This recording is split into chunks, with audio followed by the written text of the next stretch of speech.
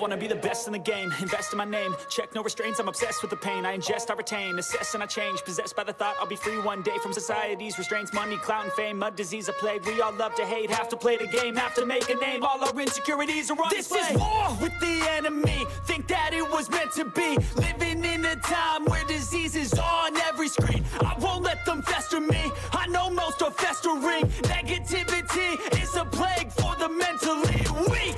No mercy, all I got is working. Never stop searching, never quench the thirsty. I'm toxic and psychotic, with this logic you can't stop it. It's been chronic since I was a boy, so neurotic and chaotic. Go! To last with the webs I'm weaving, I could change the past with all I'm achieving. Got my foot on gas, never stop competing. If you break like glass, then this life's gonna eat 'em. Make mistakes real fast, then you learn how to beat 'em. If you take off the cast, you can see all the healing. If the pain's in the past, move on from the grieving. Put your foot on the gas, no, never stop competing, yeah. I've been doing this, I'm on it, I just wanna be iconic. Sipping on a gin and tonic, got me going off when I'm on this topic, yeah. If I ever play, I want it, you know that I'm always honest. Stay away from those who are toxic, keep them out your face, no way, you don't want it, yeah. Don't try to drain my energy, the enemy is everything. It's mentally, unhealthily, spreading like a rare disease. But I won't let it get to me, I don't need your therapy. I can leave a legacy of leading by intensity. Come on, we can fight this, freedom is priceless. Spread just like a virus, living in a crisis. Do you feel courageous? Do you seek greatness? Trust me, you can take it, go on and take your aim, yeah. I'm built to last with the webs I'm weaving. I could change the past with all I'm achieving. Got my foot on gas, never stop competing. If you break like glass, then this life's gonna eat 'em. Make mistakes real fast, then you learn how to beat 'em. If you take off the cast, you can see all the healing. If the pain's in the past, move on from the grieving. Put your foot on the gas, no, never stop competing, yeah.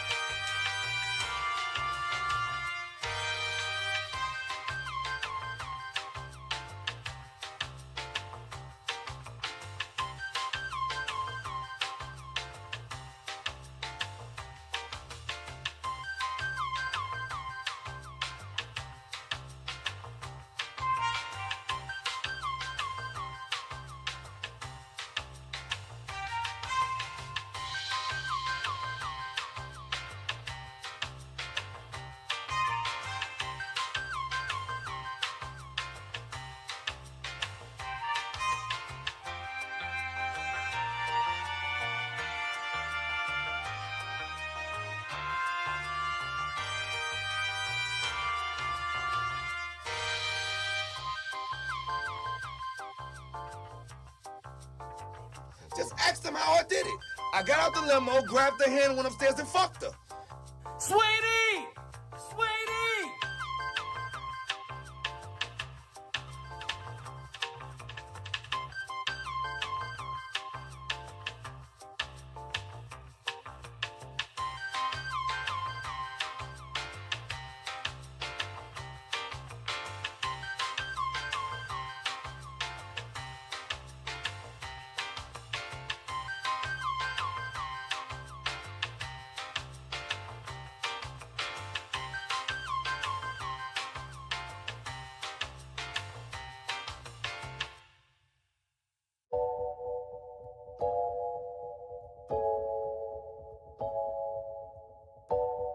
I would have been swallowed up. Have you ever been swallowed up? Have you gone through a time of swallowing?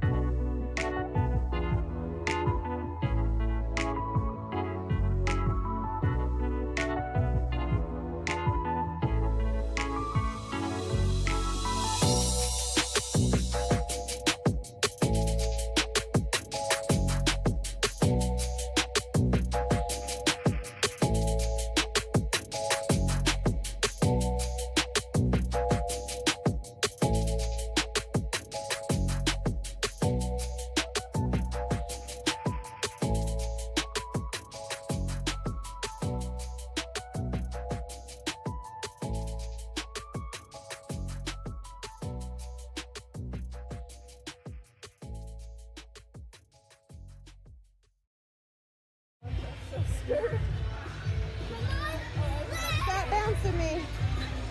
Yay!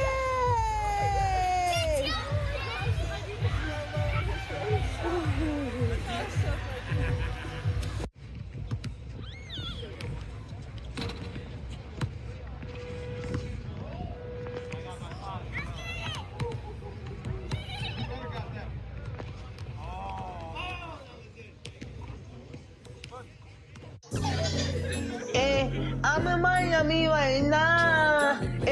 I'm in Miami right now. I've been after your file. I'm on Ocean Drive. I'm in Miami. In Miami right now. I've been after your file right now. On Ocean Drive right now.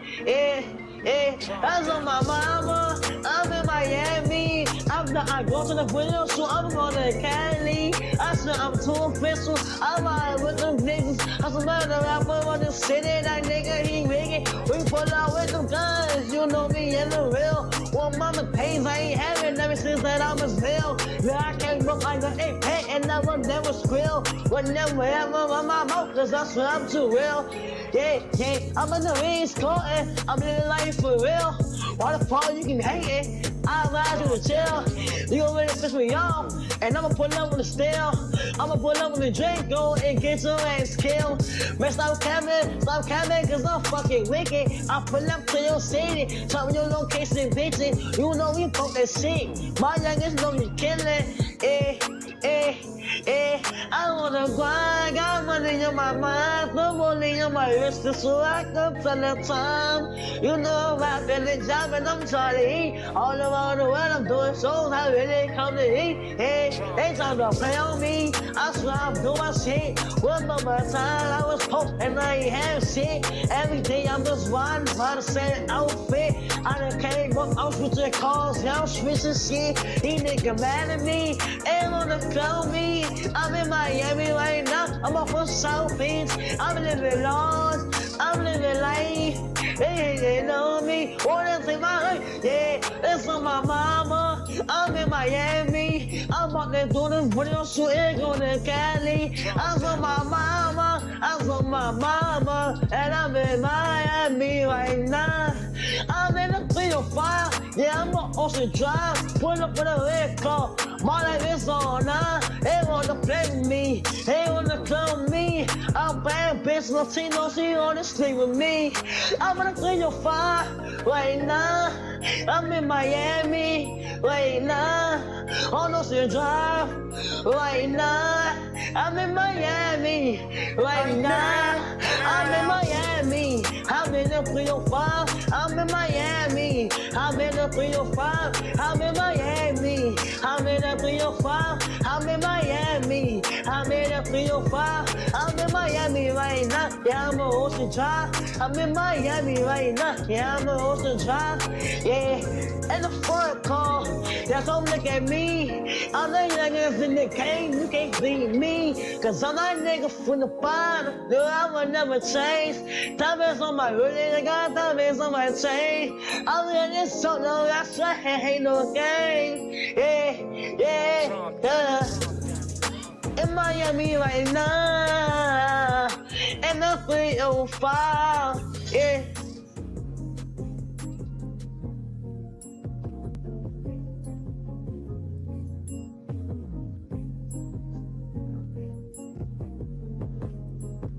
By with Allie LaForce. Well, Jimmy, congratulations on the win. I got to go back to a one-point game, 10 seconds. The team gets a chance to huddle up together. This is a new team for you, but what gave you that peace sitting with your teammates? What gave you that peace and that confidence knowing, like, we got this together? That we got a hellified Batman and Steph, and we just got a group of guys that got a lot of fight, never give up, and we did what we were supposed to do finally. I think it's safe to say that playoff Jimmy starts in the play-in now because you've proven that. But you changed the narrative of this team. I mean, what's been the most exciting and fun part to share with all these other superstars that you've admired from afar for so long? I think more than anything, how together we are on the floor, off the floor, how everybody wants everybody to be great, and we play our roles to the T. I think that's the most important part of a championship caliber team, and we have that. Stefan's out there, banged up thumb. He hits 3 major threes in the fourth quarter, all the clutch free throws. I mean, what's it like being his teammate and witnessing it, not as an opponent, but as a friend and a teammate? It's real, I'm telling you. That's a Batman if I've ever seen a Batman. Always coming to save the day. You're never out of any game. And more than anything, he's just so poised. He's so calm. And he was a huge part of us getting this victory. Thanks for the time and enjoy the days off, most importantly. Always. Thanks, Jimmy. Jimmy Butler, a combined 68 points these last 2 games for Golden State. And with him, since the trade, 24-7. And with the win, they are the 7th seed. They are in the playoffs.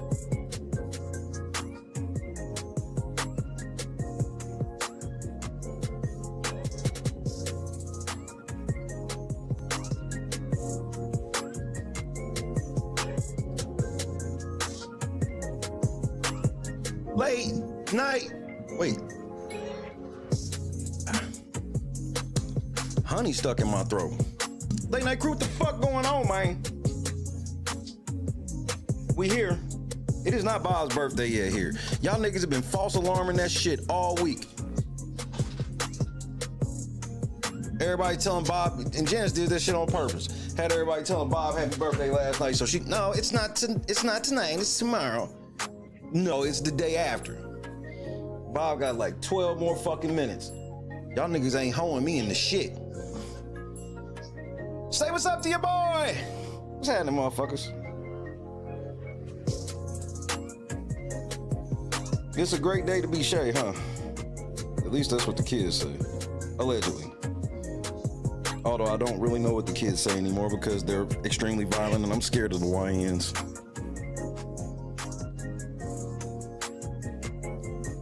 I'm living large, I'm living life. They hating on me, boys, that's in my hood. Yep.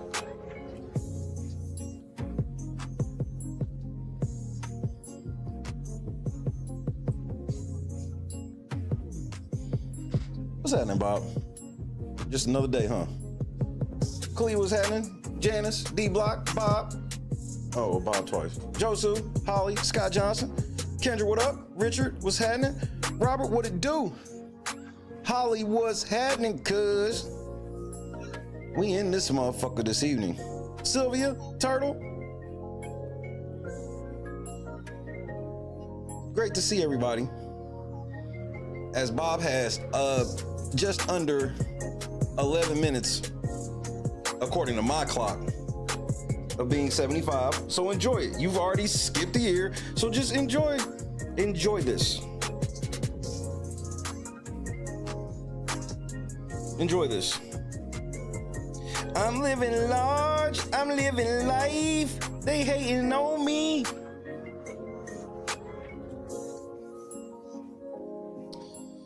Let me make sure, because I had something good happen right before I came to work. I needed a little extra juice to get me going for work.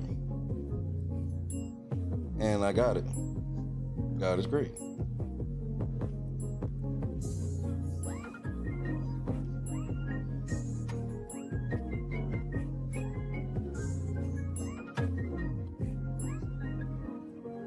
All right, I'm done with that. Now I can officially go to work.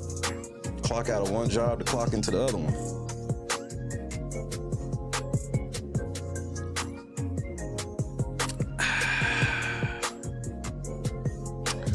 Feels good. Trending, what's happening, cousin?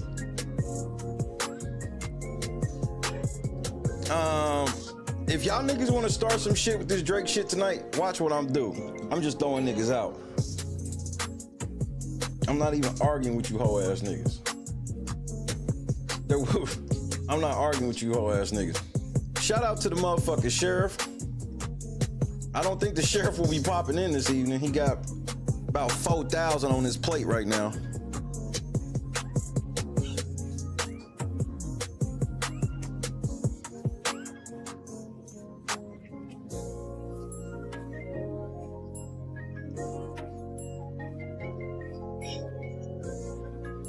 If you didn't know, today's a good day to be alive. If you alive, it's a good day, right?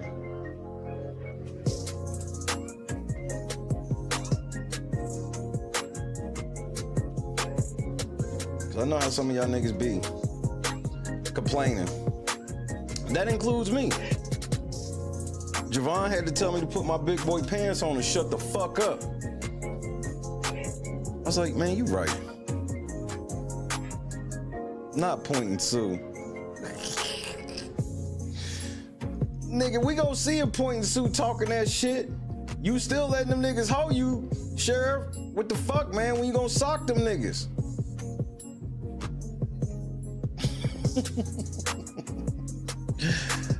And the sheriff was in his bag tonight, man. Shout out to the sheriff.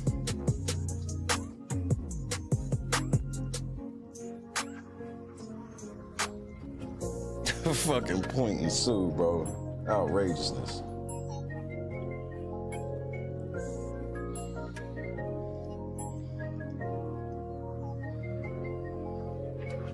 Ham dog. Lefty, what's happening, kid? Sweetie! Sweetie!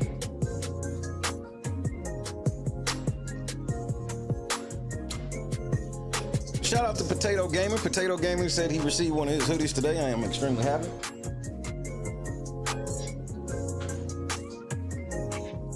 If yours hasn't made it there yet, just wait longer. What the fuck? I love that so much. I love it so much, trending. Sweetie! Sweetie! Mark Kendra off the board. Everybody who's received a hoodie, you just know you got another thing coming for me.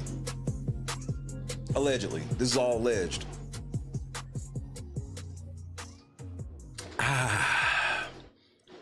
My hot lemon honey water. Gotta get the vocal cords going. I've been quiet today. I didn't even watch TV. I just kind of existed today. I played the game in my dynasty on 2K. I need to step the level up because I'm beating niggas' ass too bad now. I think my shooting will get better if I raise the level. Big shout out to Javon Barksdale. I promise I almost wasn't coming. That nigga told me to shut the fuck up. I was like, you know what? You're right.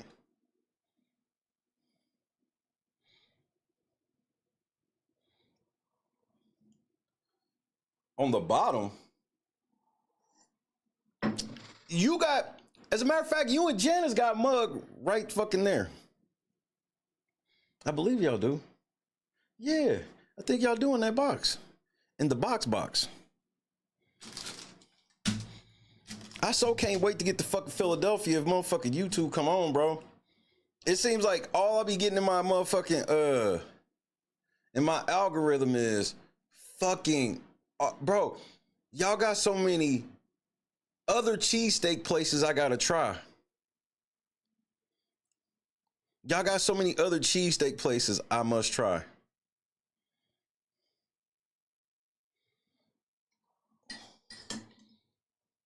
And I'm gonna try them.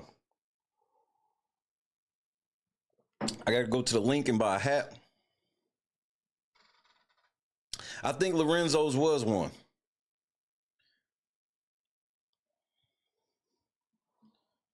I got to try it though. And then let Bob drive me to Atlantic City. So I can let Janice hit that jackpot and then push her motherfucking ass out of the way before the people come and fix the machine. No, I hit it. No, that was me. Ain't nothing wrong with her. I hit it though.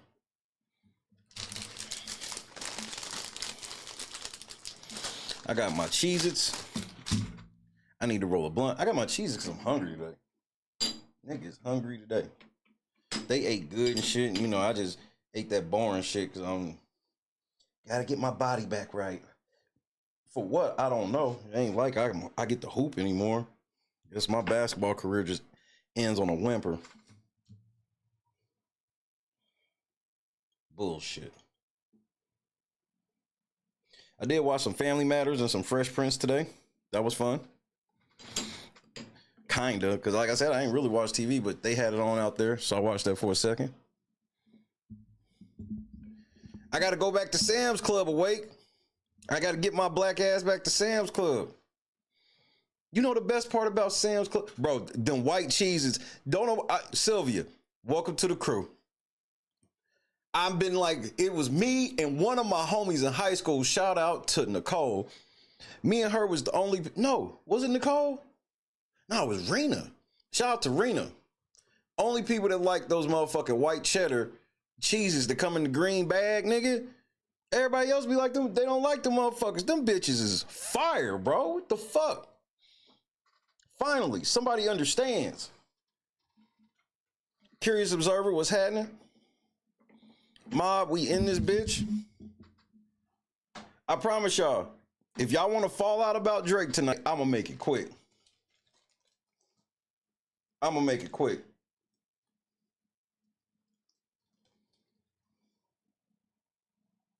I'm just gonna say shoot.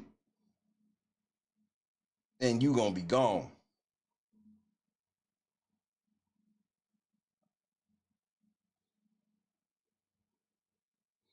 It's the original cheeses for me. That's everybody. And I like the original cheeses. Don't get me wrong. But I got to go to Sam's Club because I got to get some Some more Harvest cheddar chips. But the most important thing, you know what I try to get almost every time I go to Sam's Club, bro? I can't help it. See, some of y'all niggas like going to Costco and getting that nasty ass Costco hot dog and all that bullshit. Nigga, I'm trying to get to Sam's Club so I can get me a motherfucking pretzel, plain with no salt, no sugar, none of that shit. I just want the on my mama? That's on my mama. I'll be in Sam's Club, bitch, right now. Yeah, Drake's weak as fuck. That's not up for debate. No salt. No salt, Clee. That bitch be nice and fluffy and warm and shit.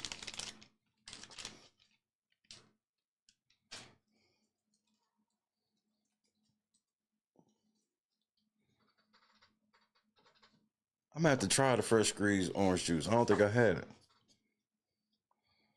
Yeah, nice, soft, doughy, but not that bad doughy, that good hot air doughy. Oh, nigga. I don't even like hot dogs like that, but there's only one hot dog that I'm gonna eat probably the rest of my life.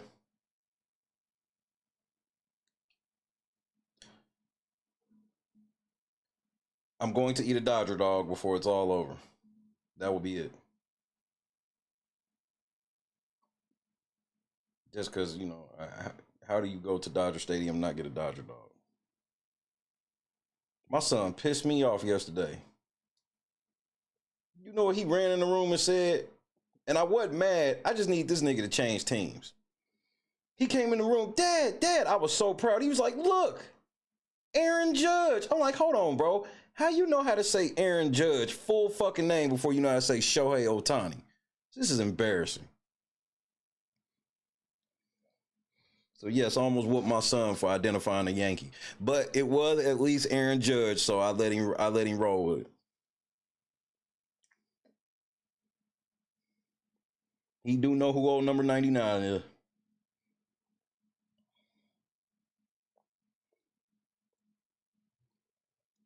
A hot Philly soft pretzel with spicy brown mustard, that straight German shit. Yeah, I'm with it.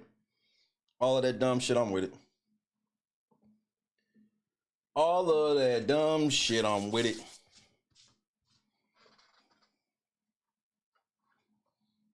Tomorrow night, I don't know how long I'm gonna be like in my chair tomorrow. Tomorrow is Good Friday. But I will, at the beginning of tomorrow's show, we'll play a couple of songs to celebrate Bob's birthday. Happy birthday, Bob. It is now midnight Central Standard Time. You've rushed it here. It's here. Happy birthday. Happy birthday to you. Pause. Agreed. Butterscotch crumpets and soft pretzels. See, this is why I gotta get out to motherfucking Pennsylvania. I gotta get on all this WPS, bro. I gotta get on all this WPS. I had one of the craziest things happen today. One of the greatest wrestlers, one of my favorite wrestlers of all time, actually spoke to LNC today. One of the most unbelievable story. I ain't had a tasty cake in forever. I got one of the most craziest stories ever today. It was a crazy day.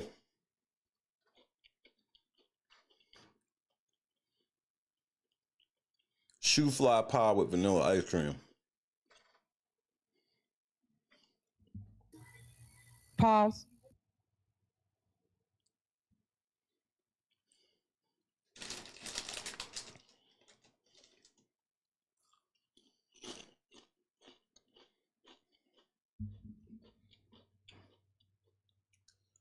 But before I get there,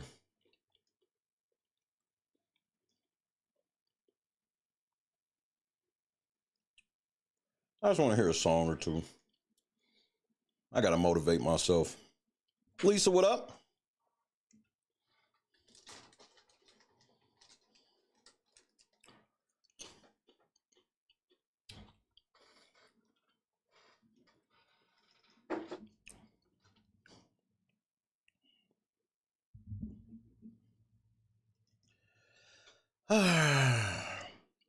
Let's get ready for work.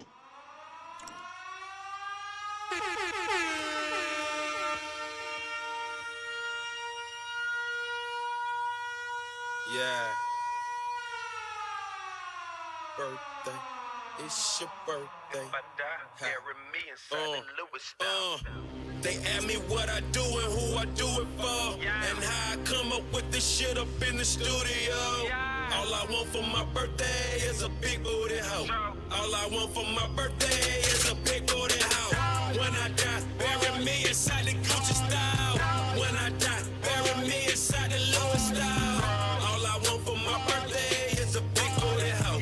All I want for my birthday is a big booty hoe. She got a big booty, so I call her big booty. Skirt, skirt, wrist moving, cooking, getting to it. I'm in the kitchen, yams everywhere. Just made a jewel, I got bands everywhere. You the realest nigga breathing if I hold my breath. Referee with a whistle, hold his tag. Extendo clip, extendo roll. When your girl leave me, she need a house alone. How we killer going on the chopper-thon. See, I done had more bombs than Pakistan. Dope bomb, drove bomb, and a pill bomb. See, nigga, I'm ballin' you in wheel call. When I die, bury me inside the jury style. When I die, bury me inside the truest style. True to my religion, to everything, I'm too different. So when I die, bury me next to two bitches.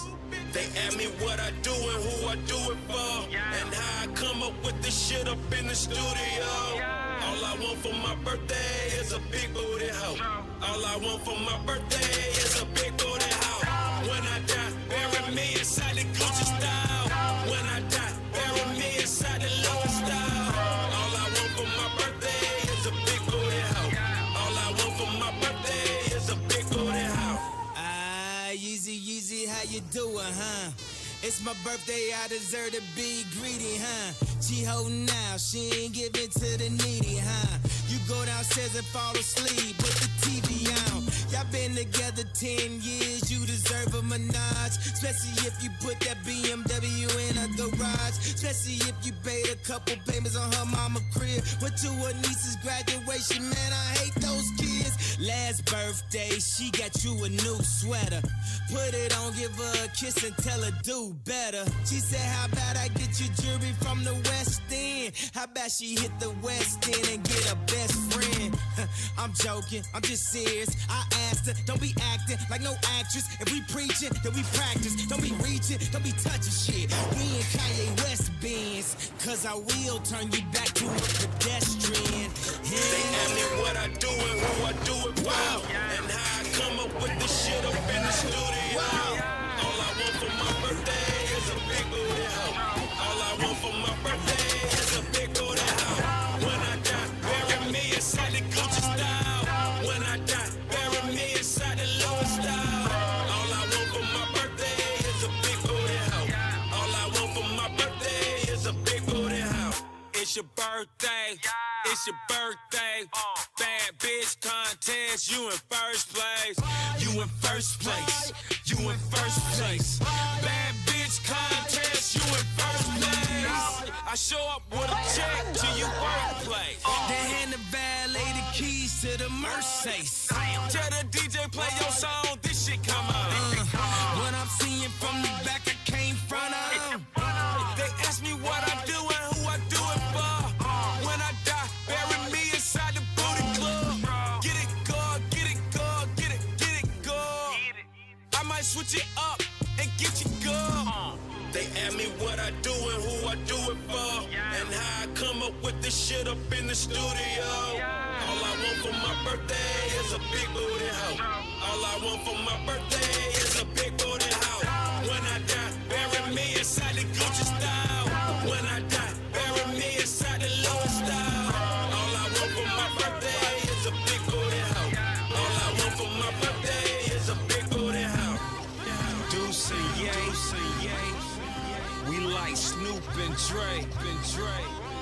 And it's your birthday, baby, baby.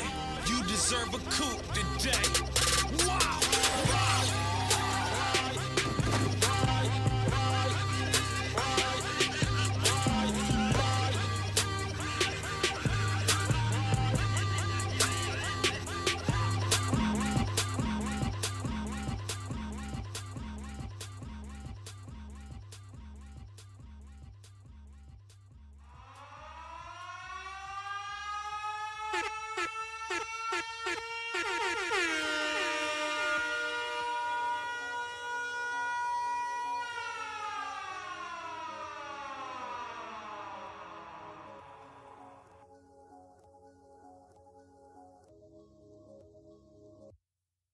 She see money all around me. I look like I'm the man. Yeah, but I was down and out like last week. Tell me, where have you been? Yeah, came out of hiding, girl. Don't act like I'm your man. You just a fan. You don't hold right. No, no, no, no. Don't hold no right. Sweetie! Go with a sick mouth and a snake flow. Got you around me, nigga, and I'm playing when I'm coming for the kitty. Got my full goddamn. Do it for my niggas in the coast right there. Do it for my niggas in the ghost right now. Niggas got killed for the boy, living dreams in the hills, and they watching for the boy right now. Goddamn, what a time, what a year. We are what them young boys feel. I kill, never be killed. That's real, no lie. You can tell that from my peers right now. Don't you wanna f me now? Don't you wanna love me down? Girl, you can't tie me down like Ray J said, but no, I'm down. Freaking nigga, show me something. Shake it like you owe me something. Push it on the like a button. More time, fifth time, you got still getting rowdy in the function. Just on my like it's nothing. Everywhere I go now, always got bumping, jumping. Hey, nice to meet. I'm young, hey, who you be? Down East and Southeast. Gotta clap into this beat. She invite me to her crib. I walk in, she say my heat. She said, but I live in the hills. That's just the way I sleep. Stop that madness, I'm a savage. In traffic with Mac 11s. Bad and she's Spanish. I fly her to call her blessings. We get nasty, I'm her daddy. She know a nigga ain't average. Ain't nothing wrong with fake. Turn around, let's make magic. I'm geeking, I'm on it. Don't look at me like you want it. Tell them that we ain't stunting it. Fourth down, we ain't punting it. King of District Columbia, can't come here without a permit. This really a jungle, gorillas and anacondas. Just some money all around me. I look like I'm a man. Yeah, but I was down and out like last week. Tell me, where have you been? Came out of hiding, girl. Don't act like I'm your man. You just a fan. You don't hold right. No. Don't hold no right.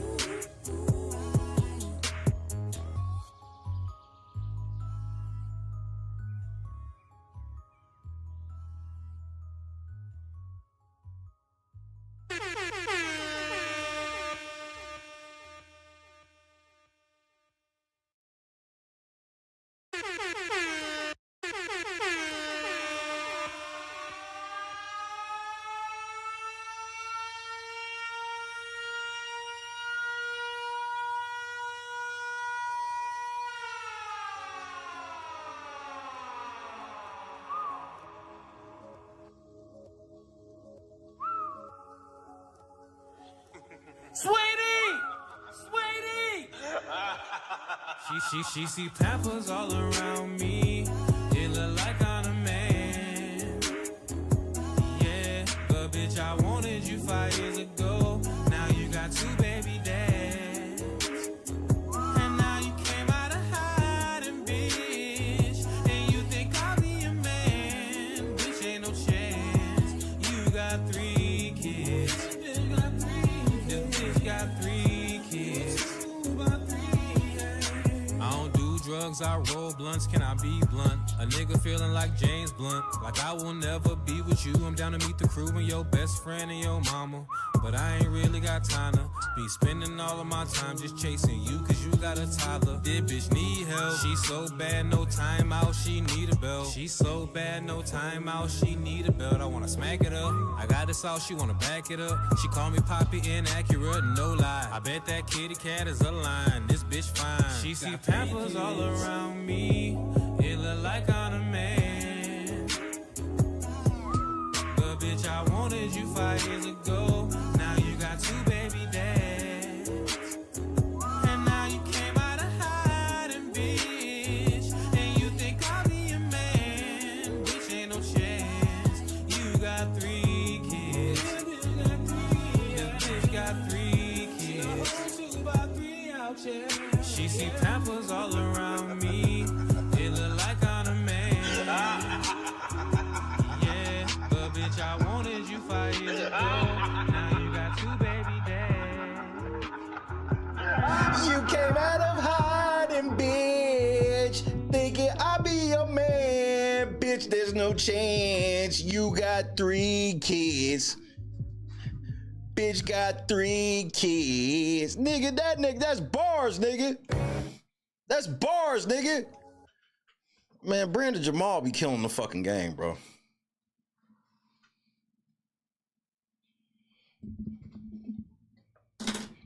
I wanted you 5 years ago, but now you got 2 baby dads. Those are bars. Big, what's happening? Tipper, what up? Cameron, what's happening?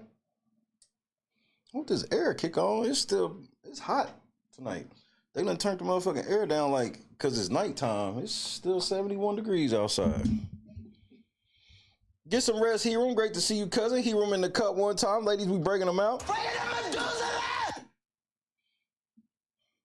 She see Pampers all around me. Never mind. Said diaper companies must love them. Apparently not enough to give him some free ones. Apparently his black ass be at Sam's Club too. But at the same time, nigga, right after them video shoots, I'm putting them shits right back in the plastic, nigga. These motherfuckers ain't soiled. Cab, what up, though? By the way, my sit-down air is like Febreze. That's debatable. That is debatable. So, I'm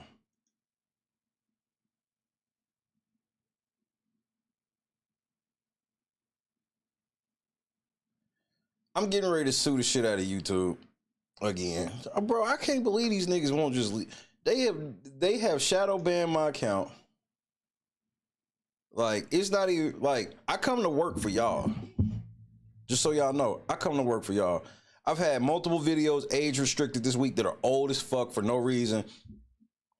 They just age restricted my Kendra G video because certain types of adult sexual content such as nudity, sexual acts, sexual audio or sounds, and excessive lewd language may be restricted. No, that's not how that works.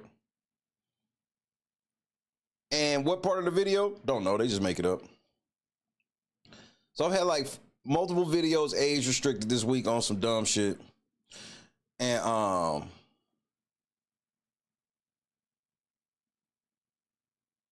I've clearly been shadow banned. None of my videos can get over like 500 views. I swear I only come to work for y'all. I don't come to work with no type of hope or anything of bringing in new subs, getting my video seen, recommended. That shit's dead. And all I gotta do, I mean, this is a pain in the ass. I ain't gonna lie. I want another job. I want to actually go to work. This hamster wheel, because like running on this hamster wheels, this shit's getting boring. But I can't. What does shadow ban mean? So shadow ban is where they don't block your channel, but they feel like your channel can be to a point where, so this is like, you gotta think, I've had all of those copyright complaints, all them shits. that gets you shadow banned where they go, all right, well, we're not going to put your videos basically in the algorithm. So if you go look at like my analytics over the past 3 months, they've just been continually going down, like slowly but surely going down. Like, so once I get off the air, whatever views I basically got on this video, that's going to be it. It ain't going to grow much more. Replay gang going to pull through and, you know, get the replay gang bump. But other than that, it's going to be a wrap. If I upload clips, okay, so for example, you can just listen to how this shit goes. Listen to how this shit just steadily goes down.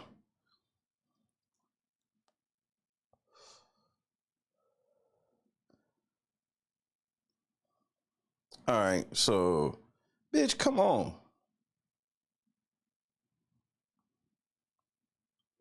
Okay, so my last big video, I guess you could say upload, was when I did a video about Jay-Z and that victim. That was 8,000. Then I did one after that, 1,000. It was Jay-Z's lawyer spoke out. Then the Ice-T security video, or Ice-T body cam, 1,100. Tyrant Terminator, 1,200. Jason Whitlock, Cam Newton, and oh girl, that was 2,000. Academics, 1,400. Then Screwface, 1,300. Dank the Moss, 1,300. So that's, you know, we averaging out. Then all of a sudden, 900, 475, 363, 386. Same thing with live streams and shit. So I don't be tripping. Like I come to work for y'all. Like I'm telling you, if some YouTubers saw the shit I saw, they would not be coming to work. And that's just the reason shit. It's been doing it for about 60 days now. Just a steady decline. And so they're clearly shadow banning me. Then I've gotten videos blocked that are private. I bullshit you not. I've got like, oh, this video you did about Big Brother like 3 years ago, we blocking it. What?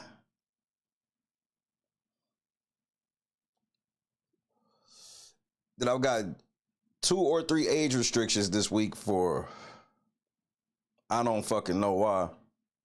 But I can't do shit about it till I go to court. Literally nothing I can do. Ain't no point in crying about it. None of that shit. I just gotta come to work. Come to work every day. What up, Nessa? Come to work every day. Come to work every day. But I'm human. The shit does get on your nerves after a while. The shit does make it hard to come to work some days. That's why I don't cap when I say it be y'all. Because y'all the reason why I'm like, I'm not going to quit on y'all just because of this shit. Because that's what I would be doing. I would be taking it out on y'all who are faithful, who don't really need the algorithm, who kind of looking for a nigga, who be ready to go and all of that. So I will never diss y'all for some shit that they did. But I'm, like I said, I'm human. The shit do get at me. The shit do fucking get at me sometimes. And it's not the numbers. I don't give a fuck about the numbers. It's what you doing to me. Like you're doing it to me. You're not just letting me be. Just leave me the fuck alone is really all I want.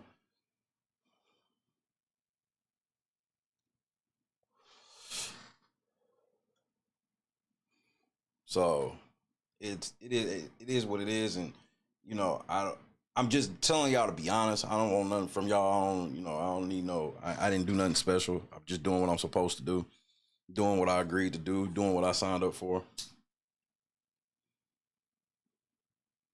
and so it's just trying times, bro. We just gotta fight through it. We've been fighting through it. You know, we put ourselves in a position where we haven't had to have a goal. So that's still a plus. You know what I mean? So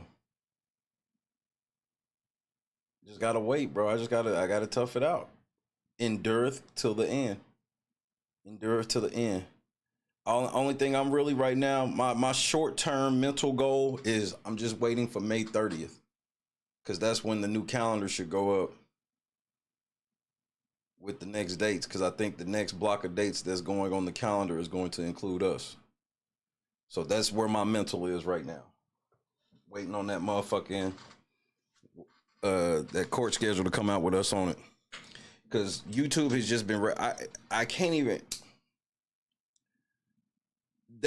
Okay, let's just say hypothetically.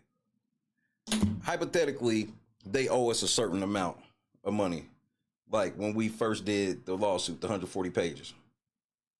I'm telling you, there's gonna have to be about another 50 to 100 pages added and triple whatever they probably owe us. And then once you triple it, then they're gonna have to double it to get me to shut up to keep from a class action lawsuit happening against them. Because I caught them with their fucking pants down. And the number one thing that stressed me out is I can't get no lawyers to hit me back. So I guess I was wrong. I guess God ain't nudging me towards that, because if he was, I would have one. I'm going to tell you something this lawyer said to me. This is where I decided I'm not reaching out to no more lawyers, because these niggas are all fucking liars. I bullshit you not. This was outrageous. This was too much. This was too much for even me.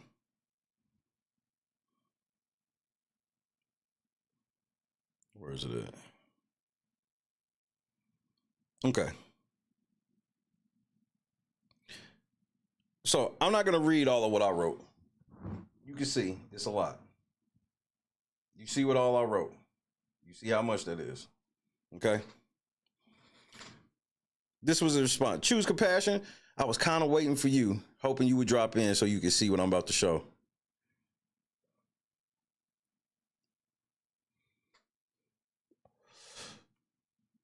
I was asking because I'm trying to find a contingency lawyer. Because, and in my letter, I tell them there's some shit that's really off the hook that's basically gonna make you a lot of money, but I'm not telling anybody that's not my lawyer. So you niggas just run off of my fucking idea. This nigga wrote back and said, we do not take contingency cases. From our perspective, contingency is this. We spend time and money, and if we get a favorable outcome, you might let us keep some of the money just before you sue us for malpractice. What the fuck are you talking about? This is supposed to be an experienced IP lawyer. I'm like, all I said was, thank you for your response. Have a great day. This nigga on dope, bro. This nigga is on fucking dope. I'm like, first of all, if it's a contingency, what do you mean you might get money if I get a favorable outcome? But the irony of it all is that's what lawyers want you to do. Lawyers want you to just pay them with no fucking guarantees. You don't even know if they really using your money correctly. They billing all types of dumbass shit. They involving people they don't need to involve to run the motherfucking check and all this shit up. You supposed to be cool with that. But if you got such an airtight case where you go, nigga, I'm not paying you. You can come do this and then you can get the money on the back end because I know what kind of case I got. Then you gonna make up a story of you just accused me of committing fraud. You worried about me committing fraud because you worried that I'm going to win this motherfucking lawsuit and then sue you for malpractice. Would you deserve to be sued for malpractice? It sounds like some shit that done happened to you before, nigga. And that's why I said, man, fuck these niggas. I bullshit you not. That's when I was like, you know what? I misheard the Lord. It happens. I am not perfect. That was all I needed to hear, where I was like, man, fuck you lawyers, nigga. Y'all niggas is gonna wish y'all motherfuckers signed on. So I just don't want to keep paying for fucking paperwork. Paying for paperwork is fucking expensive. So if one of you niggas want to come do the fucking paperwork and get your bread on that back end side, then I'm with it. But you niggas that don't, well, guess what you can do? Kiss my black ass. I'll do it. Fine, nigga. I'll do it myself. I'll continue to have to just pay for the expensive paperwork. But at least at the end of it, I won't have no fucking attorney bill of any kind. So I was just like, all right, whatever. So that's had me a little perturbed this week. I'm more mad at myself for being wrong. I feel like I wasted a lot of time. But, you know, shit happens, man. It ain't the end of the world.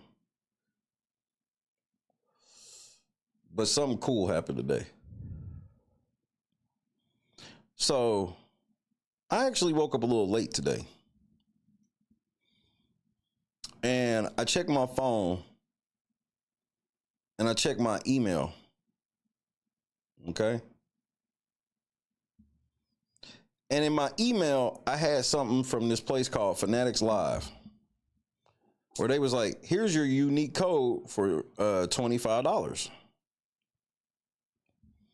You get, you know, just $25 added to your account that you can spend. Okay.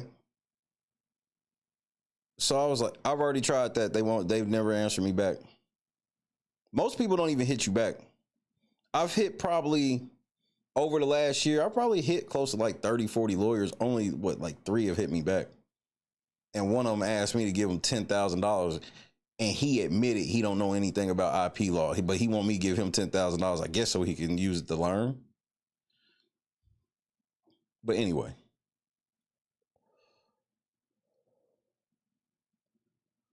So now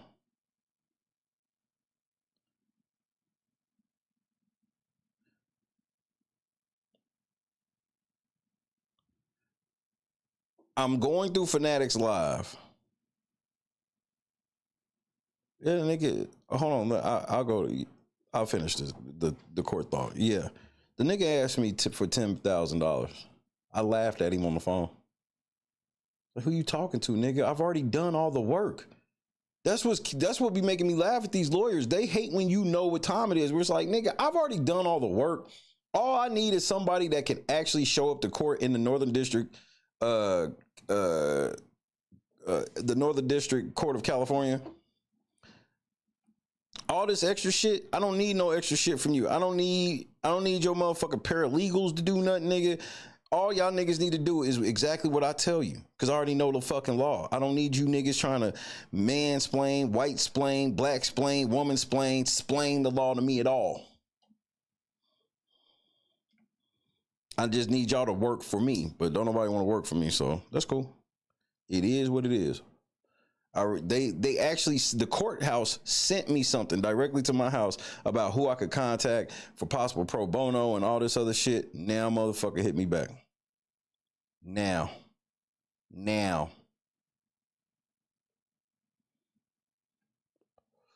Not a one. So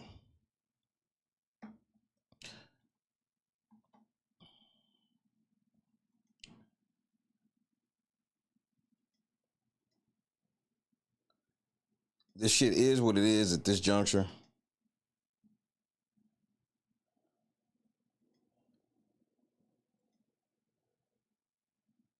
Look, bitch, ain't nobody talking to you. Get your whole ass out of here.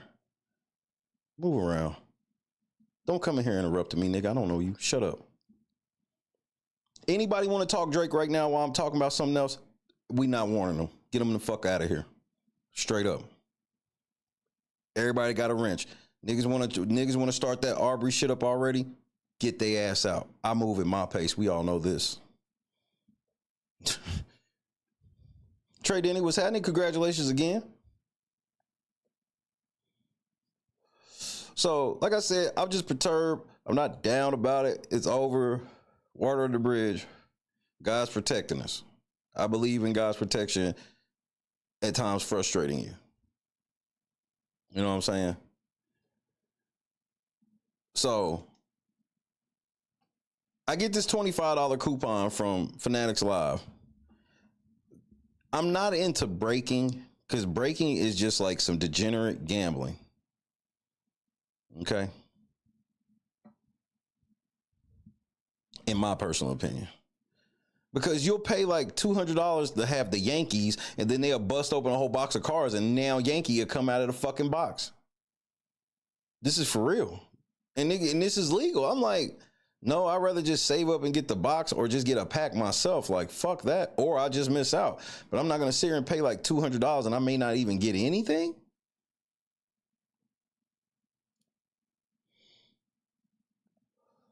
But Fanatics Live, that's all that's on there. It's hard to fucking find. what, you know, like just, hey, I got these packs of cards, these singles, use it, right? So I found something. I found this place that was doing they were doing a wrestling break.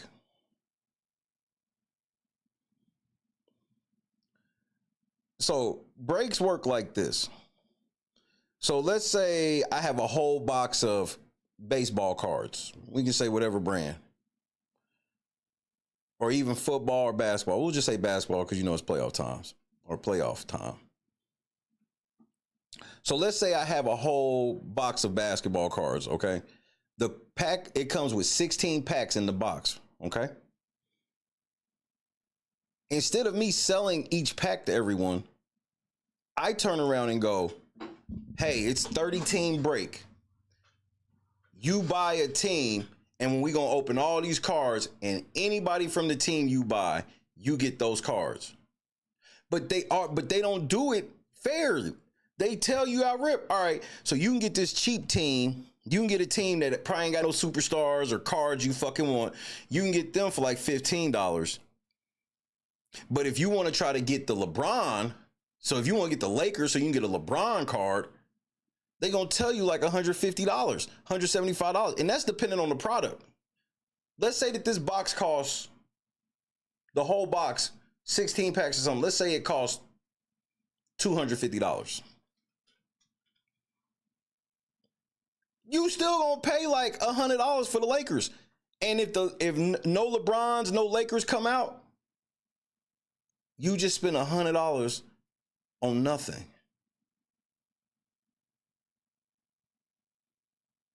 It's total degenerate gambling.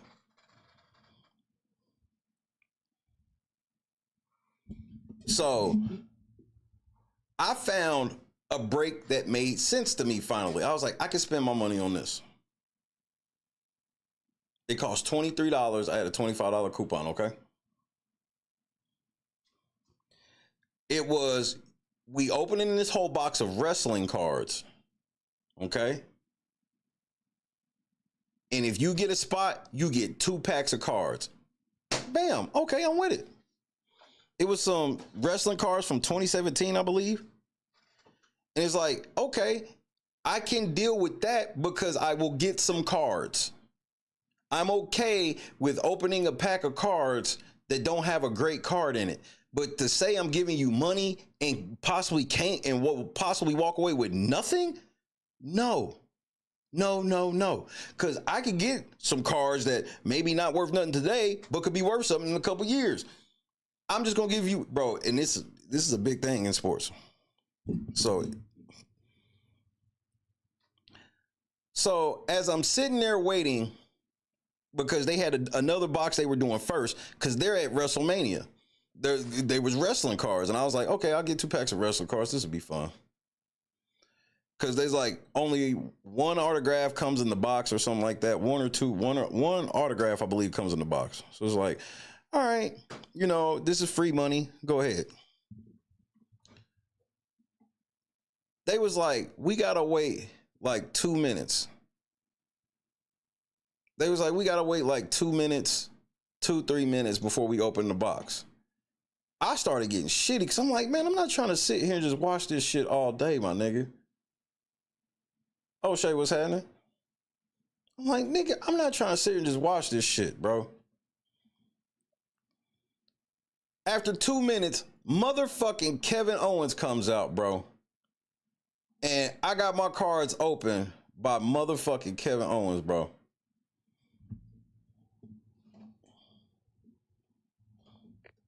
Tactical nuke incoming!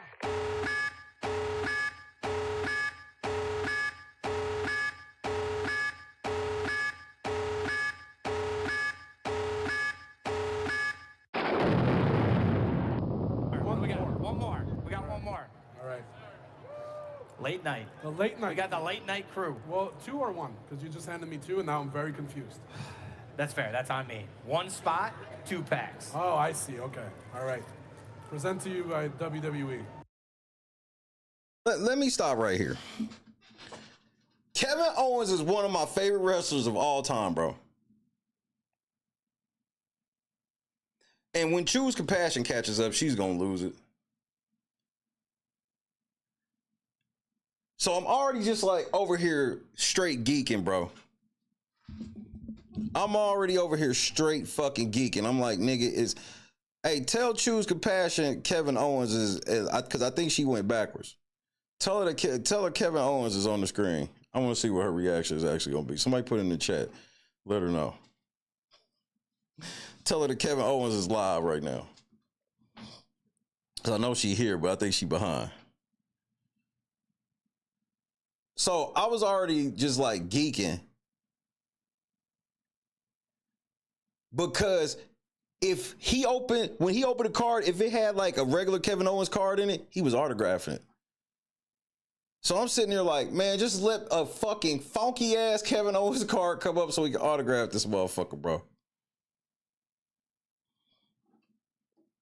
I was like, please. So I said on a scale of 10 to 10 luck, I ended up having 9 to 10 because I didn't get a Kevin Owens, but I did get something else. Look at that. Thank you. Kevin Owens is literally opening the cards, bro. WWE, how about it?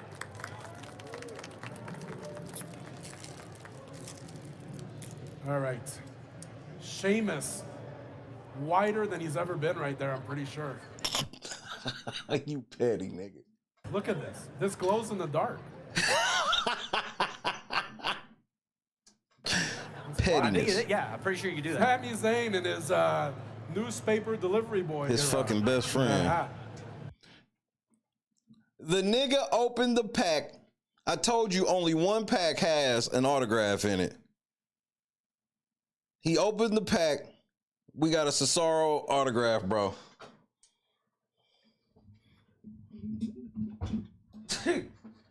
Nigga, I was over here hyped in a bitch. I was like, wait, what the fuck?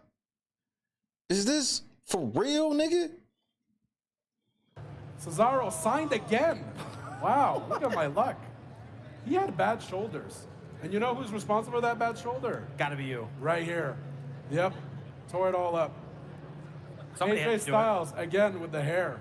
Unbelievable. Worse than Kalisto. Brock won't leave me alone either. Dean Ambrose. You know, interesting fella, Dean Ambrose. Tough shell to crack. Yeah, see, you know, from a fan perspective, seems so. Yeah, I've known him for years, and I have no idea who this man is. John Cena. He's so... I'm happy I got me a John Cena card from 2017, bro. I ain't gonna lie to you. So happy here. Look at this. Look at this. How these are the good times. What happened, John? You know? Why, John? Why? Threw his hair out and got really upset with everyone. So strange. All right, let's see what else. What else the late night crew has over here? What'd you say, Kevin Owens? What did you just say? What was that? John? You know? Why, John? Why? Threw his hair out and got really upset with everyone. So strange. All right, let's see what else. What else the late night crew has over here? I won the day. I didn't even care what the fuck was in the pack. Kevin Owens said something to the late night crew, nigga. Do something, nigga. Bro, I was an 8-year-old kid today, bro. I was. This is when technology and the internet be winning. No, what's the late night crew got up the sleeve here? I will be clipping this, nigga. It's me. Well, it's not up their sleeve. It's up my sleeve. I'm the one holding the cards. And your short sleeves. It's up your short sleeve. True. Well, it's up. The Undertaker, very angry. Look at that. Yeah. He means business. Disgruntled. Hungry, maybe? Roman Reigns. I got all, just for the record, I got all the big people. AJ Styles. I got autographs Cesaro, Roman Reigns, John Cena. Like, I got all the big niggas. Like, all the big niggas, bro. I can't wait till when they get here, it's going to be show and tell, nigga. Kind of look. I don't know. What kind of look is that? Like, it almost feels like blue steel. Almost sensual, yeah. It's almost sensual. Hey, man.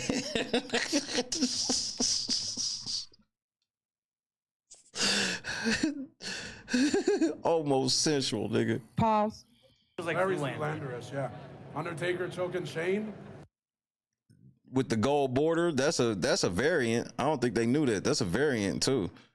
There's my WrestleMania match leaving again. Charlotte hitting a moonsault on Becky and Sasha. I got a Charlotte card where she's hitting a moonsault on Becky Lynch and Sasha Banks. This is 2017, bro. Vintage wrestling, nigga. That was a great match. It was a very good match. Apollo Crews. I love Apollo Crews. He's recovering at the moment. I hope he's doing well.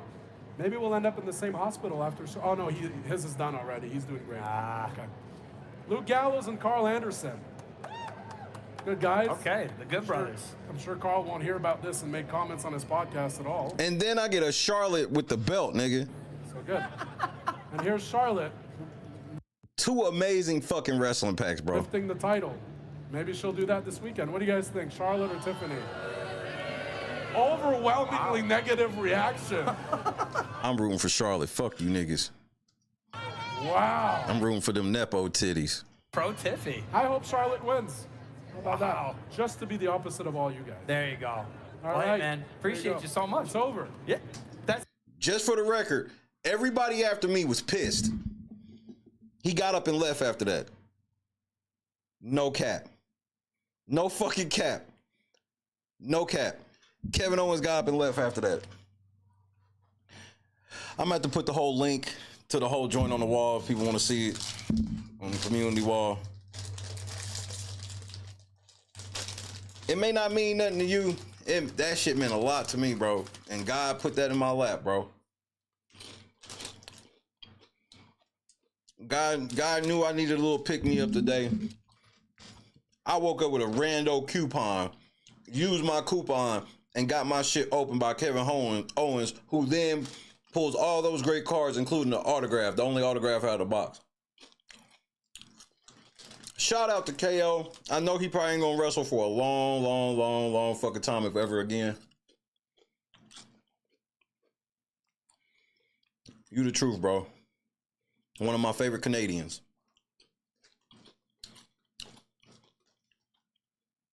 I was on Fanatics Live. And I hate Fanatics Live because it's hard for me to find anything because I don't do breaks.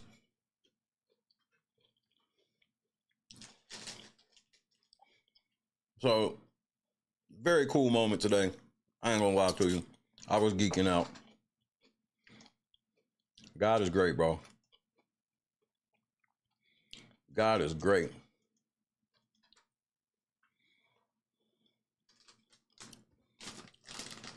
I try to smile every day, Trey Denny, but it was easy today.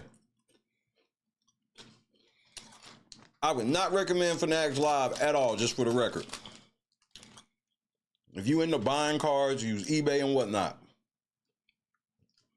Fanatics is full on breaking.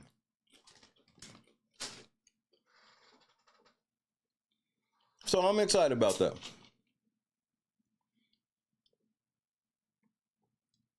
Oh, I didn't let y'all know it was a Pepsi shortage over the last week too. So my favorite gas station just got my Pepsis back today. Hey, today was a great day, bro. To have a good Thursday before a great Friday, bro, I can get spoiled sometime.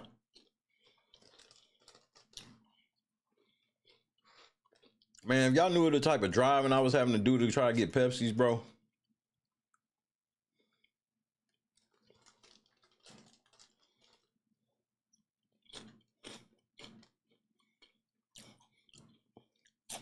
LA sports cards. Here, let me look them up because I always be looking for somewhere in there because I like to buy cheap ass singles.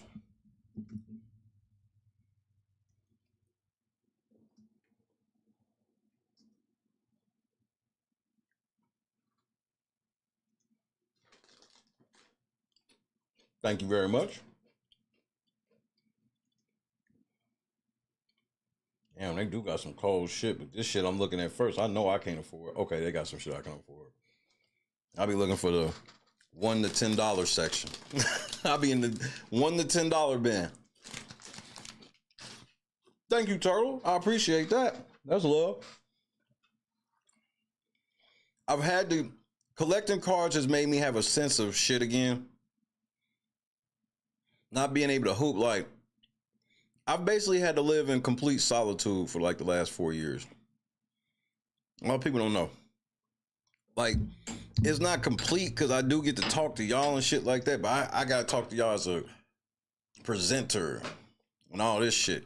I don't get to like hang out with nobody and shit. Like, I don't get to go hoop no more, which I miss that the most.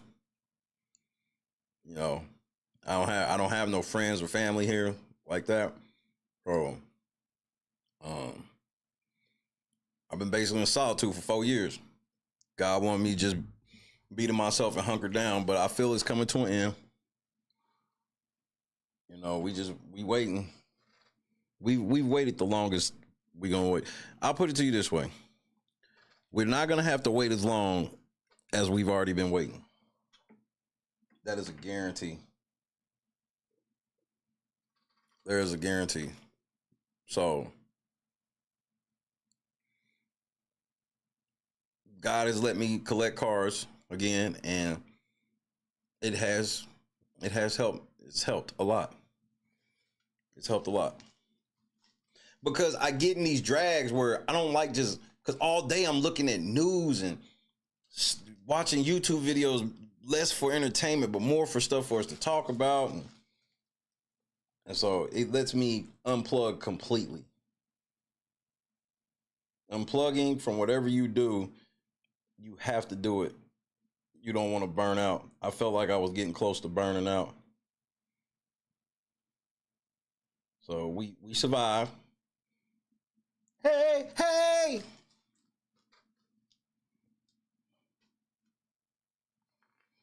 Shit, take pictures of them motherfuckers and send them shits to Shay at latenightcrew.net, A-Dub, and we'll go from there.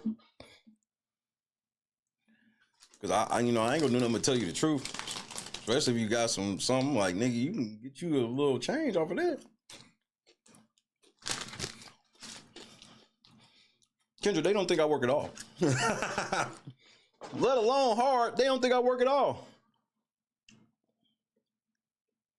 They don't think I work at all. But it's a means to an end, rather.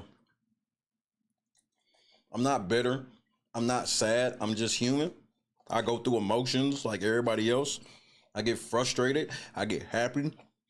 And I try to stay faithful because God will not let it go too far. And I can tell because I'll start feeling a certain way, and then the devil be trying whatever he can to get at me.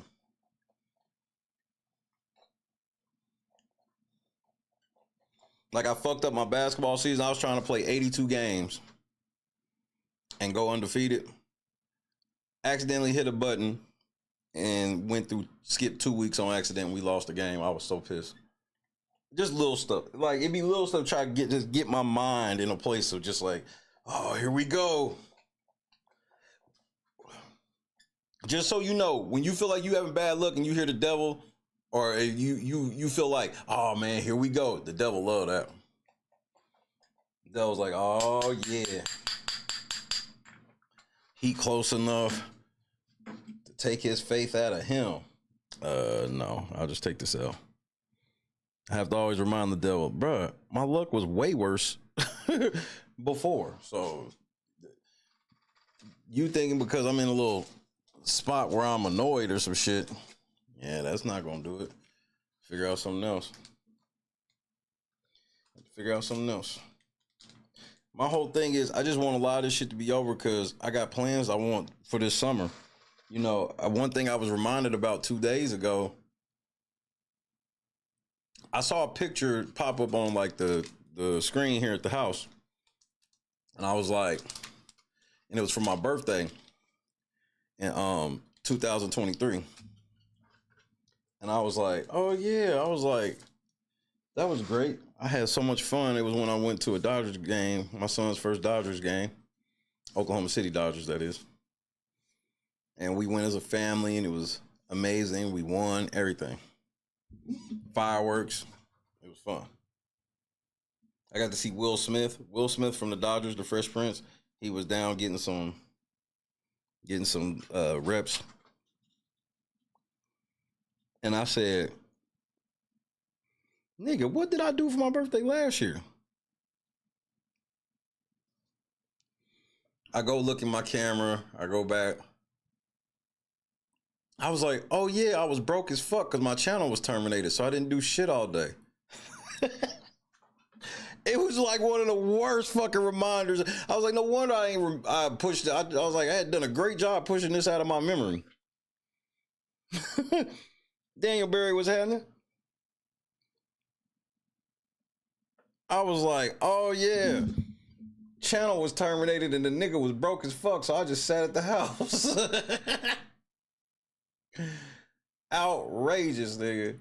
I couldn't do nothing but chuckle. It actually did make me chuckle because I had successfully pushed that shit out of my mind, nigga.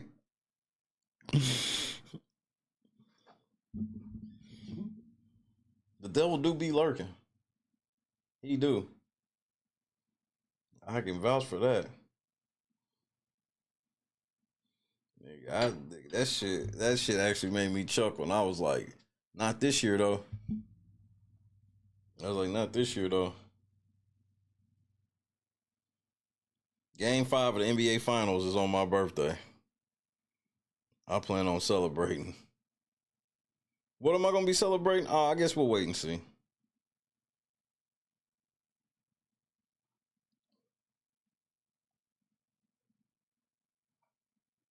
Mm-hmm.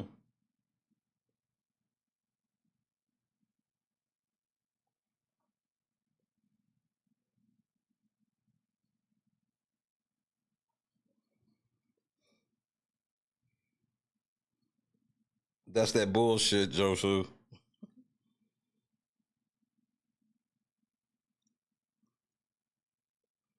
So I guess, hold on, let me see what the Beat Squad got. I want to try to change the pace.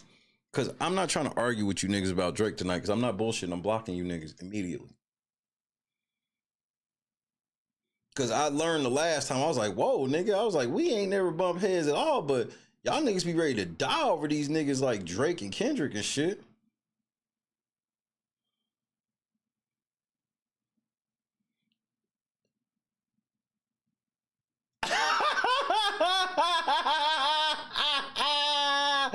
Oh no, the B Squad didn't even give me this, nigga. B Squad, I just one-upped you niggas. You niggas been clowning all week, nigga. I got one for your ass, nigga. I got one for your monkey ass, nigga. Tactical nuke incoming! Who wants to see Karen in a pinch? Do you want to see a Karen in a pinch? 1 for yes, 2 for no.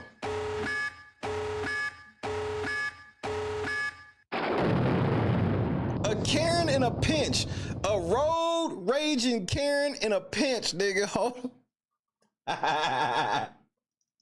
Fuck you, dog. You're the one swerving. I was just following you. I'm the one swerving? Oh, I'm the one fucking swerving? yeah, it was actually... Oh, there she goes. And, okay.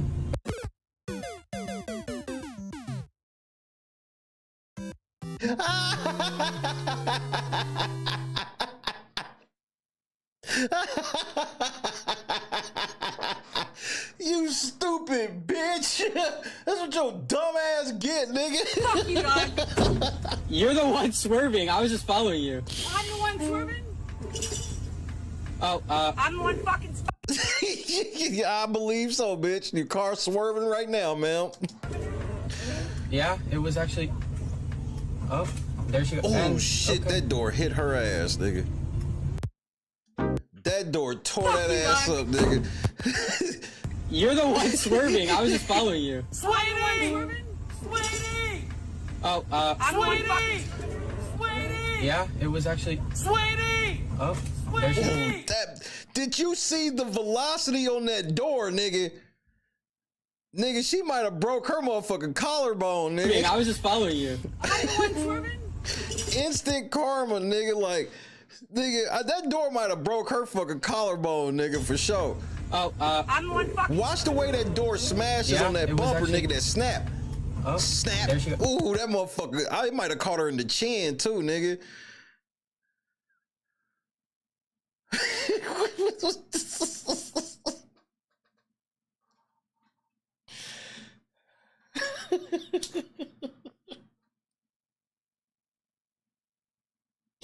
You ever heard the phrase God don't like ugly?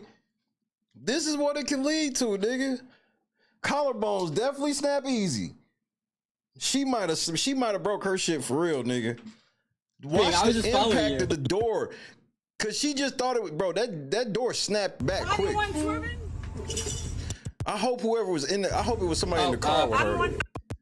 Okay, yeah, it looked like a nigga in the front seat, so hopefully he put that motherfucker in park.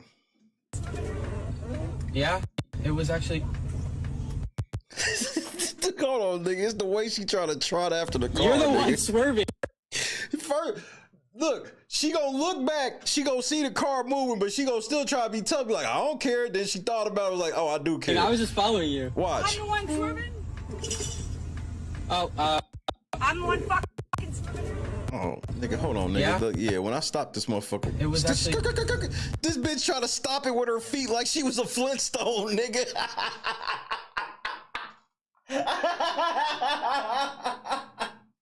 Through the courtesy of this bitch 2 feet. Ew. This bitch tried to stop the car like she was a fucking You're the one Flintstone, swerving. nigga. I was just following you. Watch her feet, nigga. Boston, what up, champ? I'm the one fucking swerving. Pennsylvania trying to stop this damn car, yeah, it nigga. was actually. Oh, there's.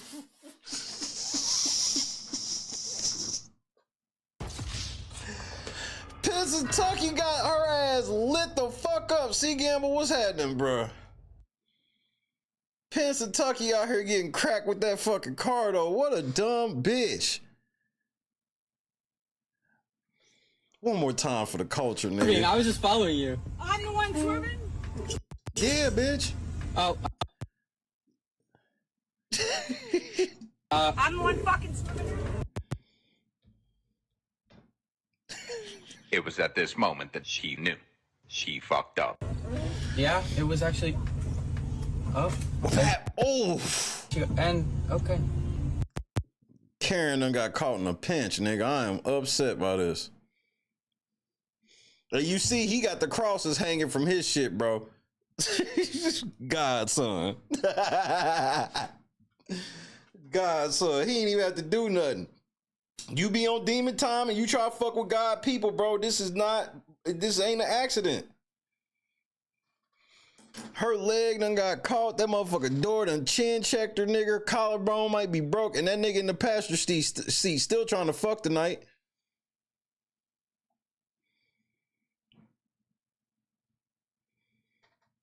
He's still trying to fuck tonight.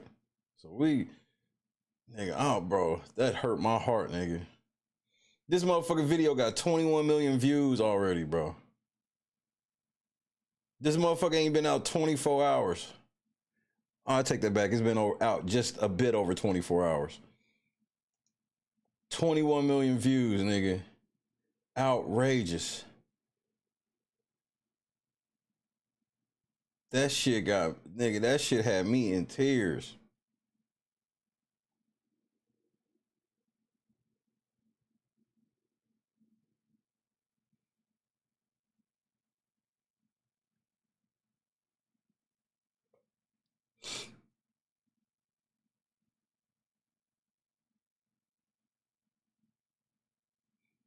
I'm not even playing that. I refuse.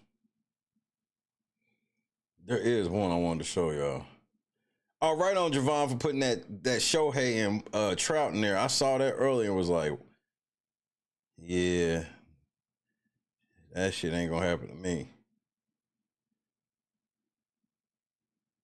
First of all,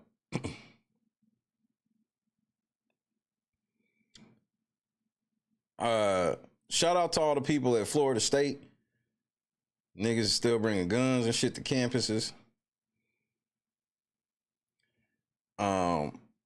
This has nothing to do with really gun safety so much. What I'm about to say about college campuses, college campuses are just not safe places, bro. If you've ever been to a college campus, you know it's almost impossible to make that motherfucker safe for real.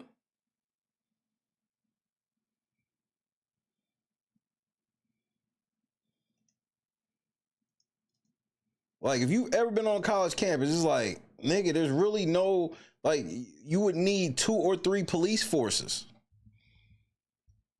So, and I heard some of them FSU motherfuckers was also victims of another school shooting. So, y'all need to get right with God. And I'm not blaming victims or anything. I want y'all to get right with God, because a lot of y'all, I be listening to some of the shit y'all be saying after the shit happens. And y'all really don't be submitting to the Lord, in my opinion.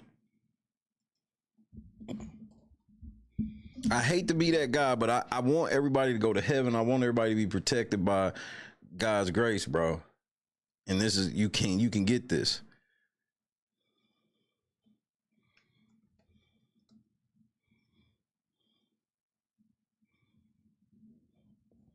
What was the name of I forget the name of the other shooting.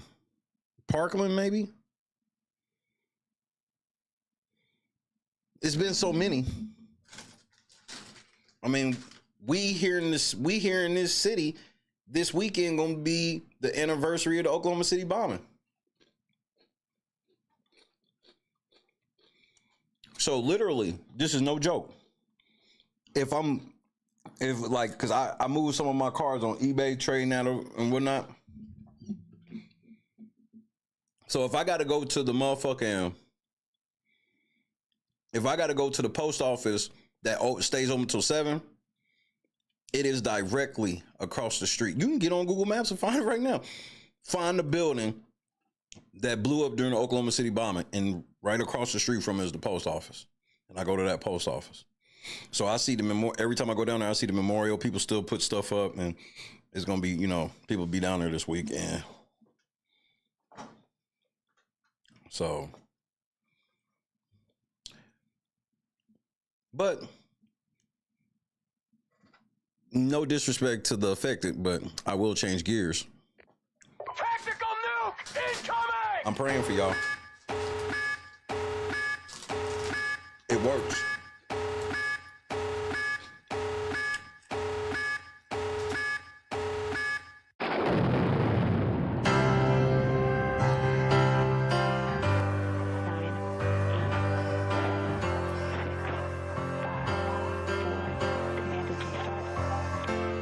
They never left the atmosphere on bronze in the sky. Nobody cared. Hey, hey, hey. Deep move, SpaceX, hilarious display. No chain involved, millionaires at play.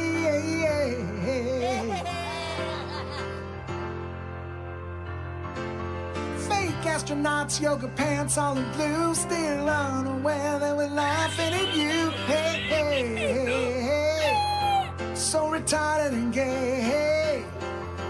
Tell me, did you guys have a lot of fun? Do you finally realize and understand how much you're hated? Old chicks' careers are faded. Can't see how completely out of touch you are. Real astronauts you are, just more entitled celebrities full of yourself, and nobody cares.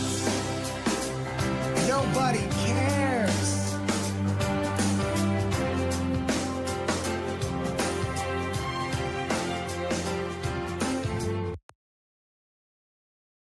Nigga, the fact that they turned that damn Blue Origin rocket into that damn wand, I'm done, bro.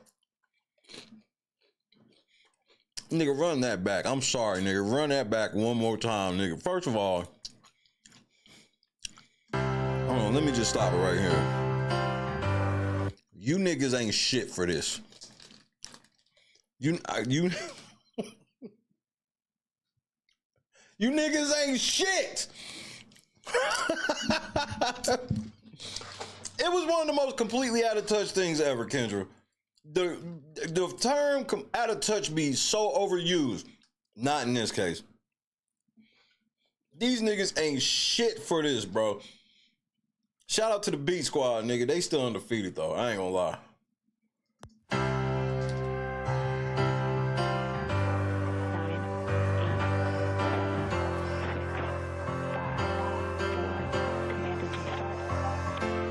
They never left the atmosphere on bronze in the sky. Nobody cared. Hey, hey, hey. Deep move, SpaceX, hilarious display. No chain, it involved millionaires at play.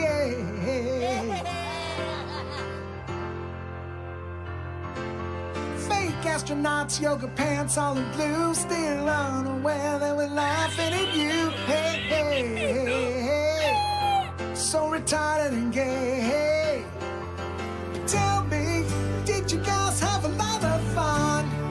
Do you finally realize and understand how much you're hated? Old chicks' careers are faded. You can't see how completely out of touch you are. Real astronauts you are, just more entitled celebrities, full of yourself, and nobody cares. Nobody cares. Nigga, I know I don't care.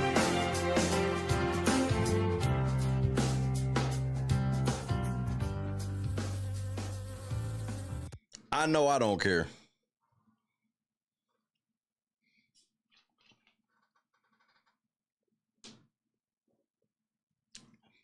Remember, Gail told you, she was like, nigga, it was even my own people was talking shit. Take a hint then, bitch.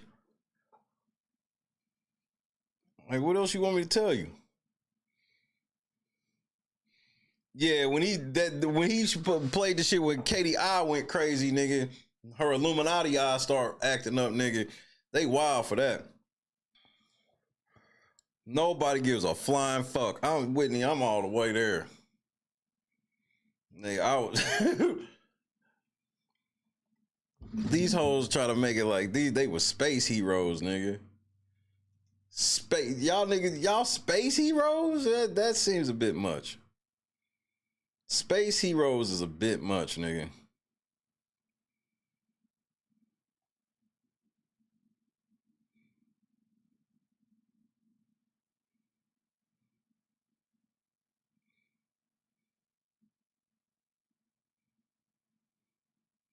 Oh, what's this, KS?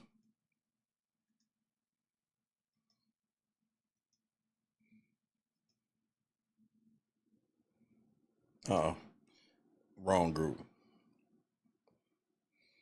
KS gets about one wrong group a week. Drake is about to do he's about to officially do weekly kick streams. I mean, Drake about to get that bag.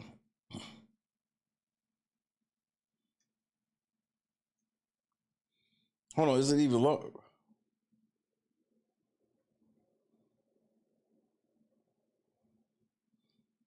Not everybody's roasting Gayle King for getting mad about the shit. I thought it was just gonna be me. Everybody roasting this bitch, nigga.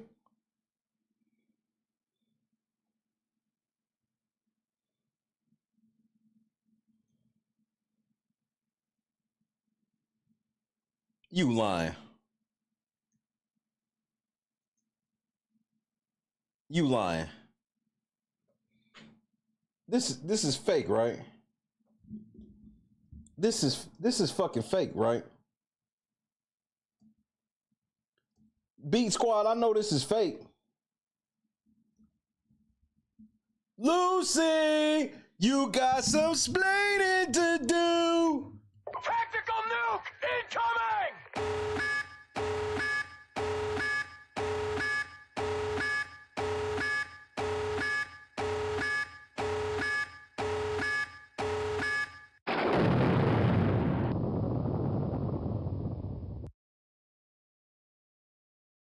You know, Rick is so wild and has went so far off the meter.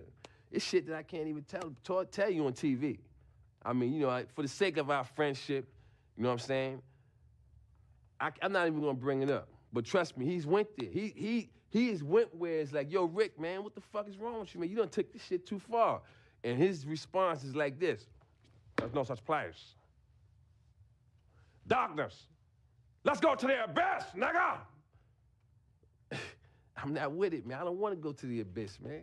You know what I'm saying? Rick wants to go to the abyss. In fact, he dwells in the abyss. Rick James dwells in the abyss, okay? And he wants company. sometimes, you know, and for some reason, he likes to reach out for me. Whenever I'm around, when he wants to go there, he will reach out for me to try to take me to the abyss with him. And I'm not with it, man. I'm not with it. And that's when we end up, you know, tussling or whatever, you know what I'm saying?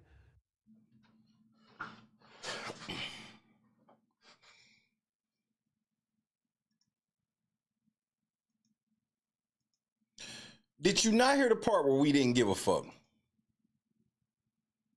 So y'all sending more rich people and influencers. See, I told y'all Jeff Bezos is making a play, bro. And he's trying to use all these different celebrities to get y'all to all agree with whatever fucked up shit he doing. I thought this was about women. Now we sending Tom Cruise, Kendall Jenner, who, wasn't she at the other one? Jameis Winston, Drewski, Young Thug. Nigga, ain't you gonna violate your parole? All right, nigga. And Angel Reese, dumbass. I fucking give up, bro. We're fucking doomed. We are doomed.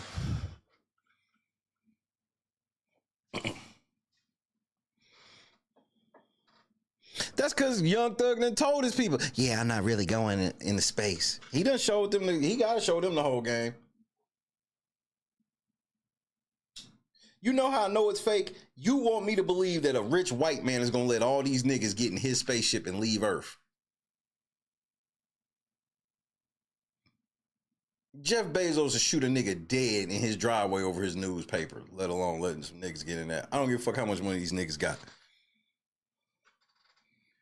So now Drewski, who is on his way to being the new Kevin Hart, where it's just like, nigga, you not funny.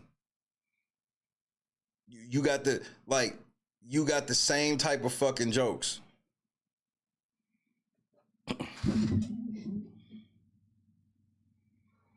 The motherfucker said Angel Reese will do anything but the mic and drill. Oh, my mama. Why this hoe ain't doing the mic and drill outside of, because a man made it? Bitch, it will help you. She should do the mic and drill for 1 hour every fucking day. These niggas are sending more people.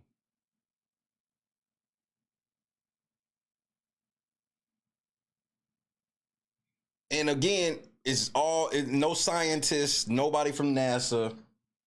They're making a mockery of the space program at this juncture.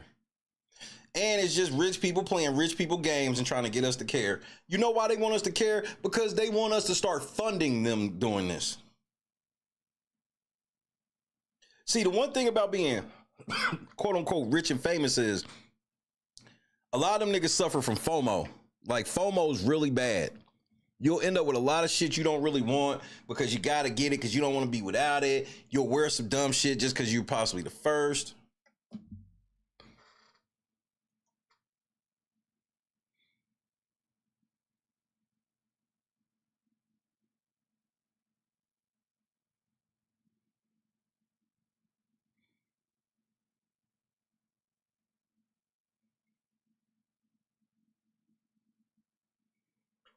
I just don't even understand anymore.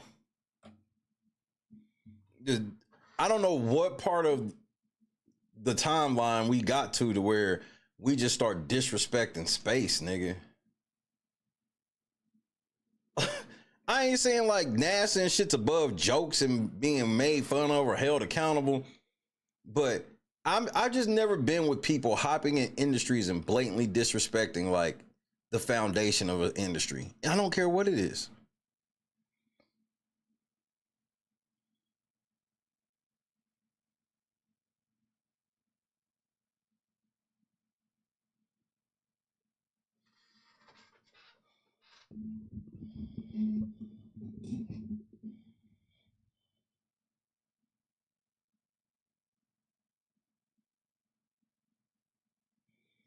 Damn, that's crazy. So did you know the nigga that owned Kick, he got permabanned by Twitch? I know Twitch it feels stupid because everybody said he didn't do shit, which I can't vouch for that. I ain't seen it.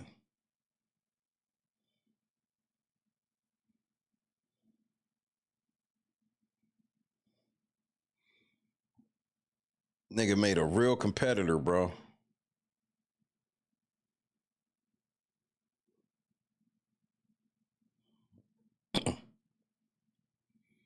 It's to get us used to the capitalization of, bro, anytime Jeff Bezos is involved, you got to understand this is him trying to exude more power.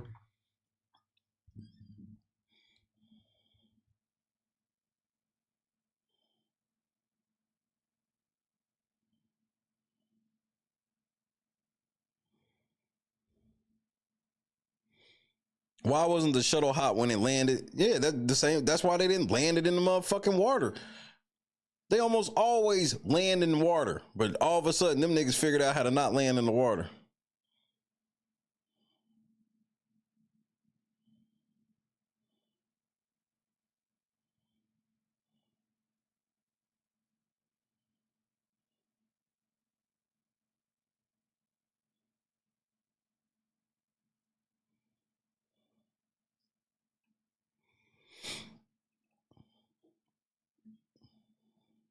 Well, don't trip, Bob. Tonight we gonna get it in for a minute.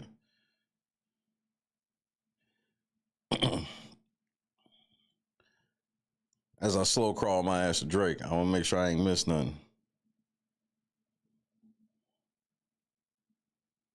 And Serena Williams ain't nothing but a lying bitch.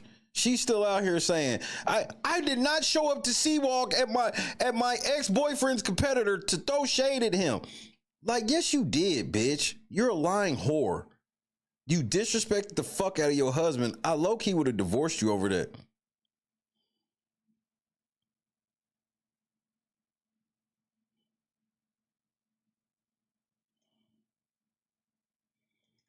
Like,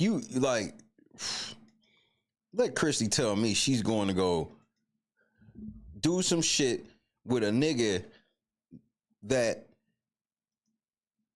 got beef with one of her ex-boyfriends. Like, nigga, have you lost your motherfucking mind? Y'all niggas don't be having y'all girls in no type of check.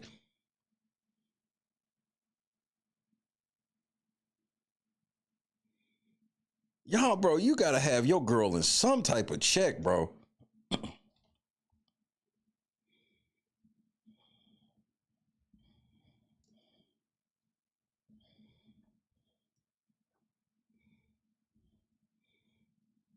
Bro, are you married? No, that's why. You making decisions about ass. You'll let a bitch disrespect you in front of 130 million people because she got a fat ass. I would never have said that out loud.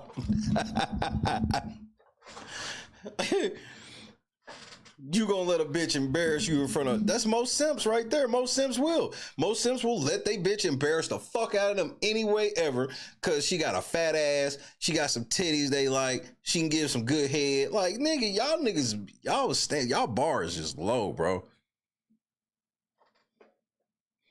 Bar is low. White people. Yeah, I gotta fuck with you right quick before we get to Drake. White people, this is y'all. This is y'all fault. You can't blame niggas. You can't blame nobody. This is all you. Tactical nuke incoming!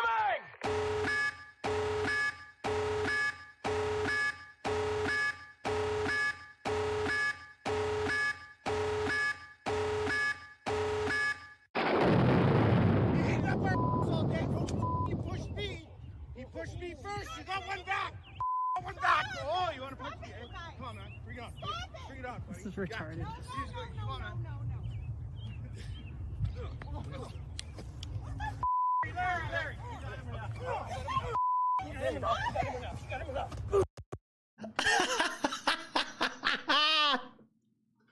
No, you playing where it live, motherfucker. Fuck you mean I gotta play it where it lie, nigga? Catch this motherfucker fade, nigga. Old man golf fight, nigga. Ain't nothing better. Bitch, you got the game fucked up, nigga.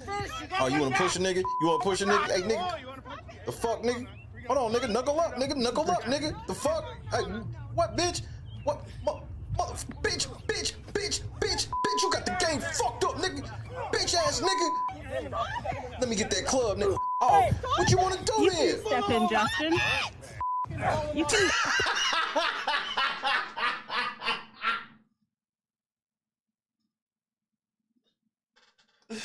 That nigga tried to throw an off-balance back fist, nigga. Let some niggas do this at the golf course. They shooting us dead on sight. I'm gonna go ahead and keep it a bean. It's the back fist for me, nigga. That nigga was off. Oh, don't think just because I'm off balance. Don't think because my back towards you, nigga, I can't knock your ass out, nigga. He cocked that shit up like he was throwing a discus, nigga. That's discus posture. Justin, you can.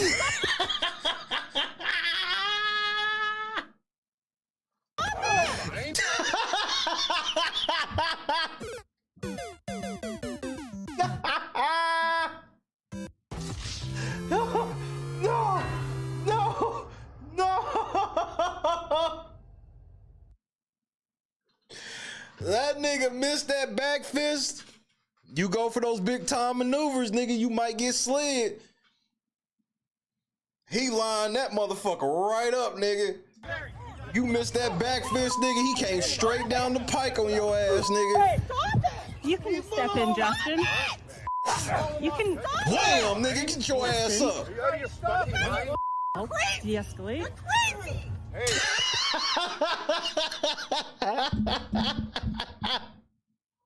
This is crazy. This is crazy. Nigga, you better go walk it out, nigga, before you get your ass melted, nigga. Justin, you can. Oh, nigga, you wide open, nigga. There ain't nothing you can do about this punch, nigga. There's nothing you can do, nigga. It's already. Lay down, nigga. Oh, nigga, that ain't shit. That ain't shit. Hit me again. Oh, shit. Oh, damn. This is crazy. I'm going to get my gun, nigga. I'm tired of this shit. I'm going to shoot this. No. Stop it. No, guys. Oh, you want to go? Who is this little gas station nigga? Look at this. Let's take it down a notch, guys. We gotta play. Karen, shut up.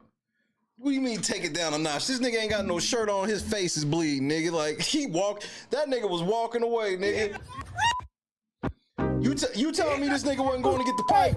This is crazy. This is crazy, hun. You telling me that this nigga ain't going to get the pipe? Where's this nigga going? He ain't going to get the fire? He ain't going to get the fire? Stop it. Oh, nigga, I'm going to get the fire, nigga. They think it's a motherfucking game. He going to get that fire. Nigga, he not playing. I'm going to go to my car, get my other gun, shoot everybody's ass. This nigga out here like Raymond on White Man Can't Jump, nigga. He's going to get the fire, nigga. When he come back, nigga.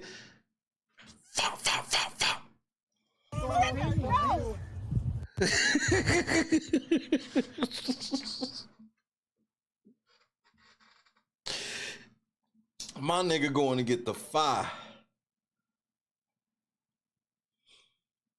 Nigga, you play it where it lies, nigga. You got me fucked up. The fuck you mean play it where it lies, nigga? You don't talk to me like that. Get your ass beat, nigga.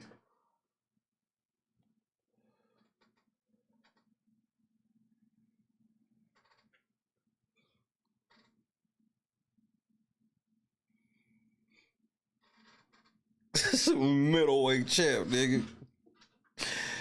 Hey, that nigga going. I've seen this walk before. Black people, tell them about this walk. When a nigga just got in a fight like that and he clearly got his ass beat and he just get up and start walking away, I don't be there if he come back. He gonna have something. He gonna have something he didn't have in that original fight. I'm gonna just put it to you that way. Yeah, dude in the blue want all the smoke, nigga. This little nigga getting ready to get faded. Look at this. Why ain't y'all just jump this nigga? If y'all all willing to fighting, man, why ain't y'all already jump this nigga going to get the hammer, bro? Let's take it down a notch, guys. We gotta play. Let's take it down a notch. Let's have some applesauce and s'mores. I brought cinnamon applesauce. We can make some s'mores.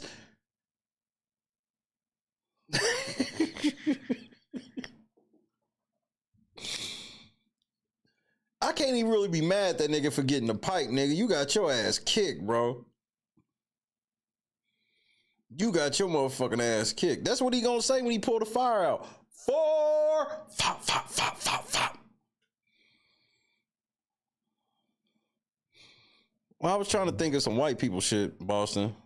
Well, you can't go wrong with white people if you bring applesauce, marshmallows, a chocolate bar, and some graham crackers. White people gonna make it work.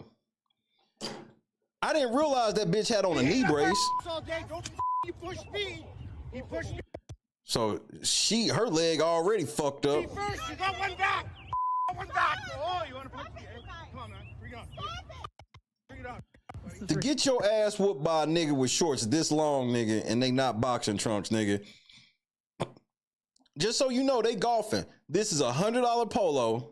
This is $125 shorts, and these are some $400 shoes. If you think I'm lying, go look up how much golf shoes cost. Y'all think basketball shoes cost a lot? Go look up golf shoes, nigga.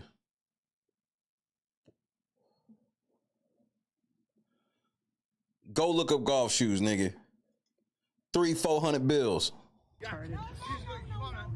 Oh, that's a $100 belt he got on too.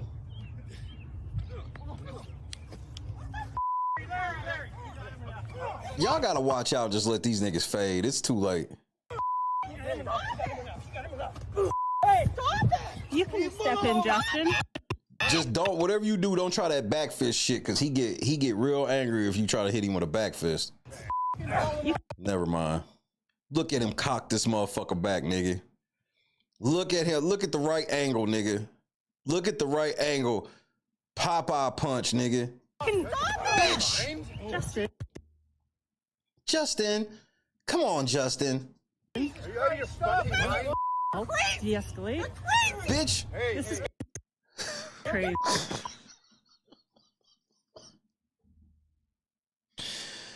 His counter game is sick, nigga. He moves. Oof.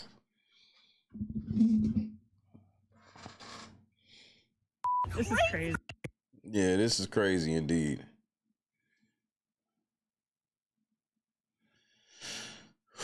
Shit. White people fighting at the golf course, nigga. Crazy, hun. You're crazy. Okay, the cops are going in. No. Stop it. No, guys. Oh, you want to go? Oh, you want to go? Nigga, you look at your scary ass, nigga. What kind of fighting stance is this? Scary bitch. Look at this. This is beer mixed with gambling. This is beer and they gambling over golf. That's my best guess. I have no clue where that nigga came from.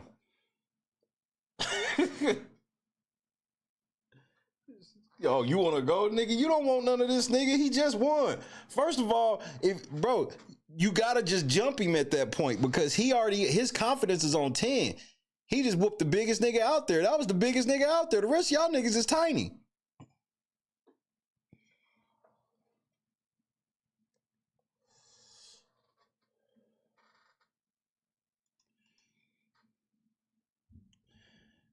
All right, Aubrey.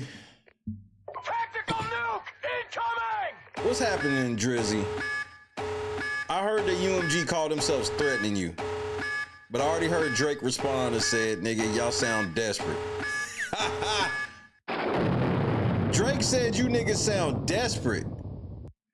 Everybody, see, because I see how y'all be picking sides. Y'all don't want to just report the news. Y'all all hate Drake and love Kendrick because, you know, if you don't love Kendrick, then your fans are going to say something to you. I know y'all bitches.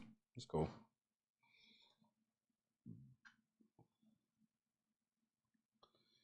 Drake with the amended. Obviously, we're gonna go about the page 86 because the first one was 86. What you mean one day they gonna laugh about this? Nigga, shots is getting fired when Big Belly get back.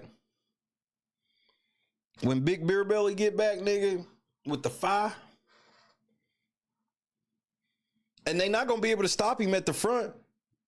This is an open carry state. I can carry my firearm. Come on in, sir. Fuck.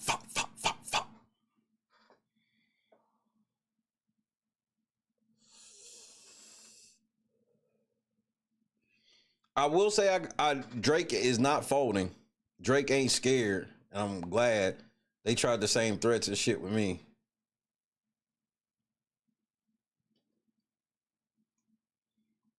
Trust me, some of the shit YouTube has said behind the scenes made me laugh in the beginning.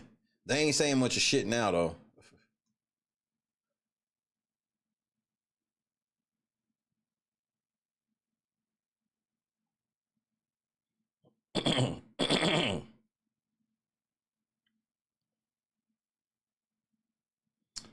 All right, we read that.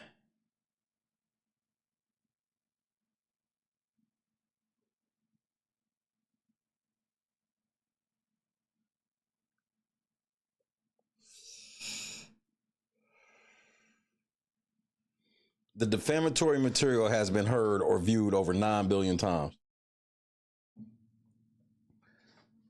Again, I asked this question. In the words of academics, again.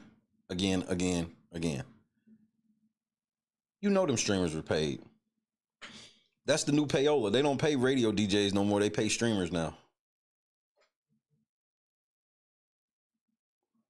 I want you to imagine a lie told about you, and you saw that the lie that was told about you has been viewed over 9 billion times.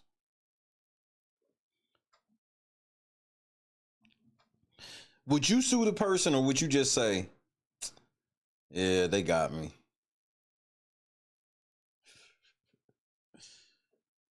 Just wondering.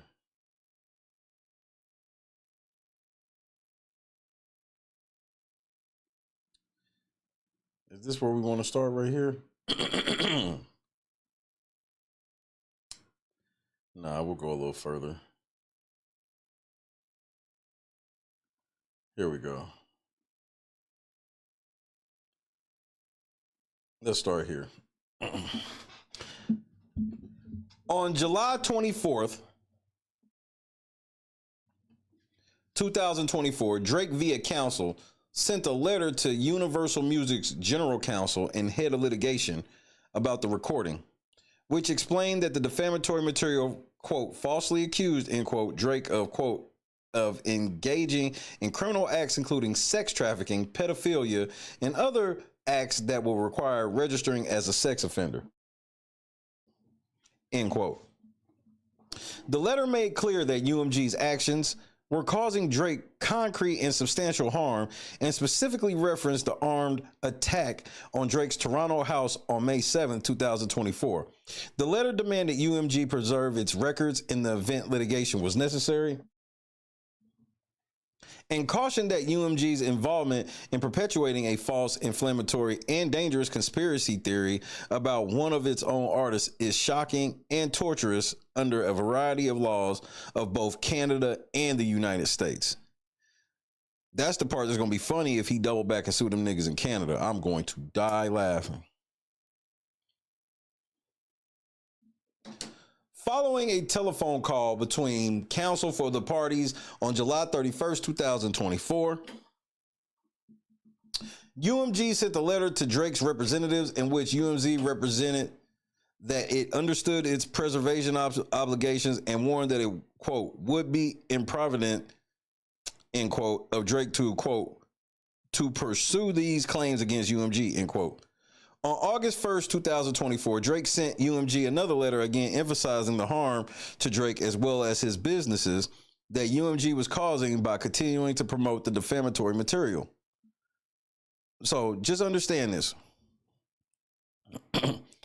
You already taking a public hit from some shit. It's hurting your other businesses that you have that ain't even connected to this shit. But your main job is the one doing it.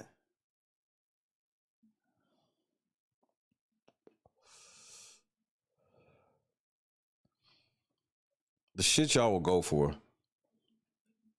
The letter demanded UMG issue a retraction and accept its responsibility in promoting and marketing the defamatory material. UMG's actions did not change. After receiving 2 notices from Drake about the falsity of the allegations and a description of the severe harm he suffered as a result, UMG took no steps to address the matter. To the contrary, UMG continued to promote and license the defamatory material, including through numerous social media posts boasting of the recording's success and negotiating and paying for the recording to be nominated at the 2025 Grammys. Negotiating and paying. What did I tell y'all about my radio career? I told you. I always wanted to go to the Grammys until when? Until I found out how fake the shit was. So he's getting ready to blow the pants off of everything, bro. Cause yeah, y'all niggas paid the Grammys for Kendrick to win all them awards. The same way that them niggas paid for Beyonce to win Country Music Album of the Year.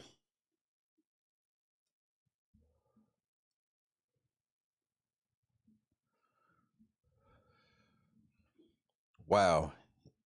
Drake is pulling the veil back.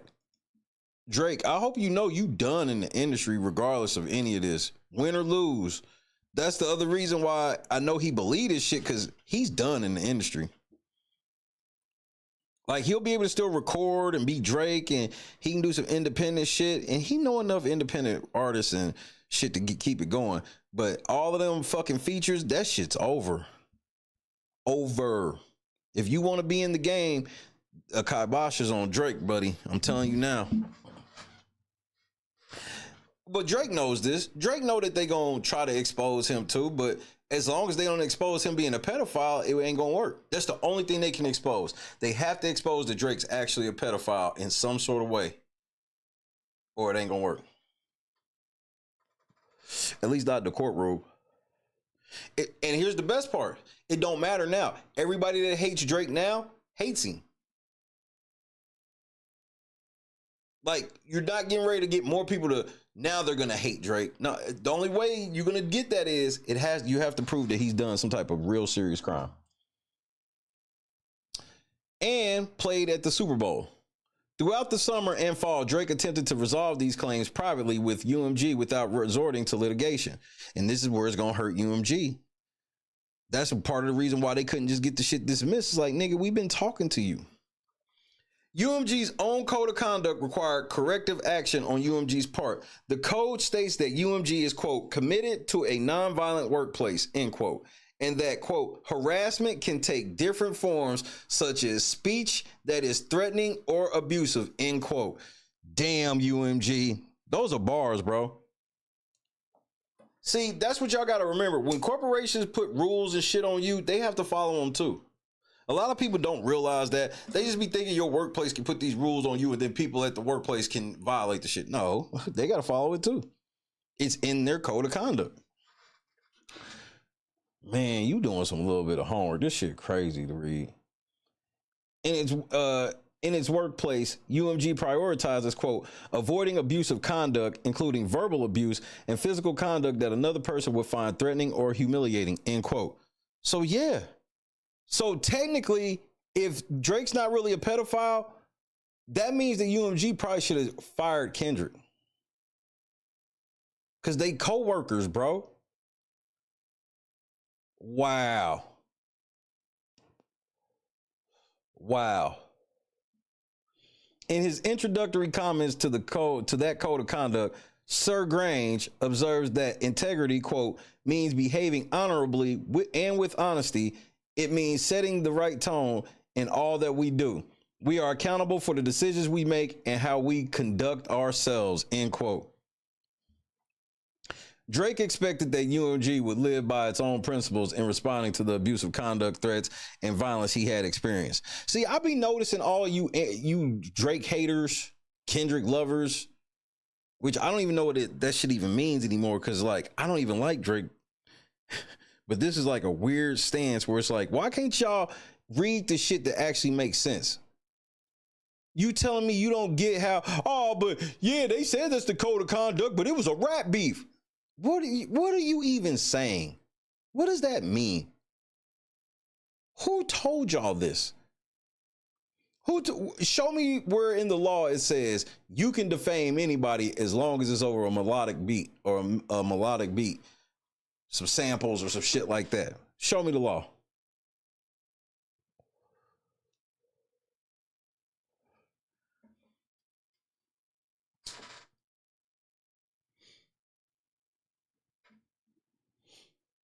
Drake expected that UMG would live by its own principles in responding to the abusive conduct, threats, and violence he had experienced. Yet after weeks of delay, UMG declined to do anything to assist Drake, including even going so far as refusing to agree to mediate with Drake. UMG instead insisted that it bore no responsibility for the harm Drake had suffered, and represented that if Drake sued UMG would respond by bringing claims against Kendrick Lamar, and intimidated that Drake would face public ridicule for the perception that he had sued another rapper. And they was right about that, because they know that they got all of y'all in the palm of their hand. So they like, all we gonna do is just let everybody call Drake a hoe for this, because he's not living by the street code, even though he's a Jewish kid from Toronto.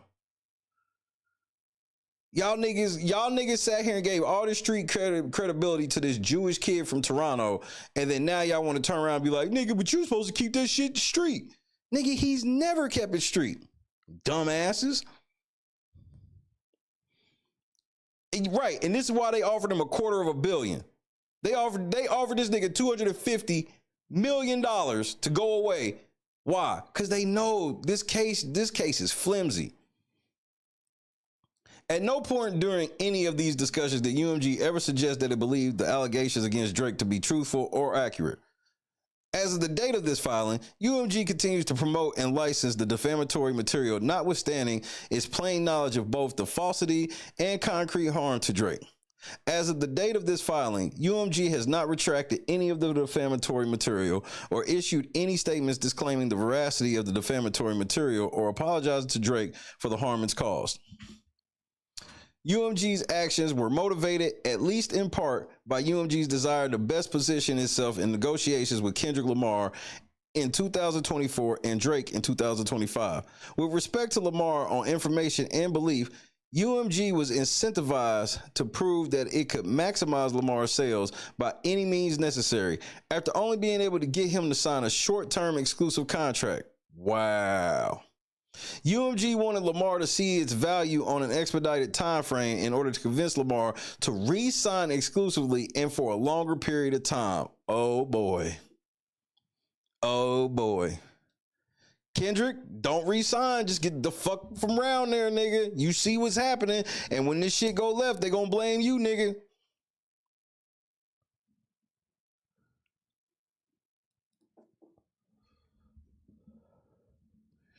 As to Drake in 2024, his contract was nearing fulfillment. On information and belief, UMG anticipated that extending Drake's contract would come at a high cost to UMG. As such, it was incentivized to devalue Drake's music and brand in order to gain leverage in negotiations for an extension. If you think these fucking record companies ain't that dirty, then you ain't paid attention to what happened. Bro, if they did the shit to TLC, some bitches who didn't ever want no smoke. Almost all your favorite artists, this shit done happened to, but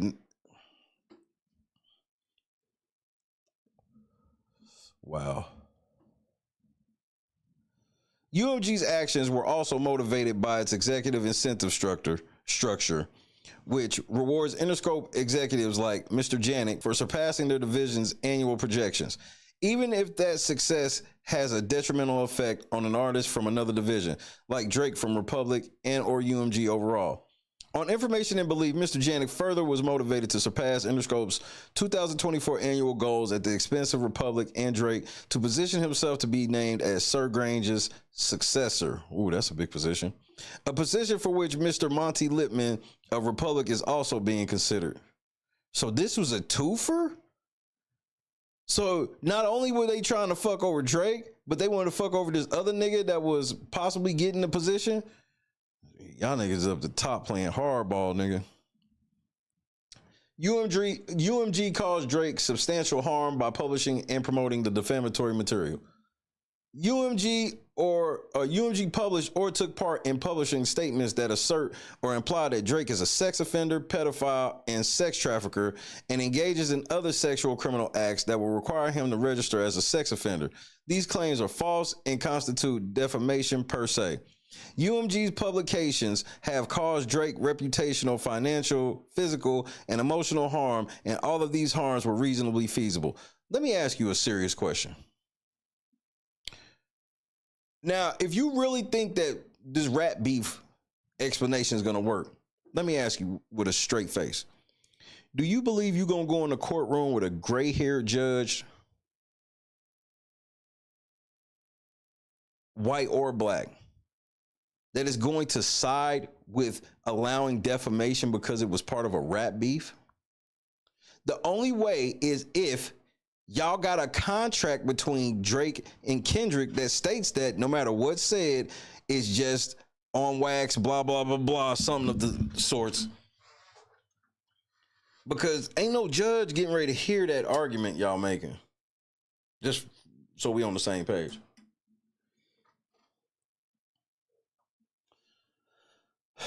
UMG's publications have caused Drake reputational, financial, physical, and emotional harm, and all of these harms were reasonably feasible or foreseeable. The Economist and YouGov polled Americans about their views of Drake in August 2023 and in May 2024. Shortly after the release of the recording and image, Drake's favorability rating dropped by 11%, while his unfavorability rating rose 13%. Like, this nigga's a fucking president, nigga.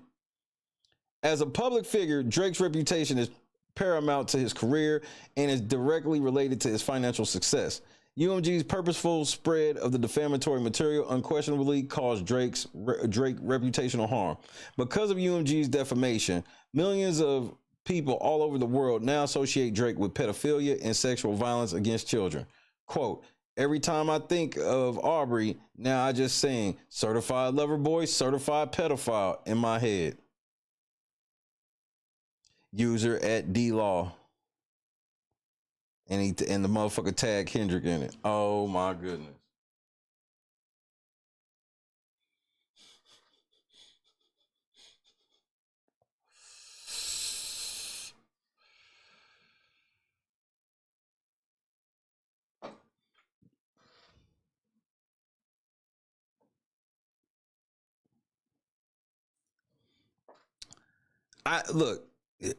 Okay. So I want to explain that part one more time. I know people like to point at Drake looking sus with the 17-year-old talking to certain people. Unless you can prove he actually said something nasty or tried to fuck or actually fucked any of those girls. That's all it is. It just looks weird. So like if Kendrick would have brought up some of that shit and made it kind of look weird, couldn't really say nothing.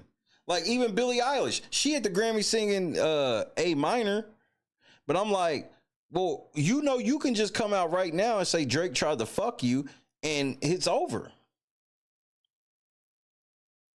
When I saw her actually singing Not Like Us, I was like, well, Drake didn't try to fuck her, because if she hates Drake enough to do this shit publicly, she could just come out and say Drake tried to fuck me and it would be over.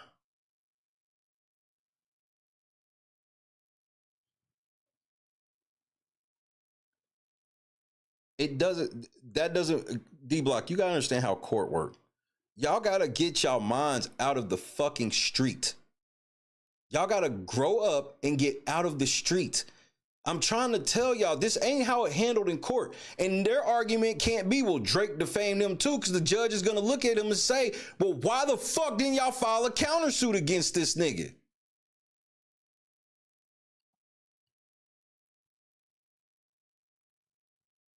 And if I'm Kendrick, why the fuck am I going to file anything against Drake when this nigga ain't fucking with me at all?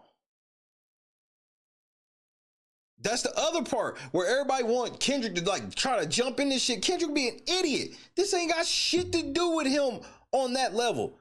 Y'all got to get out of the street. That's why Drake is getting ready to win this shit. Because he's already made Drake has made it clear that he don't care about being hated. He know what come with it. And that part I could respect. That's why I'd say he can't ever be in the game no more. But ain't nobody gonna ever want to listen to his shit like that no more. Nobody's gonna want to listen to his shit like that no more. Did nobody listen to that shit with The Weeknd? Everybody had been waiting for that shit too. It finally come out. Nobody gave a fuck. A minor. This ain't about rap beef. This ain't about, well, Drake did it too. This is about, did they do it? That's it. That's it. This ain't about what Drake did. It's about what they did. And ain't no judge getting ready to let UMG do this because this was illegal what they did.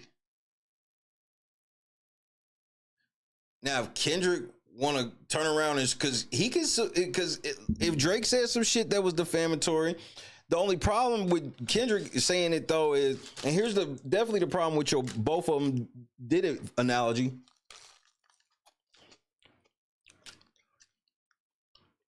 Are y'all saying Kendrick won the beef or not? Because for y'all to say both of them did it too, now that means it was a draw.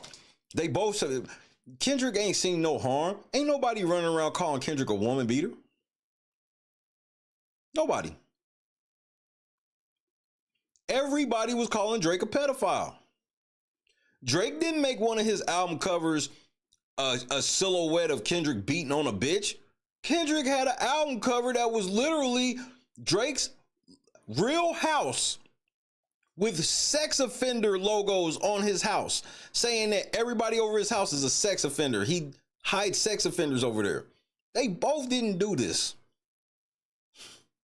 Y'all reaching, bro. Y'all want to talk about when Drake said that shit about him beating bitches, even though y'all don't know if it's true or not. Just like this whole thing with Drake, I'm like, all you gotta do is prove that he fucked one little girl. He said something nasty to one little girl. It's over. He loses this lawsuit. He loses his career, and he'll probably lose his freedom. At best case, he'll never be able to come back to this, or worst case for him, or best case for him would be he would be deported and they would never let him come back.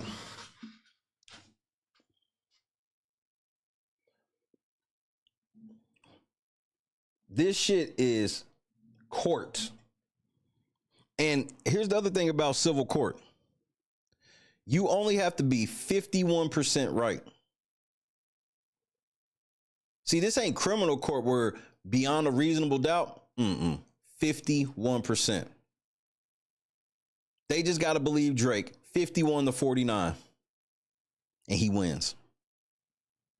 This is bad for them. Y'all don't make it about Kendrick, because when you make it about Kendrick, I get where the venom for Drake comes from. This ain't got nothing to do with Kendrick like that. This got everything to do with his fucking employer doing this shit and promoting this shit. It just is.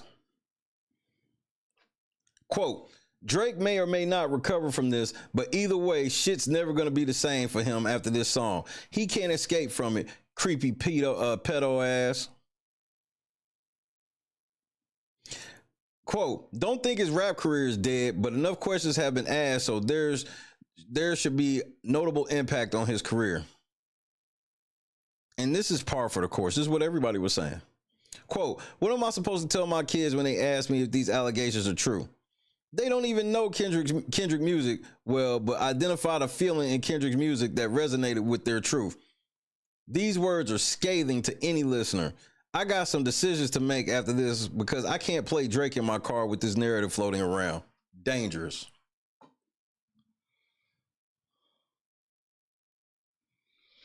See, that's where a lot of you Kendrick fans messed up when this song was hot.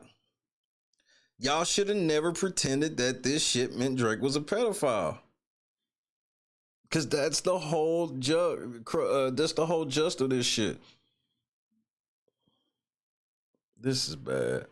Quote, I don't want to be that guy, but I never took Drake seriously. He's Canadian. Xenophobic. You're being very, very xenophobic. I don't like xenophobia. He was in Degrassi. that stuff makes it hard for me to take him seriously. And I gotta be honest, I agree. That's always been my sentiment.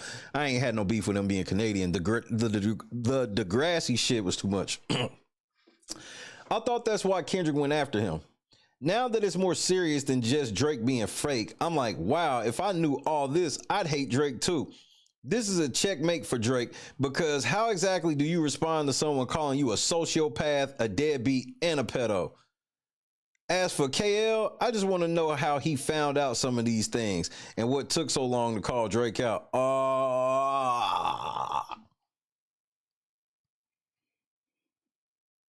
Kenny, did they help you with this at all? Did they tell you that Drake was a pedophile? Here's why I ask. Kendrick can't just call Drake a pedophile when they label mates without clearance from somebody. That's the other part y'all missing. You saw the NFL told him no. The record labels could have told him no too. So even if they didn't tell him to put it in there, they didn't tell him to take it out. Quote, this whole thing is beyond brutal at this point. Kendrick must truly fucking hate Drake for some reason. Makes me inevitably think that there might be real merit to the pedophile claims. Sorry, Drake. Kendrick is literally making me think it. Jesus Christ. Talk about winning a rap beef, laughing emojis. Quote, Drake's funeral has lasted since March 2024. This is the longest celebration ever. Fire eye and mouth emojis. His fans will still defend a PDF. Fire laughing and thumbs up emojis. And because Drake's reputation is closely related to that of the companies he owns, the reputation of Drake's brand OVO has also been harmed. Let me hear you say O-V ho, ho, V ho. Say O-V ho. That was my favorite part of the song. That motherfucker hit. Right. So that's like you defaming me. Defaming me is one thing. Once you start defaming LNC too, you put LNC in it, that's a whole nother entity. That's pretty smart. For example, when a collaboration with Disney was announced in February 2025, Instagram users commented, quote, Disney collab, skull emoji. Yes, little kids, Aubrey is coming for you. Oh no, y'all went up, but y'all so stupid. Why the fuck would y'all go up under that Disney post saying this shit? Y'all thought y'all was helping Kendrick? Y'all niggas are so, bro, y'all niggas is so stupid. Why would you go in the comments saying this shit? PDF Aubrey looking for new ways to reach the children. And child actor turned child lover. Oh my Lord, bro. I'm losing my motherfucking mind, man.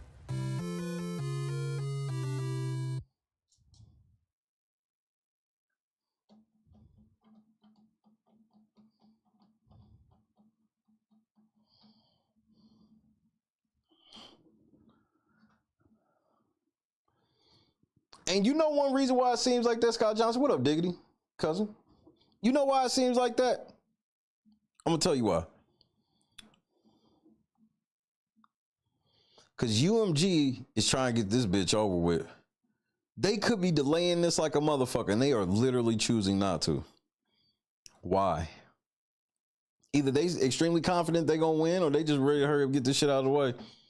This reputational harm caused Drake financial harm in an amount to be proven at trial. UMG knew or should have known that the statements it published about Drake would cause substantial harm, as the statements are inflammatory, wrongfully impute criminal activity to him, and damage Drake in his trade. The defamatory material has so severely damaged Drake's standing in his trade and community that undoing the reputational harm caused would require a massive and expensive corrective campaign. It is not just the fact that the false allegations have spread to millions around the globe. It is also the intensity in which people believe the allegations. People being here arguing me up and down about bro, all they got to do is show it, prove it, and they win the case. And they can't prove it with them little videos y'all talking about. And I'm a nigga that showed all those videos and found all of them shits questionable. But finding a video questionable and using that shit to call somebody some shit they could sue over, that's why Kendrick should have just started the whole shit off with everything I'm saying is alleged. This would have changed everything. As evidenced by the events of May 7, 2024 and pervasive online commentary, changing people's minds, particularly about deeply held beliefs, takes repeated messaging from trusted sources.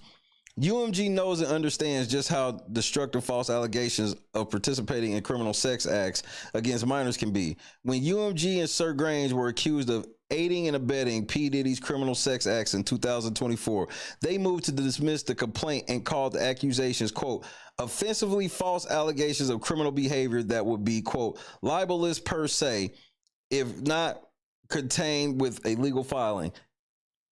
They did do this. When niggas tried to put Elliot Grange and them in this shit, them niggas immediately did the exact same shit Drake did, threatened lawsuit and everything, and then the niggas backed off.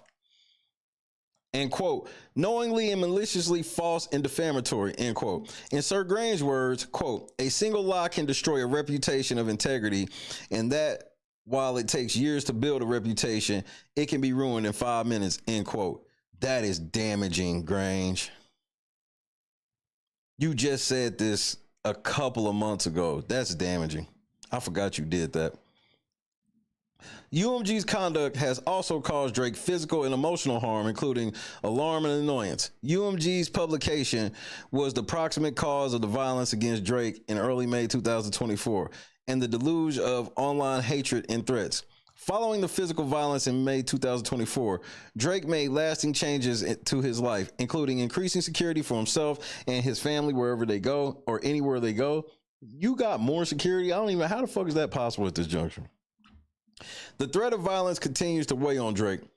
With respect to his family, Drake temporarily took his son out of school and away from the Toronto area, along with Drake's mother, for security concerns.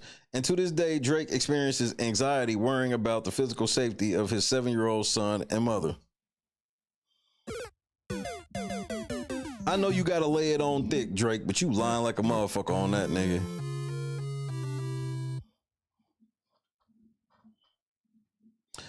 I agree with you, D-Block. I lost all the respect in the world for Drake the first time he dissed the nigga after saying that. But that's not gonna help UMG in court either. Y'all got what y'all want. Y'all that don't like Drake like that, y'all wanted his reputation destroyed. Okay, you got it. So this is what comes with that, though. This is why a lot of people bro, I'm serious. Think about Moneyboy Trey now. All they wanted was my reputation. Same with Jed. Same with all the motherfuckers in Dalton that hate me, that lied on me, all them people in Dalton politics. All they wanted was my motherfucking reputation destroyed. And they succeeded. My views are lower than ever. My subscribers are down. My chat's down. I was getting 300 to 400 people every night. Chat's down. All this shit. People have left over it. People got mad. Didn't want to talk to me no more over it and all this other shit. They got what they wanted. But they did it illegally, though. That's the part. They did it illegally. That's all Drake's saying. So I can agree with that because I know what that's like. Now, this ain't, now I don't know what the fuck Drake's actually done, but if what Drake is saying that they did is true, then yeah, they got what they wanted. They got everybody to hate Drake more than they've ever hated him before. You know, I ain't never rocked with Drake. People try to tell me Drake was one of the greatest rappers of all time. And, you know, I know a lot. That's why it makes me laugh, because I actually know some Drake stans that it's like, nigga, you got to dial it back. And during all of this, I won't even talk to him. Why? Because I don't want to be giving them niggas no type of motherfucking light in the room. I ain't even gonna lie to you. So that's why a lot of shit, to me personally, be funny, because I know a lot of people just think like, yeah, I know a bunch of Drake songs. I'm a DJ, nigga. The fuck? I'm supposed to know Drake songs. It's part of my job. So I get where it's like, well, nigga, you just mad because people say that to me. Nigga, you just mad because X, Y, and Z happened and you thought X. You don't know what the fuck I thought. All I know is I told you, and just like Drake told him, Drake's on record 5-6 months before the Super Bowl was like, hey, this shit is illegal. Y'all need to stop this shit. And what did they do? They triple, quadruple down. That don't sound like Jed and them to you? Just be honest. How many times I look into this camera and tell them, hey, oh, it's all fun and games. Y'all flagging videos, copyright takedowns, lying on me, making up shit and all this shit. It's all fun and games, right? I'm going to court. I'm going to sue the shit out of y'all over this. Drake was telling them the same shit behind the scenes. It's crazy that me and Drake have so many parallels in our case. But it was the same thing. I looked right into this motherfucking camera, told them several times, y'all gotta stop doing this shit because I'm gonna sue the shit out of y'all. This is well before. This was like in March or the beginning of April, mid-April. I didn't. The lawsuit did not get filed until July.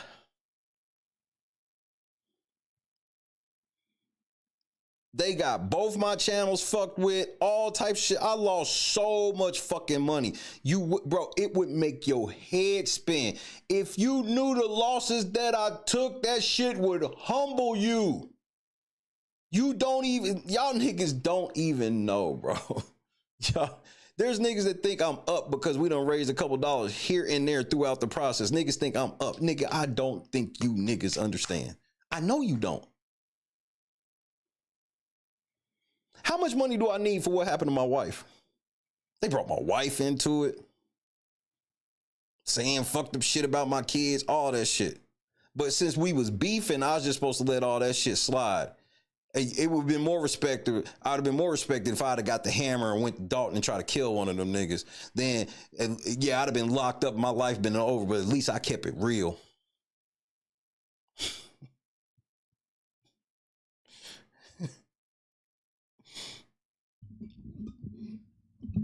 So that's why I'm like, y'all not paying really attention to really what this is. Because you can go back in my life and point to certain shit that I done said or did wrong and all. That ain't got nothing to do with this case, though. It's going to be objection, relevance, sustained.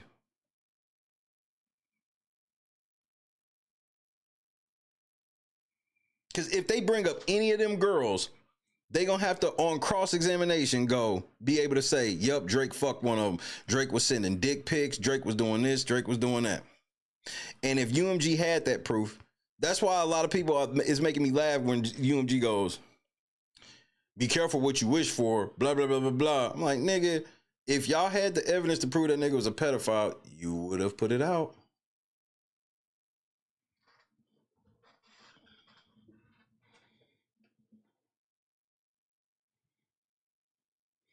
The online harassment and repetition of the allegations have endured and have been revitalized by UMG's persistent efforts to promote the defamatory material, including at the Grammys and Super Bowl. You know what you need to put in here, Drake? You need to put Kendra G fixing her wig to this motherfucker, nigga. She was literally dancing to you being a fucker with minors, bro. Wig was falling off. And she even put in the caption that it was Kendrick's fault that her wig was slipping off. So they was promoting it so hard that they had wigs slipping off, Drake. So you need to put that in the lawsuit, bro. Put a picture of her motherfucking bald-headed ass on and writing this motherfucking shit, bro.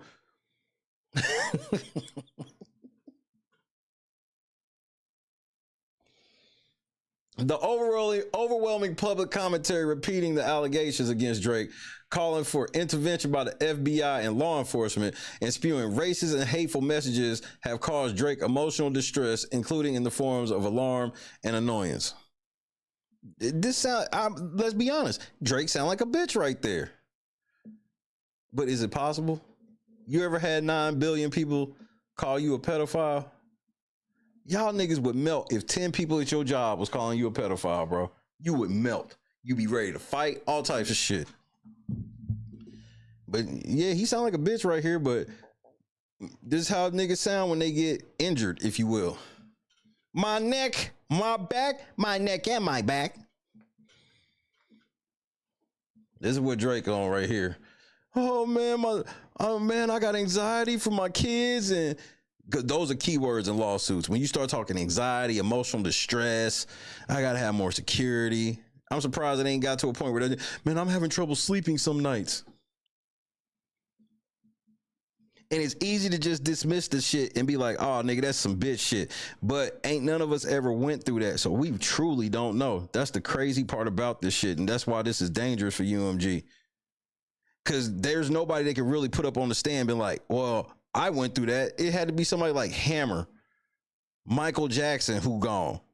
Like, people like that. Like, there's only a handful of people who've ever been as big on a mainstream level. We talking straight mainstream level as Drake. So it's hard to even call anybody to be like, well, as an expert witness to say that Drake full of shit. This is tough. While UMG's initial publications and promotions of the defamatory material may have been motivated by legit business purposes, UMG ceased being legitimately motivated.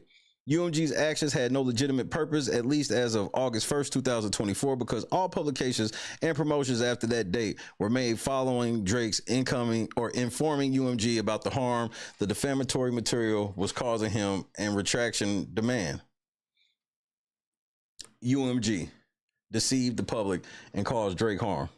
UMG's deceptive business practices, including providing undisclosed financial benefits to third parties and to promote the defamatory material, were consumer oriented, deceived the public, and caused Drake financial harm. As described above, UMG directly or indirectly through its agents and making use of UMG resources conspired with, paid, or caused payments to be made to unknown third parties, including to use bots to stream the recording. UMG then knowingly promoted the success of the defamatory material and used that success to leverage more sales and deals. UMG never disclosed these payments to customers or consumers. I'm sorry. These covert tactics caused Drake harm as both an artist and a music consumer. Stream manipulation, like UMG's purchase of fake streams on Spotify and other platforms, harms the artist like Drake who collect royalties through legitimate streams, because when there is, quote, a sharp increase in the number of streams recorded on a platform without a proportional increase in the number of paying subscribers, end quote, there is a, quote, drop in the unit value of a stream, and therefore a drop in the amount of the royalties paid to rights holders. See, this is where Drake is on some shit that I personally can't be on. Drake, the reason you know this, Drake, is because they was doing this shit for you for years. All of your songs that would be mediocre at best, chart topping, nigga. All these streams, nigga, where I barely know. I know people that can tolerate Drake. I do not know them. I know a handful of people that swear Drake is one of the greatest rappers.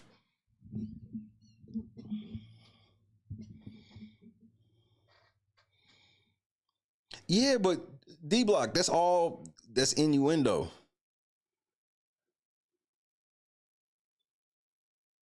Him saying you need facts to take me out, that's what he's saying in this. When he say he's good, he could be talking about because of this. So like, I feel you. I promise I feel you, but that shit's just not going to work in no court of law. This is really bad. And it's dirty. Drake has benefited from fake streams and bots and shit for years, over a decade. Over a decade. Like, Drake had just started getting hot when internet music was crossing over. You know, like the beginning of iTunes and all of that shit. So Drake had been benefiting from that for years. But that's how he noted what they did to him. It's crazy. Additionally, streaming platforms like Spotify use streaming data to proportionally allocate and disperse payments, which means streaming fraud diverts funds from artists whose songs are legitimately streamed by real consumers to those who use automation to falsely create the appearance of legitimate streaming. Drake was also harmed as a music consumer. UMG's covert promotional tactics and promotion of the success of the defamatory material based on those tactics, deceived all consumers of music, including Drake. First claim, defamation per se. Plaintiff incorporates and realleges all preceding paragraphs as if fully set forth herein.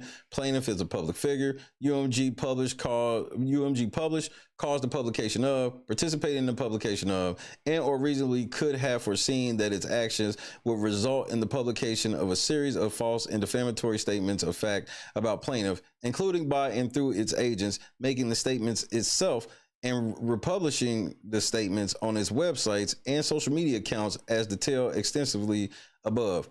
As a reasonably foreseeable and intended result of defendant's statements and actions, others repeated and amplified those false and defamatory statements. UMG intentionally made false implications through the false statements. The defamatory meanings of defendant's false and implied statements of fact are apparent for the face of the publications. Refer to Drake by name, often are accompanied by images or symbols, items, places, and other depictions known to be associated with Drake and or are reasonably understood to be about him. The statements UMG published about Drake are reasonably understood to state or imply that he, A, has a history of engaging in and continues to engage in pedophilia and sexual relations with minors, B, engages in other sexual criminal acts, including sex trafficking, C, is a sex offender or engages in acts that will require him to be registered as a sex offender, and D, harbors in his home individuals who are sex offenders or engage in acts that will require them to be registered as sex offenders.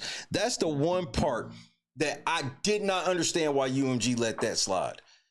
I can understand them letting Kendrick say what he want in that motherfucker in the record. Them letting Kendrick use a fucking album cover of Drake's actual house with all it saying that he got a bunch of sex offenders living with him. I did not understand why they let him do that. You would just think that that was just like, nah, we probably shouldn't do that. Them niggas was with it. All of that dumb shit, we with it.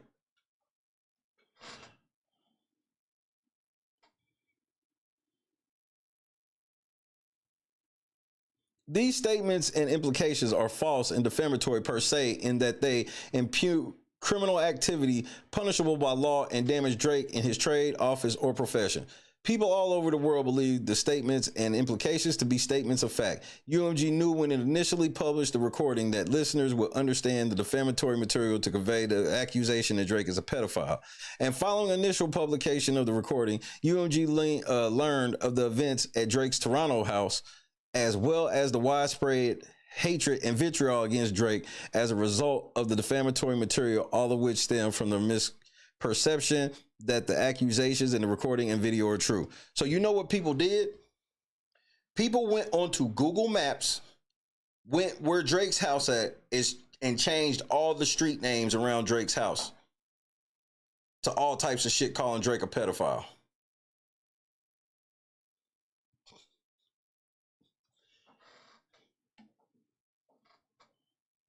UMG published these false statements with actual malice, including examples, with knowledge of their falsity or with reckless disregard as to their truth. UMG knew or should have known that the defamatory statements, all of which are verifiable, were and are false. UMG failed to assess or investigate the falsity of the defamatory statements despite inherent improbability and obvious reasons to doubt the veracity of the statements. Drake also made a public statement about their falsity and repeatedly informed UMG of the same privately.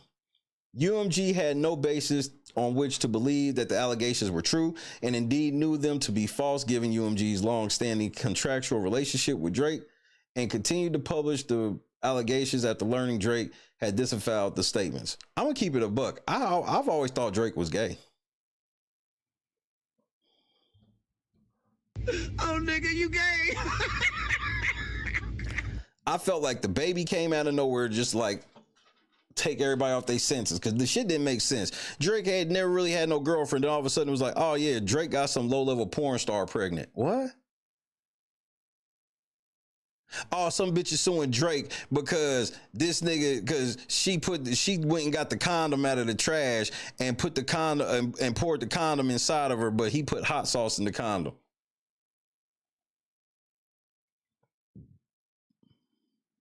So can he sue Google? I'm gonna have to look that one up. That's a very interesting question. I'm gonna have to look that up.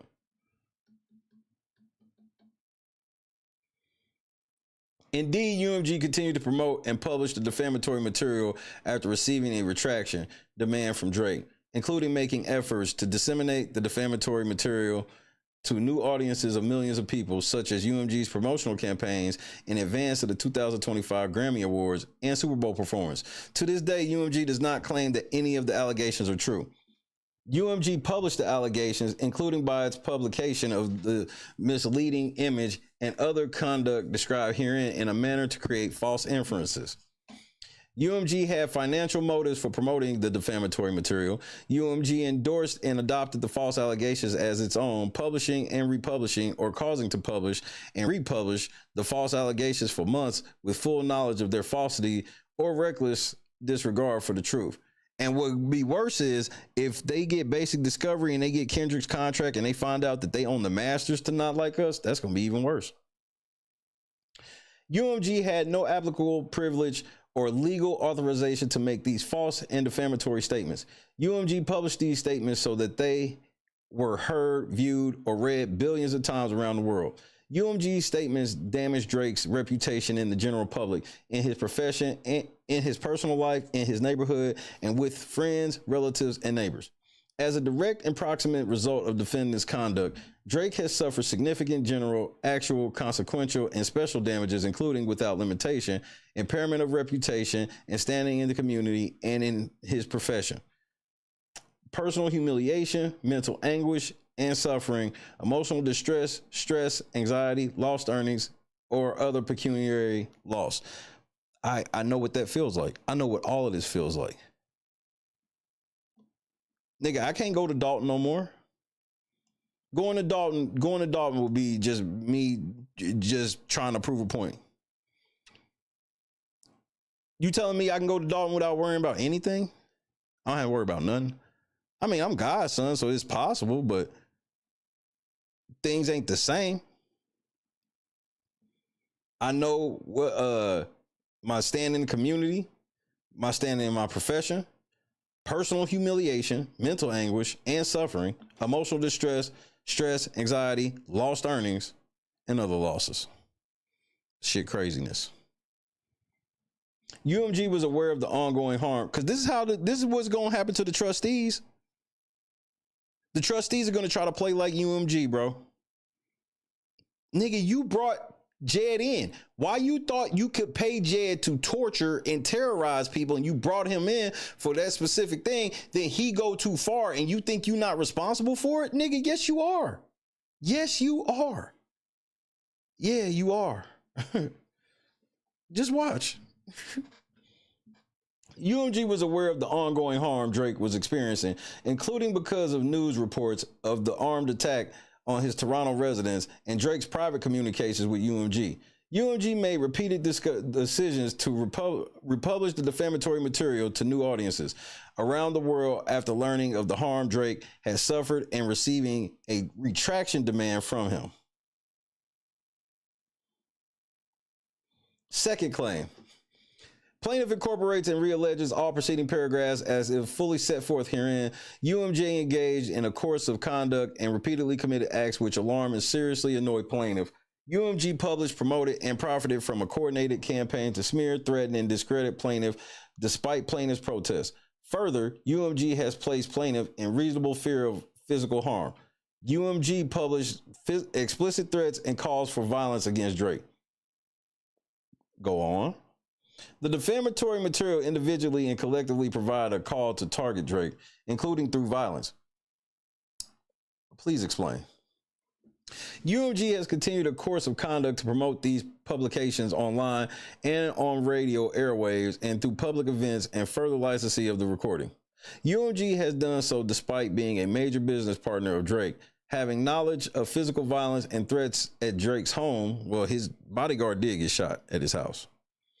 And online threats, and being aware of Drake's public and private denials of the statements. UMG's course of conduct in publishing specific and unequivocal threats of violence has placed plaintiff in reasonable fear of physical harm. Plaintiff's security guard was taken to the hospital with serious injuries after a shooting that immediately followed the initial publication of the recording. Even after learning about this incident, UMG continued to promote and publish the recording and video to new audiences around the world. While its initial motive was financial, UMG lost any legitimate purpose to continue its course of conduct in the face of Drake's public and private denials, and the reaction of the public to the defamatory material. At the very least, UMG lost any legitimate purpose to continue promoting and disseminating the defamatory material to new audiences once it had received a retraction demand from Drake, which communicated to UMG the substantial harm that had been caused to Drake, his businesses, and his family as a result of UMG's conduct. As a direct and proximate result of defendant's conduct, Drake has suffered significant general, actual, consequential, and special damages, including without limitation, mental anguish and suffering, emotional distress, stress, anxiety, and costs related to his increased security. See, here's the only thing, Drake. I believe that you were getting threats before this. You that nigga at the top of that type of mainstream shit. So we'll see how you really prove that one. Third claim, violation of the New York general business law. Plaintiff incorporates and realleges all preceding paragraphs as if fully set forth herein. Plaintiff is person within the meaning of New York General Bus Law 349H. Defendant is a, quote, person, firm, corporation, or association, end quote, within the meaning of NY General Bus Law 349B. Defendant engaged in deceptive acts and practices in the conduct of business, trade, and commerce by covertly financially incentivizing third parties, including music platforms and social media influencers, to play, stream, and promote the recording. And after providing these covert benefits, which were never disclosed to consumers, UMG then publicly made materially false and misleading representations about the recording's popularity to consumers. On information and belief, UMG directly or indirectly through its agents and making use of UMG's resources conspired with, paid, or caused payments to be made to unknown third parties to use bots to stream the recording. UMG then touted the recording's number of streams on Spotify while knowing that millions of those streams were false and fraudulent. That was slick, Drake, and you right.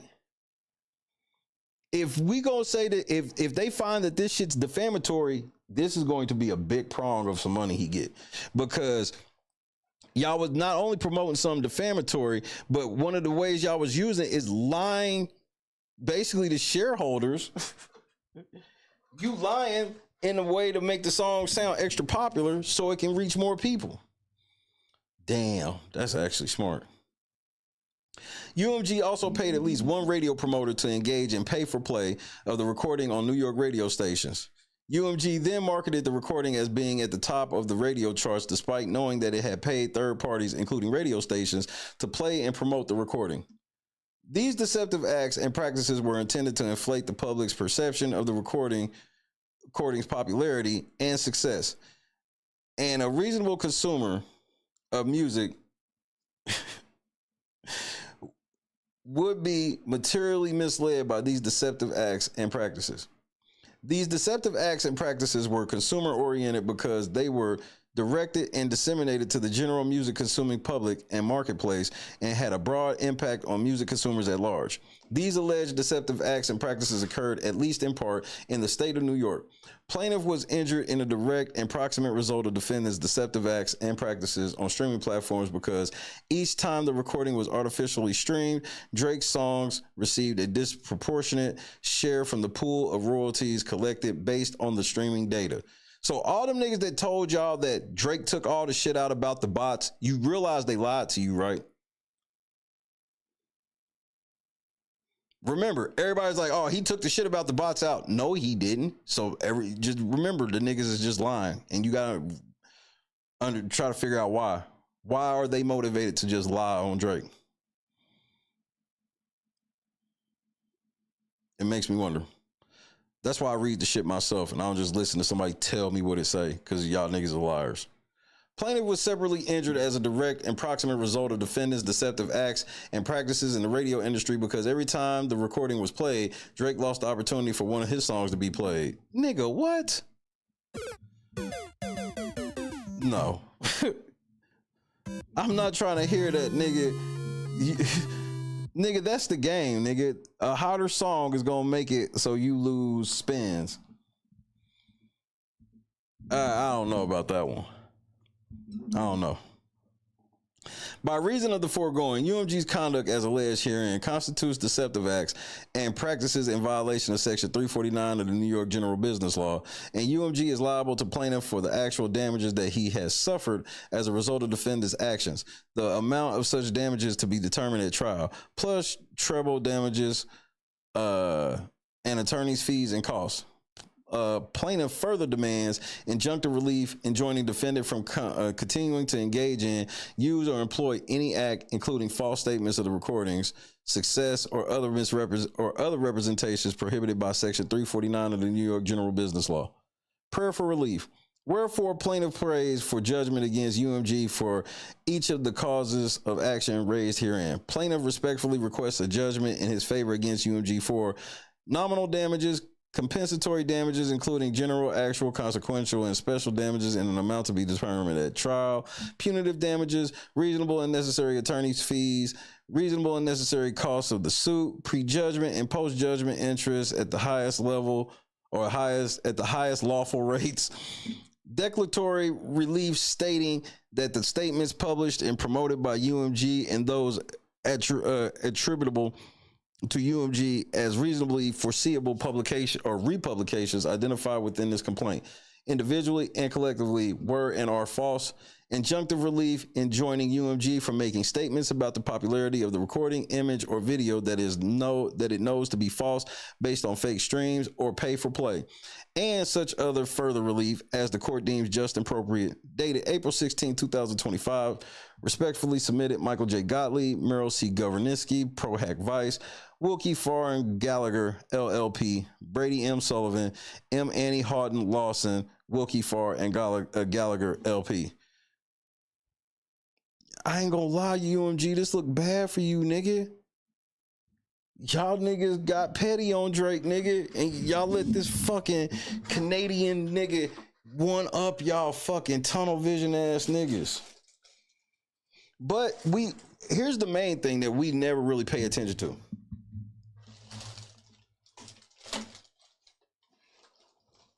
What is one thing that rings true about history?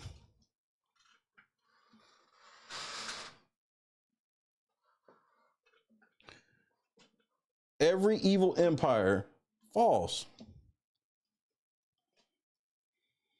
We all know, we can all agree, whether we like Drake or not, whether we like Kendrick or not, we can all agree that these record labels are evil. This could be the time. Nigga, this could really be the time. History tends to repeat itself. You are 1000% correct. And we are in a situation where history has all the reason in the world to repeat itself right here. You sitting here, you look at this situation, it's like, man, y'all was putting yourselves way out there on this shit. And it was because I think the more mad that they saw Drake getting, the more they leaned into it. And then it was like this perfect storm because the fucking song was so damn cold that it went crazy.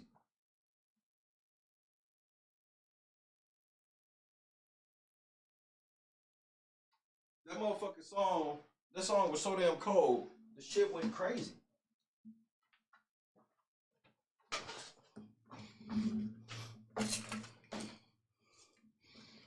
And I think that's gonna cost these niggas in the end. It's kind of bad luck. Because they can't even turn around and say, well, it wouldn't be as big as it was if you didn't say nothing about it. Nah, it didn't matter if he said nothing or not. This motherfucker ain't gotten out of control. Where the fuck my shit go?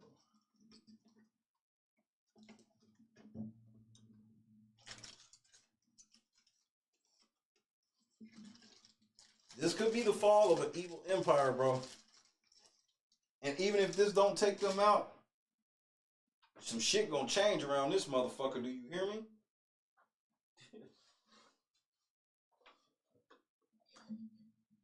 They gonna be checking niggas about lyrics. I mean, remember, these are the same companies that finance gang wars through music beefs. Like the Fulio and the ATK shit and all that. Bro, they found out them niggas was beefing and went and gave all them niggas money. Hoping that they would kill themselves or all end up in jail so they can get all the money in the end.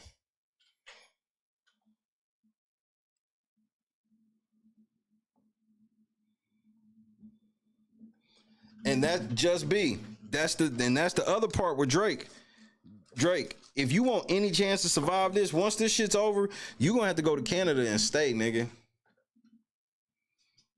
And I do think they can get you up there, but we seen this shit when Michael was kicking them motherfuckers' asses in court. People don't even remember this shit. A lot of people just like, oh, Mike just up and died one day. Yeah, he up and died when he was starting to kick them niggas' ass. Same thing with Prince. Prince started kicking them niggas' asses in court. The record labels kicking their ass. All of a sudden, Prince dead.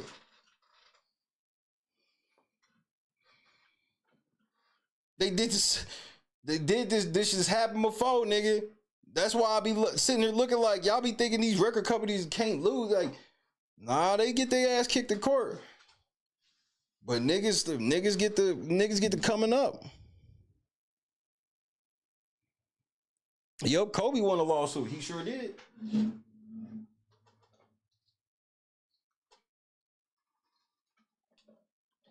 This motherfucking game ain't for the faint heart. And while I think Drake has a winning case, yeah, he's playing a dangerous ass fucking game, bro. Hold on, I gotta get up, look at my chair. I'm trying to find what I did with my shit. Did somebody come take it out of here? And if so, why?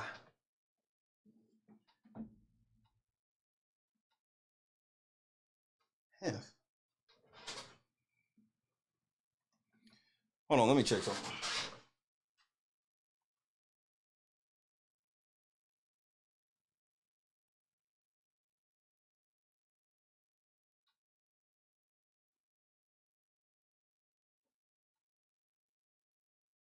Aha. Found it. I found it. I moved it. Players fuck up. Angie Stone.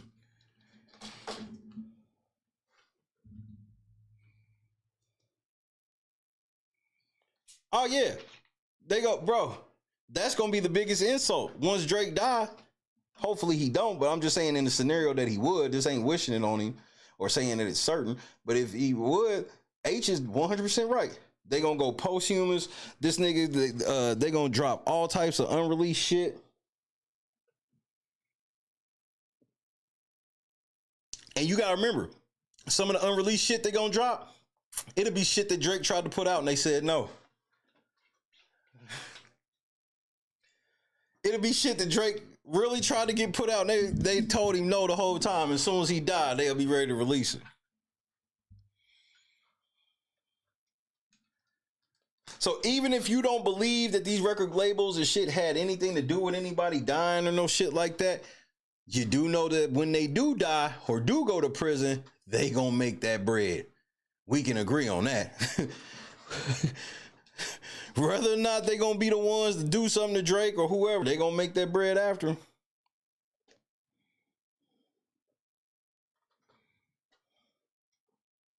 People forget, motherfucking Tupac Shakur. This nigga was full speed ahead trying to get his death row deal done. That's why All Eyes on Me was a double CD. Because he was like, I'm knocking 2 of these albums out right now. Pac wasn't staying with Death Row forever. He was almost done.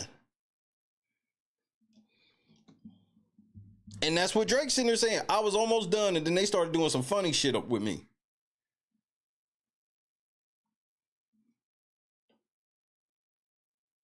Just as a security concern. Just as a security concern. Why would y'all... It's one thing for y'all to sit here and be like, man, if Kendrick and Drake want to beef, that's cool. just as security for your artist. Because if Drake did this, I'd have said the same shit. Like, fuck what they put on. Kendrick using his actual house. Why are we doing that? That's not too far. Y'all thinking beef, it's okay to like start putting them niggas' house addresses and shit? Because I don't. That's too far. Because niggas got kids and shit like that. Just like Kendrick got kids and shit like that. Like, we can't be putting motherfuckers. But UMG is supposed to be the adult in the room. So if them niggas, if UMG sitting here and they seeing them niggas going at it or whatever like that, they gotta be the adult in the room and be like, yo, bro, you can't put that nigga's house up there. You can't put this nigga's house on TV. Good night, A-Dub.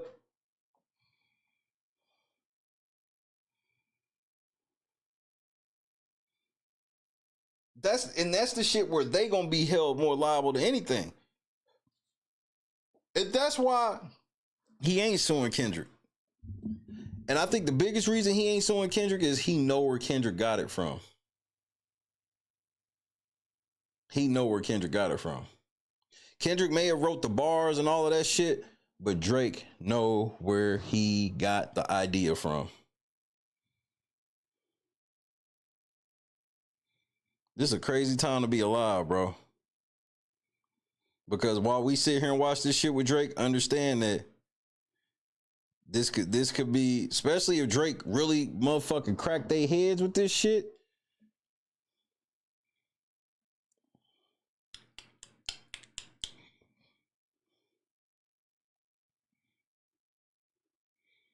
People forget Prince was going on TV yelling right into the camera saying these record labels is fucking niggas over.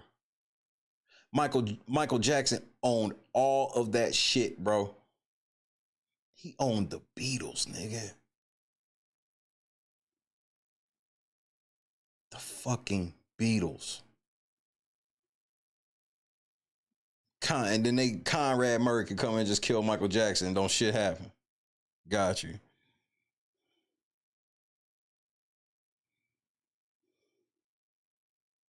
What is 2K25 free? Only way you'll see me play it when that bitch become free. God is indeed great. Motherfucker, A-Dub in the cut one time. We breaking them out. God is amazing.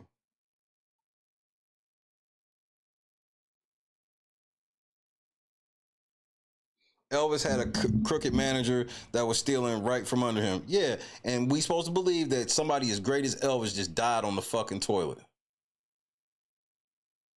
Just think, the deaths of like the biggest people be weird. The motherfucker Whitney Houston shit was weird. It's always something weird. It never just like it seemed like they time. It could have been, but come on, man.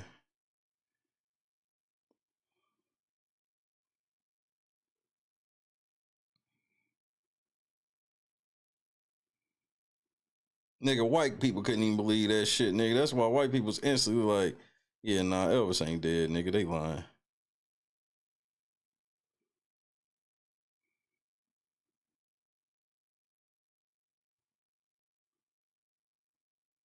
Amy Winehouse.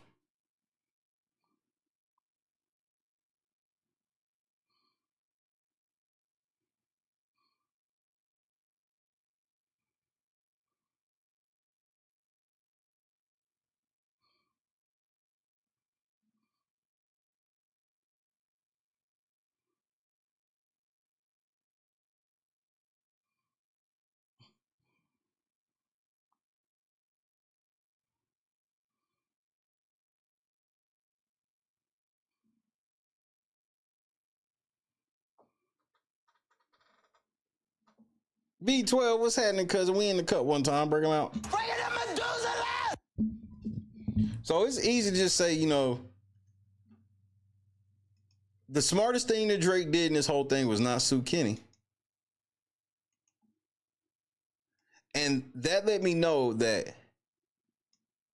he's more perturbed about like what they did more than, you know.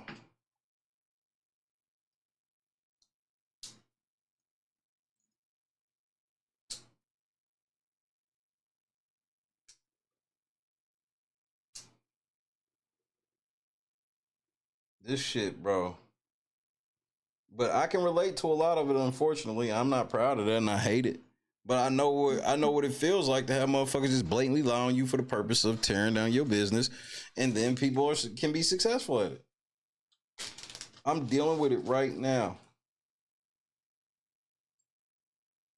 I'm dealing with this shit right now.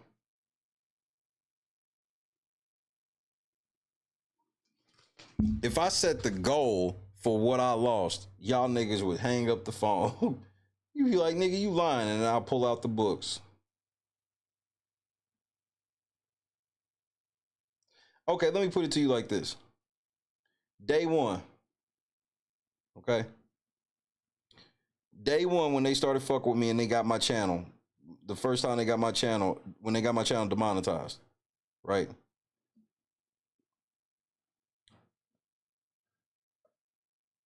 I missed a $2,000 check.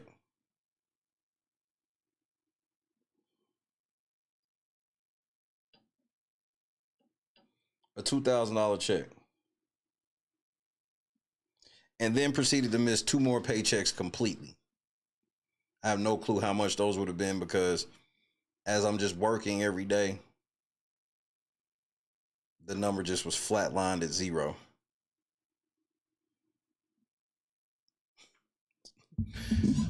So y'all niggas don't know that shit will add up and add up quick.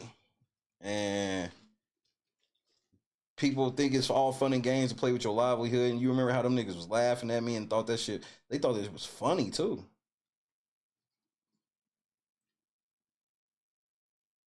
And then for them to do it in a way to make YouTube liable, that was the worst mistake they ever made, because I'm like, y'all, I ain't even got to sue y'all now. I just got to sue motherfucking YouTube because they should have did something about the shit. And then niggas think that they going to be still sitting on this platform at the end of this shit because YouTube don't give a fuck. YouTube going to laugh your black ass out of the courtroom. Trust me, they doing anything but laughing right now. YouTube scared. Me, I'm anxiously waiting like Christmas for the court date. YouTube wants a court date in December.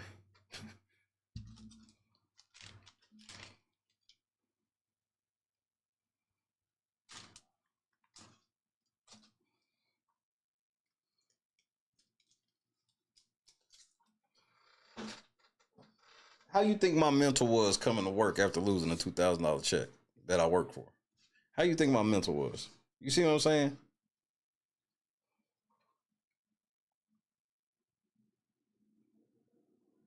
They put my house on the internet just like they did Drake.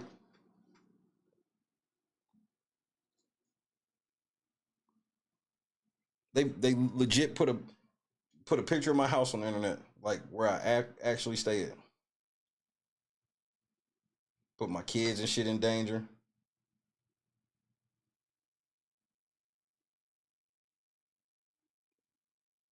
But hey, it was just internet beef. And trust me, that's exactly what YouTube tried to go to court and say at first. Oh, he's just trying to involve us in some internet beef he had. Well, that's what you want to call it, is ridiculous, but what about that song Built to Last, bitch? Do you know anything about that? You do? Uh-huh. Oh, okay.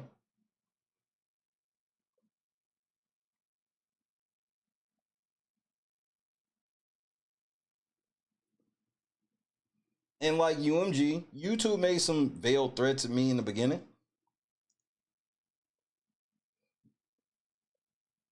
Once they saw that shit wouldn't work, I don't hear the threats no more.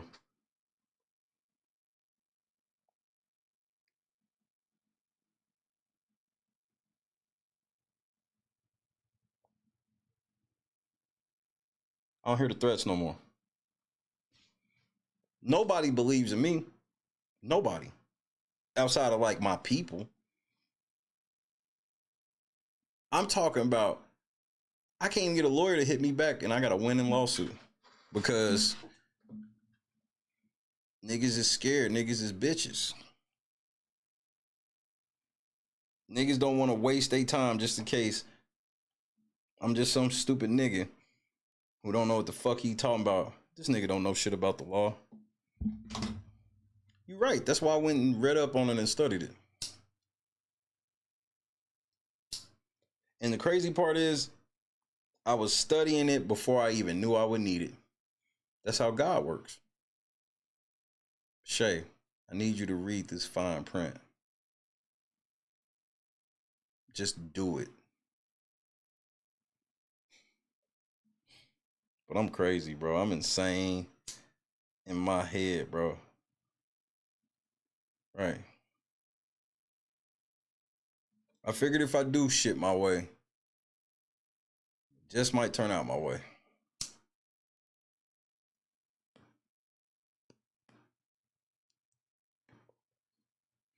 So while a lot of this shit sounds silly, sound pussy and everything else, cause niggas will tell you I sound like a pussy. You nigga, you went and snitched on niggas. I show the fuck did. Now what?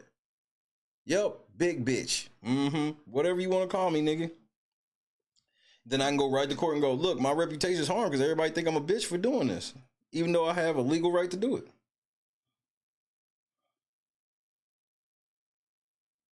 And the crazy part with Drake, that Drake don't have, that I have, is I got actual elected officials that helped. I had my life threatened by an ex-police officer. I had an ex-police officer said they was gonna come down here and do something to me. Where's the Black Lives Matter over the police shit with me? Oh, no, nobody care. Oh, that's right. It's only for some of us niggas, not all of us. I got you.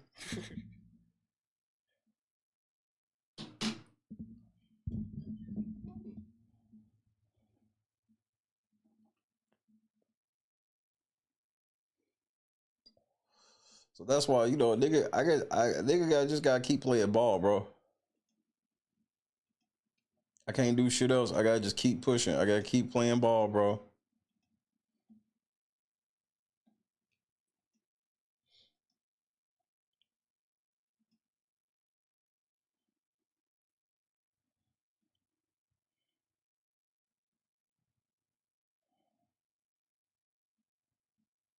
So yeah, some days I'll be in my feelings, if you will. But it's up to me. I'm going to single-handedly change this game. And it's not nothing I'm doing for like this level of clout. I don't need that shit. I'm doing it because that's the mission God got me on.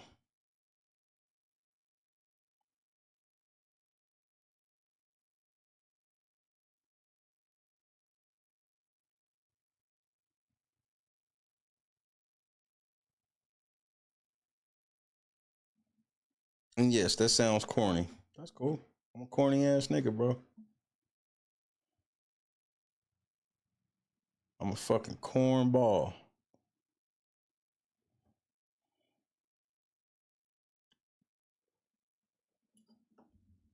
But I know that's what a lot of you dumb people like to call smart people, though.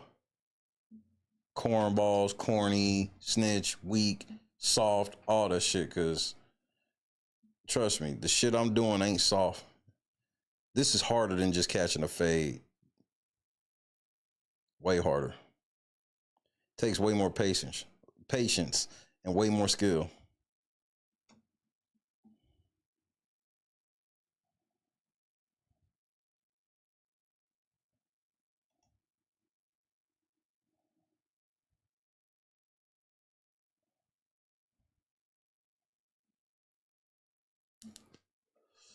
The truth must be told indeed, Jadis. The truth will be told. And you absolutely right. Justice will be served.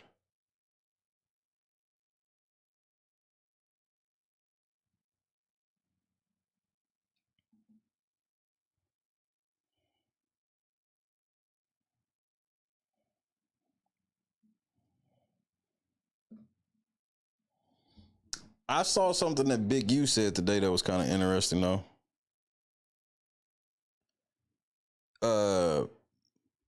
You know how Adam 22 said that the feds wanted a motherfucking cease and desist letter that was sent to him from Big U?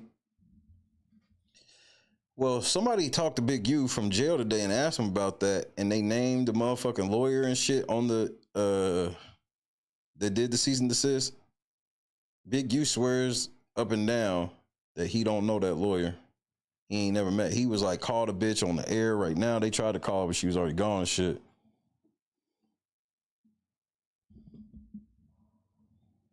Hey man, like, obviously we do know that Big U is a fucking liar. It can be a liar, but this should be easily provable if he's lying about this though, right? I guess we go see.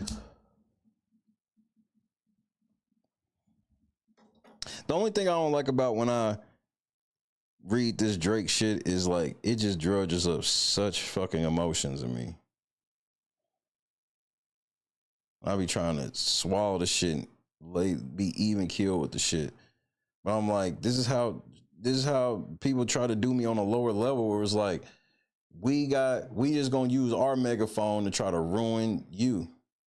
Think about all the people that try to pretend to be my friends so they can get me in private groups, trying to get in private groups with my moderators. And bro, it was literally people trying to fake like they were church. Oh, we need to start this prayer group. Who the fuck are you? I don't need to pray with no fucking demons. I'll pray for you. I don't need to pray with you. You can stay over there.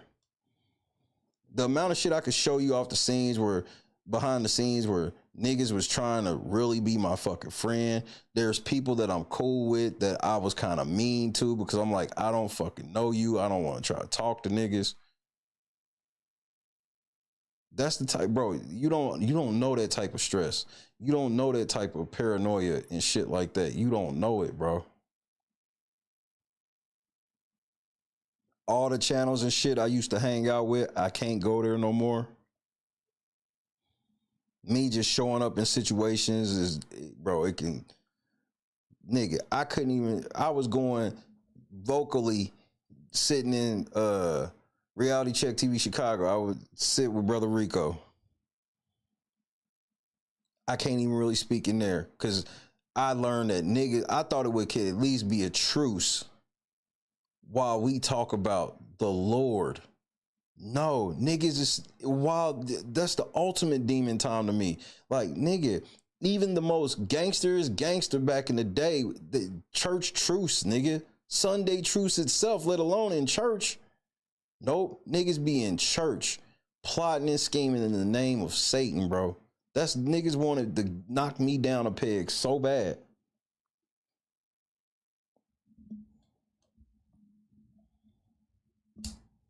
I had multiple trips canceled. I was supposed to start my LNC ride shit which was going to encompass us hitting restaurants and all this shit. Couldn't do all of that. All my money gone. All of it gone. I was supposed to go to fucking Philadelphia. Fucked. Right out of it. Fucked right out of it.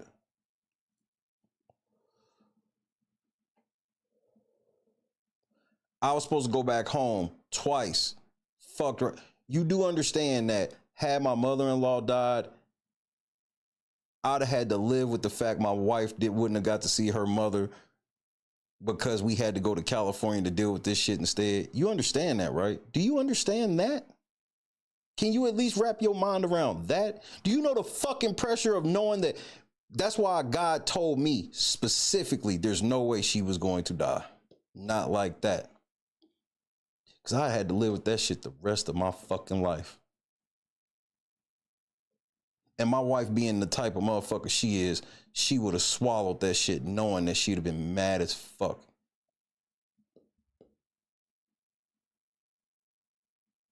Because when we went to Cali, she cried because she wanted to go see her mama. And that hurt me because I understood. She didn't cry because she was mad at me. She cried because I was going to do both. I was just going to take her home and then come back home and then drive out there.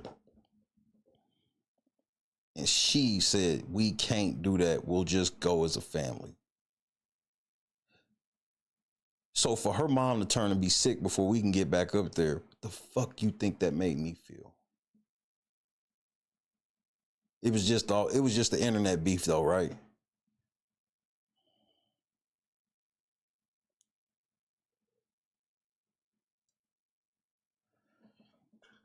It's just the internet beef.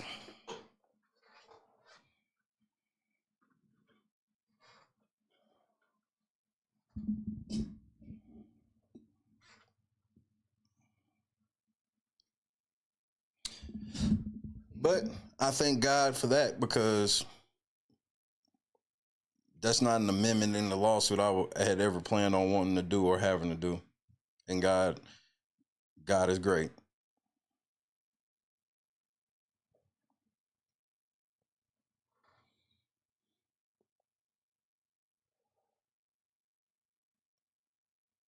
I don't want no sympathy. I don't need no empathy. You know, I appreciate everybody to pray for me and all of that.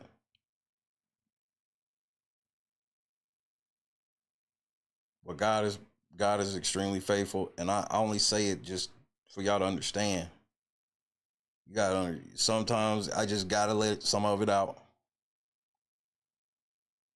I wouldn't wish none of this shit on none of my worst enemies, which is why I ain't done none of it to them. I could have did worse to them.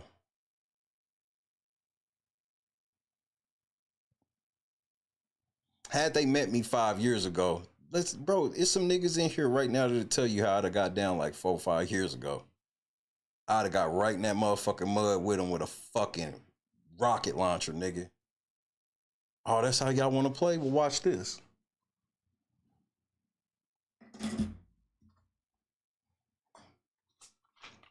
But I'm a better man now.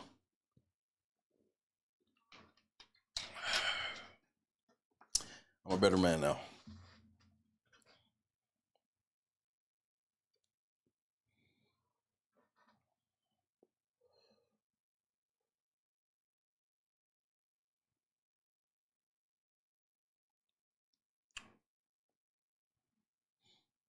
I'm going to tell y'all a little secret. This is going to shock some of y'all. LeBron James ain't shit.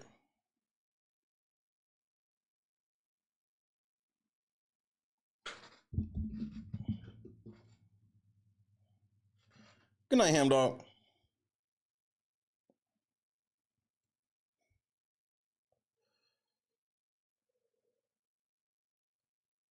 LeBron James ain't shit.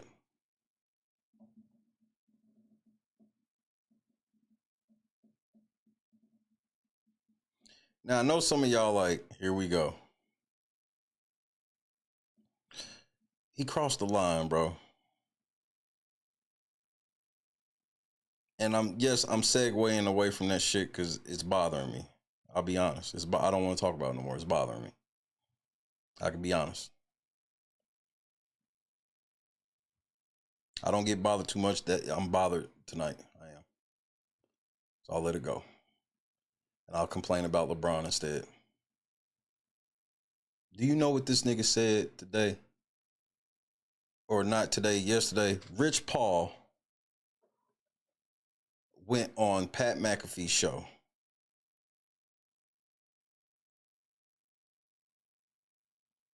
And said that the Miami Heat were not a big three.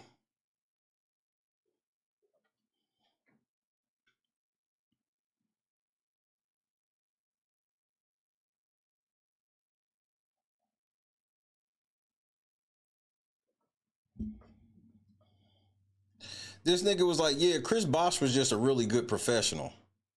Chris Bosh was what?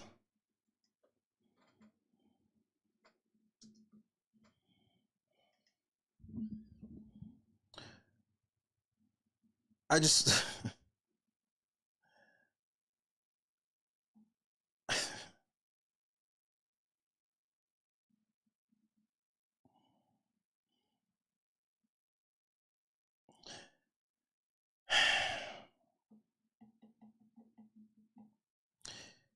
Chris Bosh, before he got to the Miami Heat, the season before, this nigga averaged 24 points, 11 rebounds, 2.5 assists, a block a game.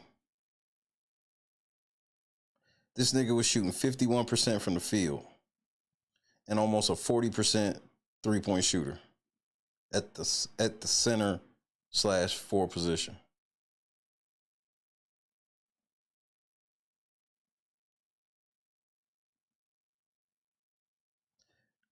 If I was Chris Bosh, I would come out right now and tell LeBron James to suck my dick.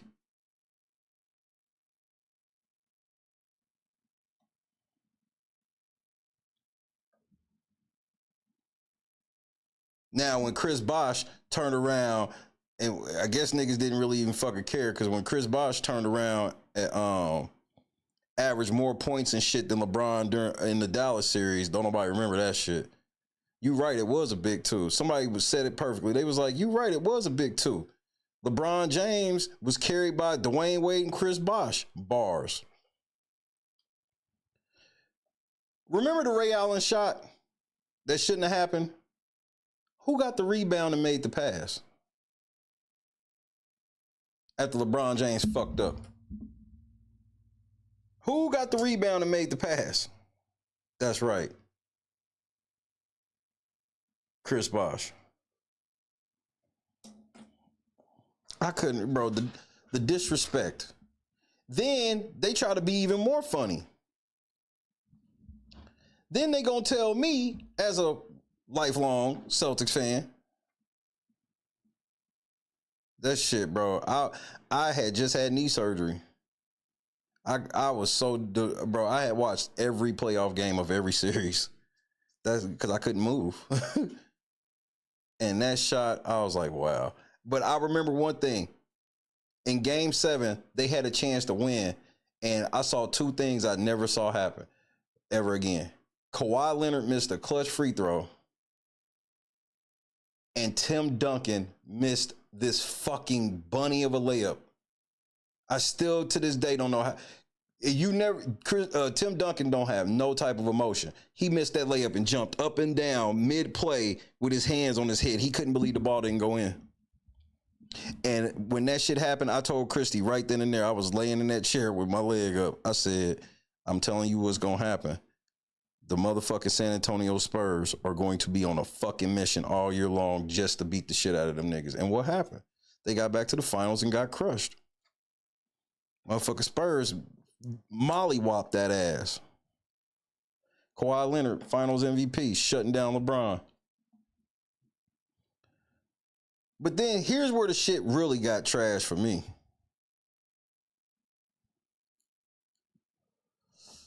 These niggas is gonna tell me that Boston was really a big four. And I was like, well, who's the fourth? They try to say Rajon Rondo.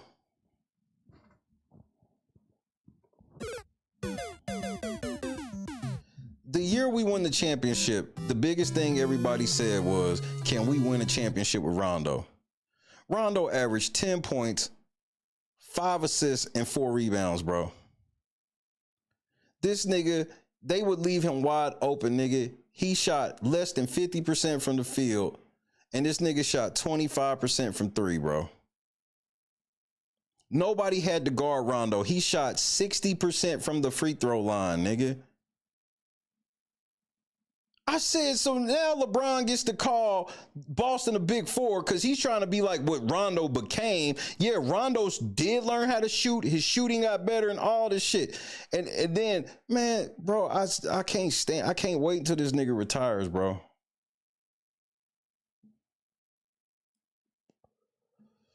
This nigga just be lying for the sake of lying.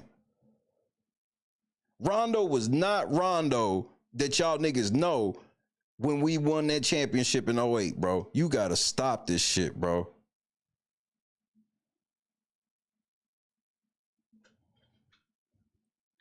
Rondo wasn't even playing 30 minutes a game.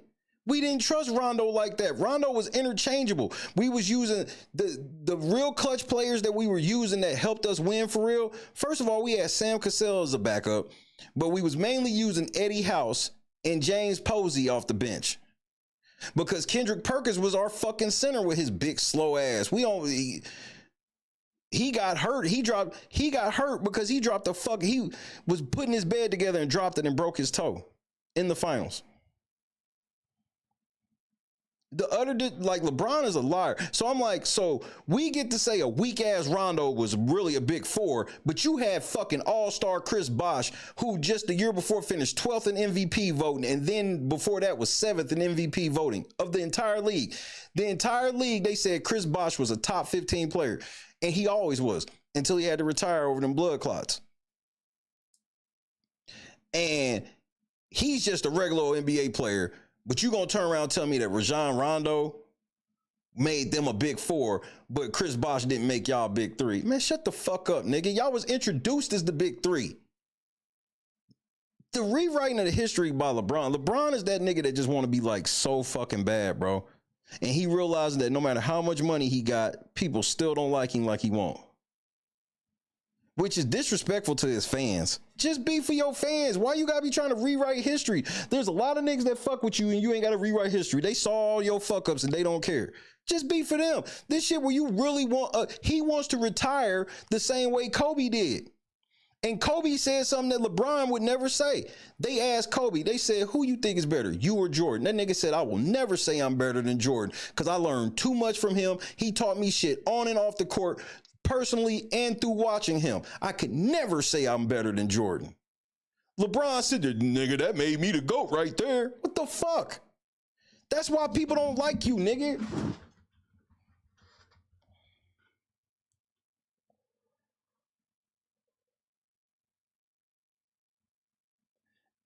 Josu, that's 10 years after we won the championship. See, that's that LeBron shit. You do understand do you understand that some players weren't always good and when they were in the league? That some players had to become good? Rajon Rondo turned himself into an all-star. He was leading the league in assists and was getting hella steals because of them long freakish arms and big freakish hands he got. In 2008, he was trash. They wouldn't even, his jumper was so unreliable, they wouldn't even guard him. Because they like, we got Paul Pierce on one wing, we got Ray Allen running around, and then we got KG on the post. So we gonna just sag off of Rondo. That was literally how we regarded the whole playoffs. Yes, Rondo became that nigga, but that's the trick that LeBron's trying to play. LeBron's trying to play this trick of, Rondo was always cold from the day he entered the league. No, he wasn't. Go back and look. The biggest question mark when they said, can the Celtics win the championship that year was, can they win with Rondo as their point guard? This is easily verifiable. Easily. Let's pull this shit up, bro. You niggas think this shit's a fucking joke. Let's talk about Rajon Pierre Rondo, shall we?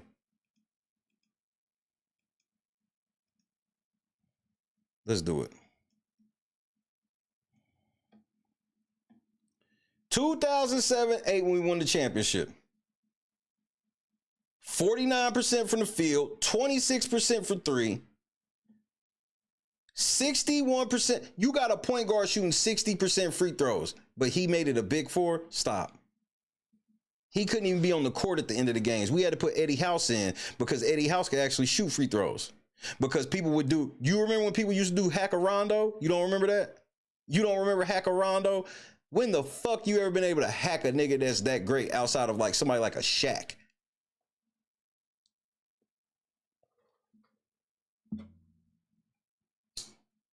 This nigga averaged 2 turnovers a game.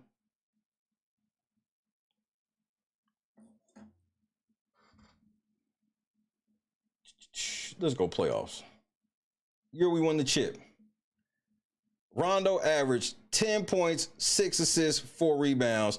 This nigga shot 40%, 25% from three. So both of his numbers went down in the playoffs. And at least his free throw percentage ticked up a bit, which was still in the 60s, which is atrocious for a point guard. Nigga was not no fucking big fucking three. Wrap that shit up. Or big four. You can wrap that shit all the way the fuck up.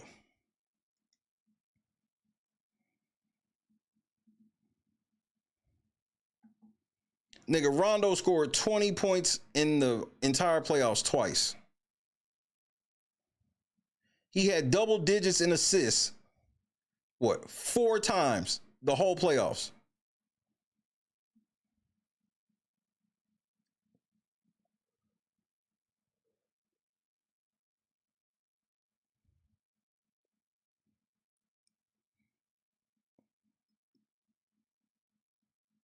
You remember when the Celtics made that big ass comeback against the Lakers in Game 4 of the finals? Was Rondo out on the court? No, he was not. Walter Ray Allen played 48 minutes in the finals, bro. Let's see. Rondo played 17 minutes in the comeback.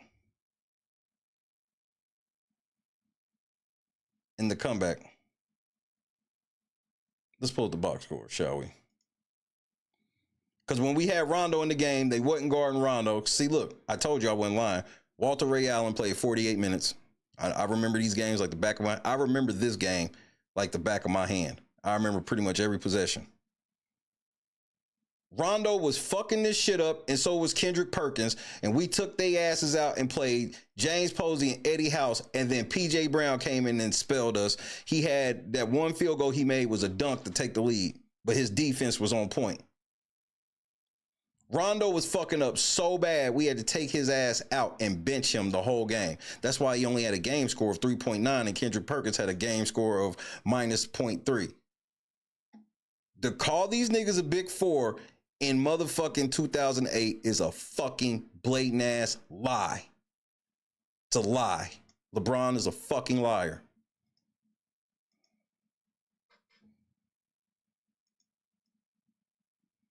No, we're not talking about his whole career. LeBron was talking about the championship season. Because you remember what happened in the championship season, right? We sent LeBron ass to the house. We sent LeBron home.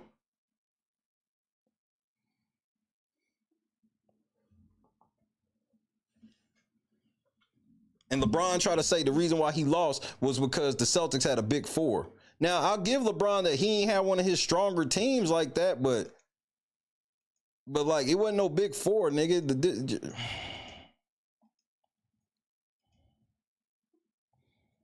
I just don't see how he get to say the player I just showed you makes a big four, but then Chris Bosh. Hold on, let's pull up Chris Bosh.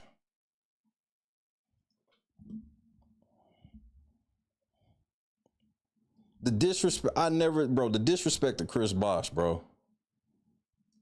A nigga retired due to blood clots, and LeBron still dragged this nigga.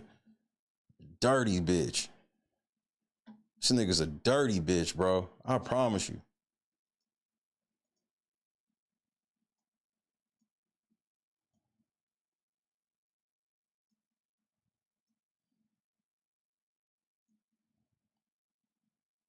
Give me a little zoom action.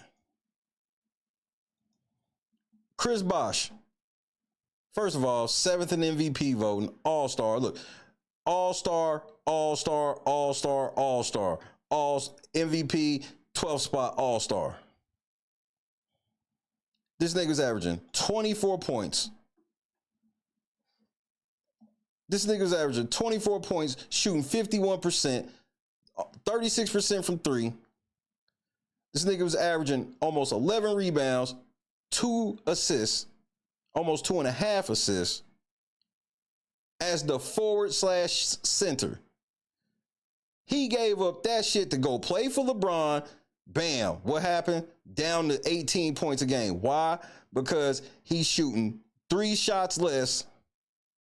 He's shooting 2.5 less free throws, even though he's still shooting a higher. He shot a better free throw percentage than LeBron. We know LeBron was in the 60s, 70, low 70s at best.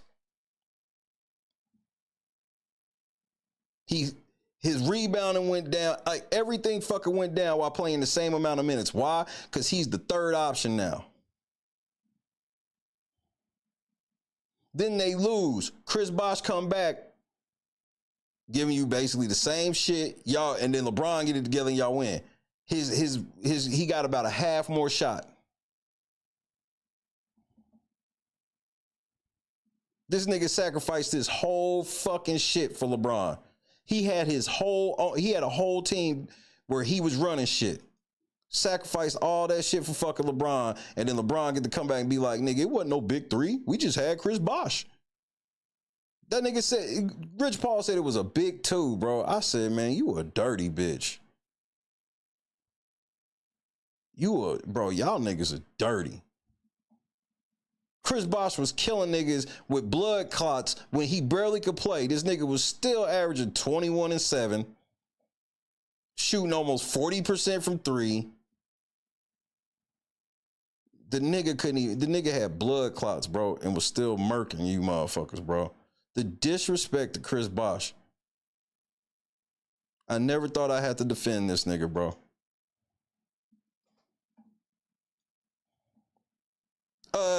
Point and shoot. Hey, Sheriff, what the fuck are you still doing up? You've been in the trap all night, Mr. Point and Sue.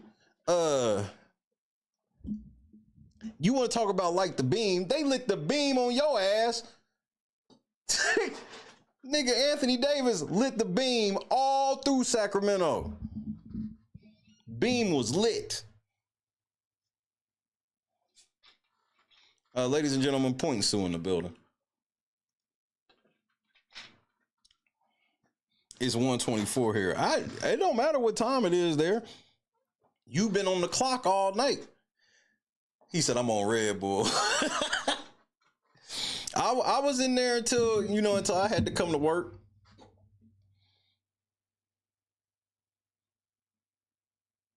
I was in there. I saw you talking about Ethan and shit. I said, bro, you was doing your thing tonight.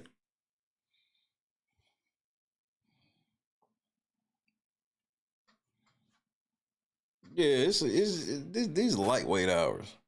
Potato Gaming, what's happening, cousin? Y'all need a De'Aaron Fox.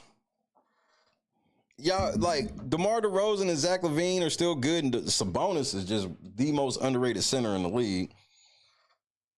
But y'all ain't got no point guard for real, and that shit hurts in the playoffs. Bro, you need to be... we supposed to be Bay Area brothers on this one. The fuck? Y'all sure did, bro. We still got room in Oakland. Come on. Granted, we on the San Francisco side now, but shit. Chase is on one side, Oracle on the other, but it's all the same. Come on home. Nigga, Anthony Davis and them came and put their foot in y'all light the beam, nigga. Put their foot, nigga. Dallas. Bro, I want Dallas to get in the playoffs so bad. I want them to beat Memphis so bad. Klay Thompson was hitting this shit. I was like, oh, Klay flashing back. Game 6, Klay in the play-in. It don't matter. If they get in, Oklahoma gonna throttle it. I mean, Anthony Davis gonna have to punk Chet Holmgren and Hartenstein, but after that, it's gonna be not having Kyrie. It's a wrap. So shout out to Kyrie. I can't stand LeBron, nigga. This nigga's a bitch, bro. I don't know if I told y'all this, but I can't wait till that nigga retire.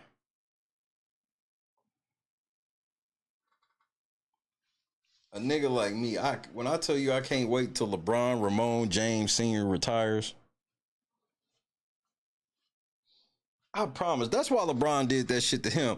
I wish LeBron would come in this motherfucking room and tell me to ease up on his son, nigga. As a motherfucking father, nigga, you better... Fuck you, nigga. And had he put his hands on me, I'm not like Stephen A. Smith. If he'd have put his hands on me, I'd have blocked. Had LeBron put his hands on me, guess what I was going to do? I was going to flop like LeBron. I would have took everybody out. I'd have fell into referees. I'd have fell into the drinks. I'd have dove into the motherfucking commentator table, nigga. You put your hands on me, nigga. Put your hands on me.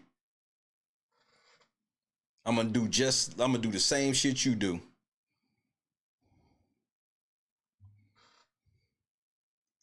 I'm gonna do the same shit you do.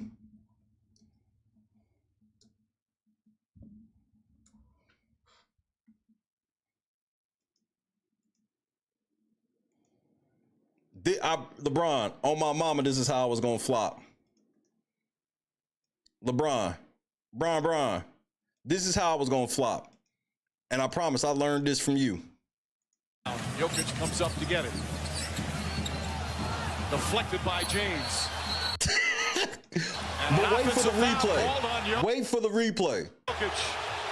This nigga spilled somebody's beer and everything. He fell into somebody's beer and everything, nigga, from half court. From half court, this nigga flopped into the motherfucking nigga. How did he land in somebody's beer? And then when this nigga turned and told this nigga, thank you for the rally towel. Thank you. This nigga's a bitch. Complete embellishment by James. Nigga, what the fuck? I did nothing. He's a fucking flopper. He flop. Him flop. The fuck. I got you, Joker. Foul on Jokic. But the question is, even though he embellished it, was there legitimate contact before he sold it? Nigga, this is the greatest flop you ever seen in your life. That's a good counterpoint. No. You don't see the Nuggets coaches deciding the challenge. This nigga, I can't wait till this nigga go. Every time the games get hard, nigga, this nigga flopped from half court and slid into somebody's beer, nigga. Oh, you think it was? No, I think it was.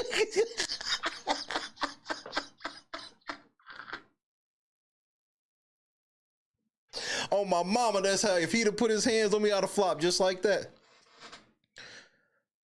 Hashtag FLL, nigga. Flop like LeBron. Anybody put their hands on you, you gotta flop like LeBron, nigga. Contact. No, he said you. I mean, that nigga. LeBron 6'9", bro. I've met LeBron one time. Big, that nigga's huge. I tell people, LeBron James is built like a dinosaur. That's why I think the nigga be juicing for real. I've met so many fucking NBA players and been around basketball players and shit. LeBron James is like the only nigga I've ever met that I was like, there's two niggas I thought was juicing. LeBron and Peyton Manning. LeBron was so when I seen him, when I got to meet him at the club, I was in VIP with him for a few minutes. The nigga stood up and said, what's up to me? And I was like, fuck, nigga, like he's big, nigga. Like this is before he was Miami big. Cause you remember how big he looked in Miami. This was like the season, maybe 2 seasons before he went to Miami. Peyton Manning, I was sure was juicing because I saw how big his head was in person. And when Peyton shook my hand, Peyton Manning's the only person who I've shaken their hand and thought they were going to break it. I thought Peyton Manning was going to break my fucking hand. He shook my hand so hard. LeBron's all of 6'9", maybe even 6'10", bro. No cap. And he's big as fuck. He's like a dinosaur, bro. The dinosaur. And he don't have no body fat. And like when he do, cause like when he do the hug, like you know how you do the handshake hug, he engulfs you, nigga, and it's like all right, bro. You can say no homo, pause or whatever, what the fuck ever, nigga. The nigga will engulf you, and you can fit. He's rock hard, solid, like it's like a brick wall. Was LeBron's a big ass nigga. You ain't never. I'll say all the shit I'll say about you. Won't ever hear me say that LeBron ain't no big ass nigga, bro. Peyton Manning, the year he won MVP, I got to meet him. That nigga shook my hand and I thought he was going to crush it. Firm handshake to a whole nother level. I was like, that's an MVP quarterback. I was like, no, I was like, that's how he throw that football that hard. Feel how fucking hard his hand is. I think Manning is 6'7", and Manning is a big ass nigga. That's why he wasn't run. That's why it always made me laugh. Peyton Manning should have been the first nigga doing the tush push. He was big enough, but Peyton didn't want no smoke, nigga. Peyton Manning is diving down. And I've met several basketball players and whatnot throughout the years from working at the radio station, whatnot. But LeBron James, like that nigga, I've never met a basketball player built like him.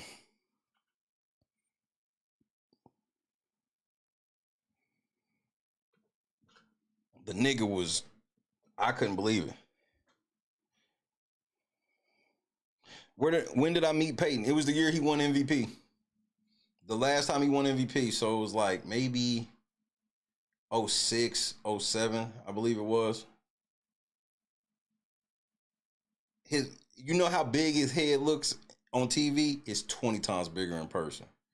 I was like, that's got to be juice. Between his handshake and his head, I was like, that has to be juice. I put it on my mama. Nah, it was. I'm from Indianapolis. That's where I worked at. So that I was cool with Pacers. I'm from Indianapolis. I was DJing in Indianapolis, so I was cool with Pacers, Colts, all types of motherfuckers. Yo, what up? This your boy Edwin James. I'm chilling with my main man Metro D on Hot 96.3. So this was Colts Peyton Manning, and you gotta understand Peyton Manning he was God. Well, he still is. He's God in Indianapolis. So to ever say that I could been in a building with Peyton Manning was just crazy in itself. Yeah, this was before he went to because remember he won a championship in Indianapolis in 2006. So it had to be, I think it was the year after the year we won the Super Bowl. So it might have been like 07. I'm pretty sure it was before we lost to the Saints when I met Peyton Manning. But I knew multiple Colts. Like one of my biggest homies from the Colts was Jerome Sapp, which I'm sure people don't really remember him. He played DB. I never got to meet Reggie Wayne. I got to meet Edrin James. I got to meet Peyton Manning. I never got to meet Reggie Wayne. Is who I wanted to meet. I ain't get to meet Coach Dungy, but I've met a bunch of fucking football coaches. Like almost all of I've been on the Dallas Cowboys team bus. And the reason why is because people know it now, but the combine has always been in Indianapolis. So when the combine would happen, all of the fucking coaches be there. All of the coaches and owners. So I got to meet Jerry Jones Jr. That's how I got to go on the motherfucking bus. And they was mad because I got on the bus and was like, fly, Eagles, fly. I put it on my mama. I put it on my mama when I got on the Cowboys bus. I held us down. That's on everything I love. But I ain't gonna lie, they had custom everything. So I took a styrofoam cup, a paper plate, and a napkin that all had Cowboy shit on it to prove that I was on the bus. Marvin Harrison, hell no. Marvin Harrison never came outside, bro. That's because we found out after his career that this nigga was the biggest gangster the world had ever seen. If you didn't know that about Marvin Harrison, I suggest you look that up. Marvin Harrison shot a nigga with a 50 cal Belgian gun and got away with it. Marvin Harrison never came outside. Like other niggas would come outside here and there and do. Marvin Harrison never came outside. He went to practice. He went to the games. And nigga, yeah, I guess you could call it bold, but nigga, I'm an Eagles fan, nigga, and I wasn't gonna sell out that shit for. I don't like the Cowboys, but at the same time, I'm also a realist where I'm like, I'm not one of them stupid ass fans where I'm like, I can't go on the Cowboys bus because I'm an Eagles fan.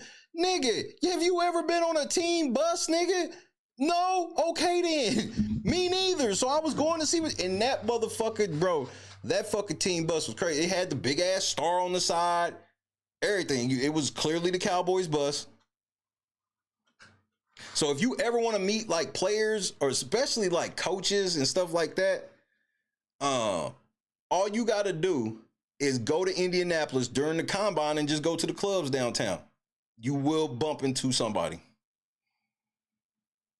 You will. Now it's publicized like crazy, but the combine always been in Indianapolis.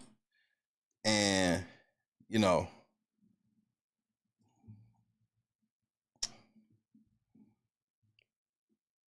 Indianapolis be a little cooler than people think. We get more shit than people. People think we just get the race, but it be all types of shit going on there.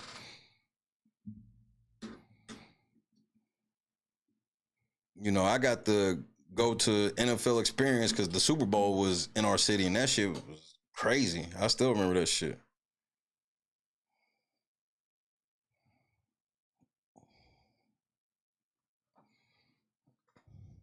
I mean, I'm blessed. I wouldn't go back to that life because it was too much bullshit going on. And I'm not the person I am now. Like, I still know some people. I could flag some people down if I really need to prove some shit, but I don't need to prove nothing to nobody. I barely even like talking about the shit unless it's complete and utterly relevant in the conversation. But, you know, like, I can't lie. When I met LeBron James, I thought the nigga was juicing then, and he wasn't nowhere near the Miami size. And just for the record, I was a LeBron fan then. I had a Witness t-shirt, all of that shit, bro. I had one of the original Witness t-shirt.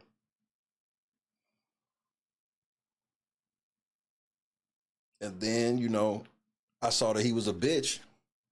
There it is. I found out that nigga was really a bitch.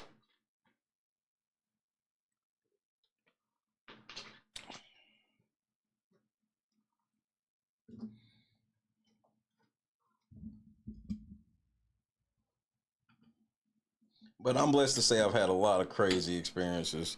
There's a whole lot of experiences I ain't even said on the air that you wouldn't believe anyway. So I just don't say them.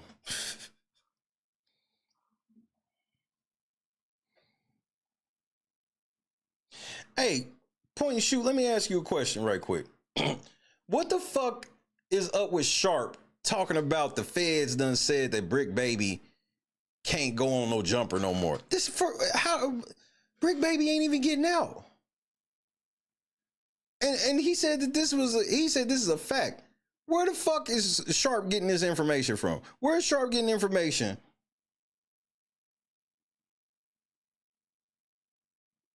Where the fuck? Who told Big Church that the Fed said Brick Baby can't go on no jumper no more? I gotta go to a baseball game up there, V, when I get to that coast for sure. Probably end up having to go to a Phillies game, which it ain't the end of the world. Like me, I don't care about none of that shit. I'll go to a Laker game. I'll go to anybody game because I want to experience the stadium. Nah, no, he ain't released. But Sharp was talking some big shit. That nigga Sharp said that Brick Baby wasn't allowed to go on motherfucking no jumper no more. And I was like, I just want to know where he got that from. But shit. Big Church is a clout demon too. Can't act like he ain't.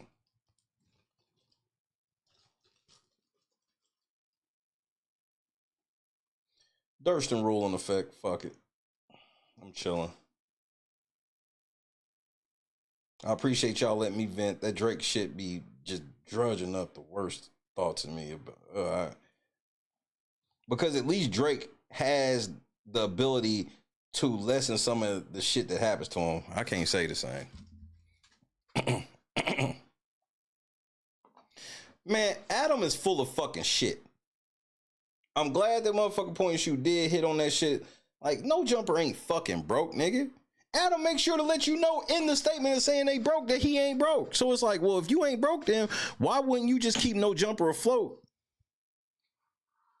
I just think it's time. I personally think that Adam is a fucking fed, and this is how that fed shit gonna go.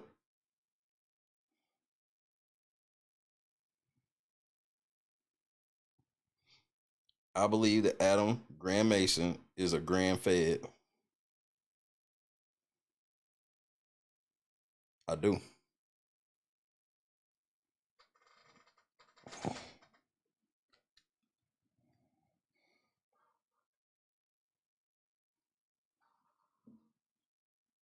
Just like I don't believe Loose Cannon when this nigga sit here was like, oh yeah, why do we know that they were in the same cell? For whatever reason, them niggas said that shit. Come to find out they weren't ever in the same cell, but now Loose Cannon running around talking about some, yeah, I had to beat Brick Baby up and get him out of the cell because he's snitching. Loose Cannon, your daddy was such a big snitch that when you get put on for the 60s, they tell niggas don't be like your daddy.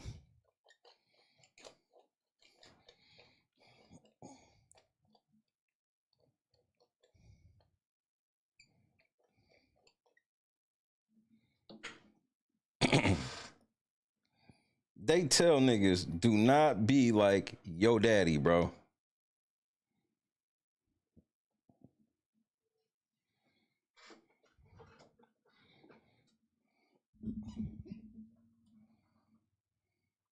That's crazy, Janice. Whack, I believe it was a consolidated effort between Whack 100, Adam Grand Mason, the 16 of Nashua, Trap Lord Ross, Poetic Flacco, and Vladimir TV. You got to remember, especially, let's take Flacco out of it, because I think Flacco just kind of was, he trying to get on. Brick Baby was cool with Trap Lord Ross doing music videos and they hanging out all together and shit. Brick Baby was getting interviewed by Vlad TV. The shit that we all agreed that Vlad is that nigga, that's the snitch shit for years. Brick Baby went through all of the niggas that be, he was cool with all the niggas that be notoriously getting niggas locked up.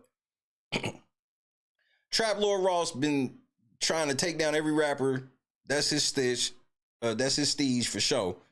Then he goes and talks to Vlad, who's notorious for getting niggas either locked up or murdered. Then he was co-hosting with Adam, the same nigga that multiple of the co-hosts have been locked up. For extra, they done set this nigga up. He ain't getting out. They about to max his ass. Crip Mac ain't getting out for a while.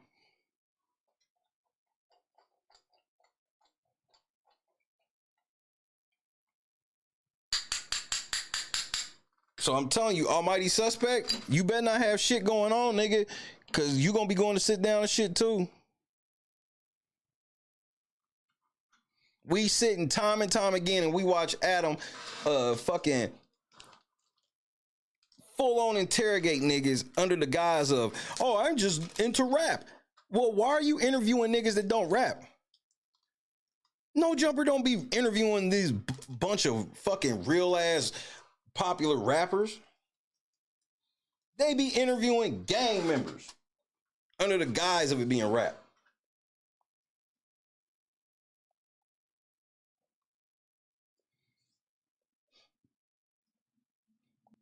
And y'all niggas be so thirsty for clout, y'all like, I guess we'll go through No Jumper. Then you get there, they don't want to talk about your music. They want to talk about beefs you got, murders, bodies, all types of shit. Draco the Ruler, one of the biggest rappers they got, where he at?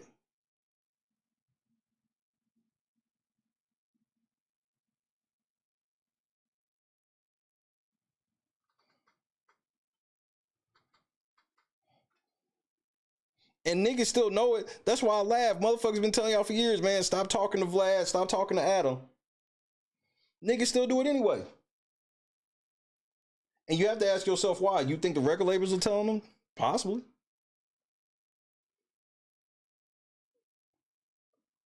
You explain to me how a nigga that was a BMX bike rider became that was what Adam was doing. He was on TV with the shit. And not like in that professional type of way, but you know, I can show you old clips. How did this nigga ever become the authority on hip hop on any type of level? This ain't about Adam being white. It's way deeper than that. Good night, Lennox.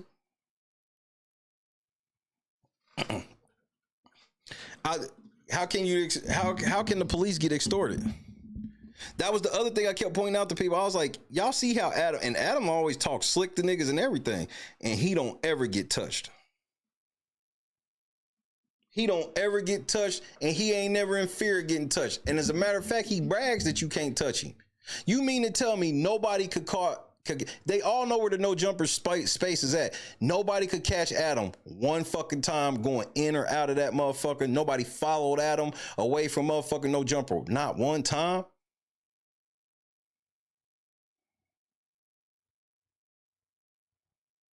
You know, Point and Shoot pointed out that nigga was wearing eyeliner, right? And I got to thinking about it. I laughed at first, but then I got to thinking about it. I was like, what if Adam's wearing that eyeliner and shit to make it look like he high on drugs and he's really not?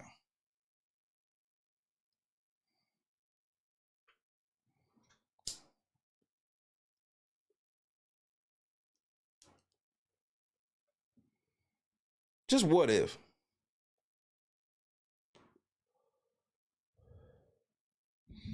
He got ran up on. I could show you a bunch of almost times that Adam, but nothing everlasting ever happens.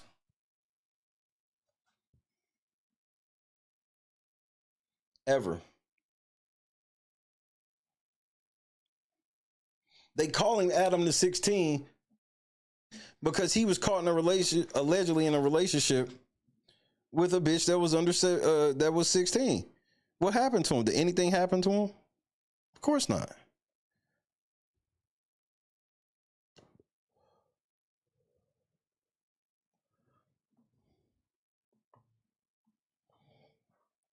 Niggas like Adam get touched in some way.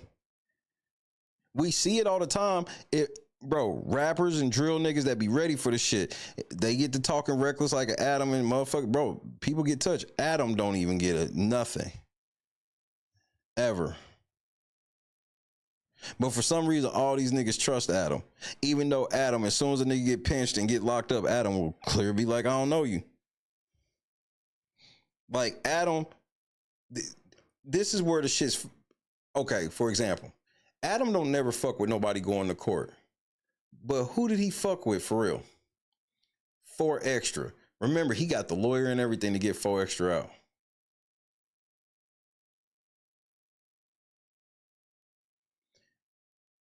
And then Adam wants us to believe that when 4 Extra finally got out, he was telling him not to go to Hood Day.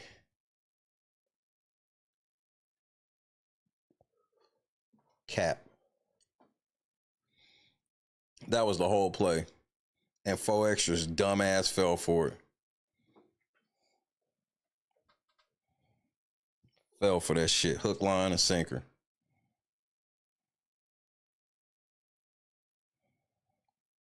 Because I tell you like this, if anybody harm a hair on Adam, heads are going to roll. Cover, that's why they make sure it don't happen, because they'll have to blow their cover. If anything happens to Adam anywhere,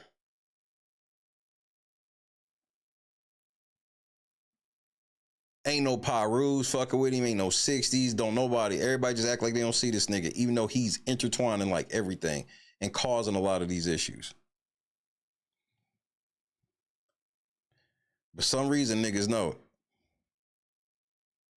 Some reason niggas know. And if something happens to Adam, I promise you, there's going to be multiple people that's going to go get locked up and or be dead. In my humble opinion. He went to O Block. He done did everything, bro. He done had every level of trapper in there. Niggas that he know got beef, he'll bring them on the show. And bro, the most that happens is like niggas try to throw water on him and shit like that. That one nigga from O Block came and was calling him a pedophile and all that shit, nigga. He tried to act like he wanted to do some shit, nigga. Adam not only stood 10 toes down, got on the internet after and was blatantly disrespecting that nigga over and over and over. I can't even remember the nigga's name. No disrespect, I just can't remember his name. We've seen this time and time again and nothing ever happens, even remotely. And I'm like, how? But we know, they know where he be at. No, ain't nobody ever can follow that nigga to the crib, nothing. And I'm not saying they should, but I'm just like, when you see that type of shit where it's like, man, if Adam was gettable, he would have been got already. But I don't think he's gettable even a little bit. I bet he always got some type of security tail that you can't see. And there's probably cops. Ruger. Thank you, Cam. It was Ruger. Thank you, sir. No disrespect, Ruger.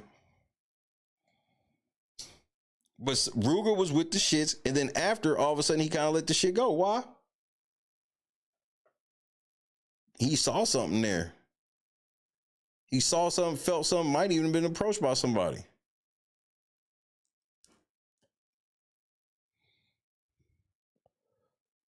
Ain't his wife Armenian? So let's say he ain't the feds. He knows somebody then. If he ain't the police, he got somebody in the background that ain't letting him get touched.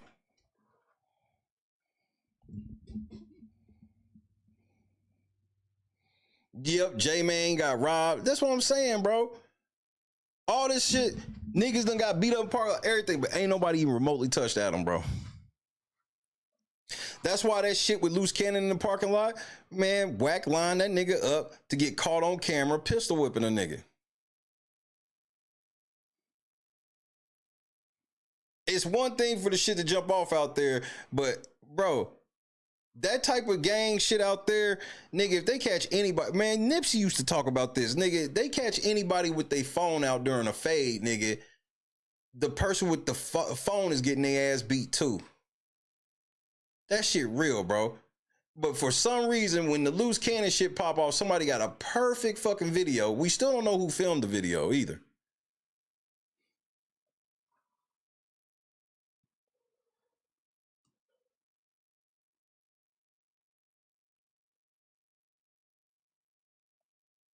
And that's before everything with Adam, where people just literally ignored that his daddy was one of the top feds in the country. His uncle, one of the top feds in the country.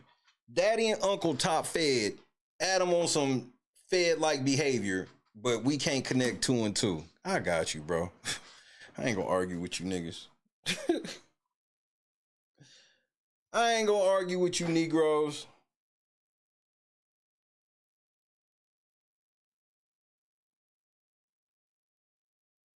Who is R&B? What does R&B stand for? And his daddy got a pardon from Bill Clinton as well. Jinx, V. No shit. See, V know what time it is. This is what I'm saying, man. That's just too many coincidences for me. You doing police-like behavior and your daddy was a fed with the president. And because people don't realize that, yeah, if his daddy was working with the president, that makes him a fed, bro. Period. He's a fucking fed, bro.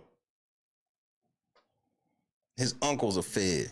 And then if you really try to look up information on Adam Graham Mason in the past, you can barely find anything.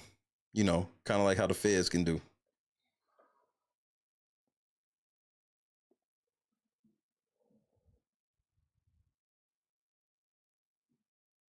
And I believe you too, Cam. I believe it was motherfucking Wax girlfriend. That would make all the sense in the world to me.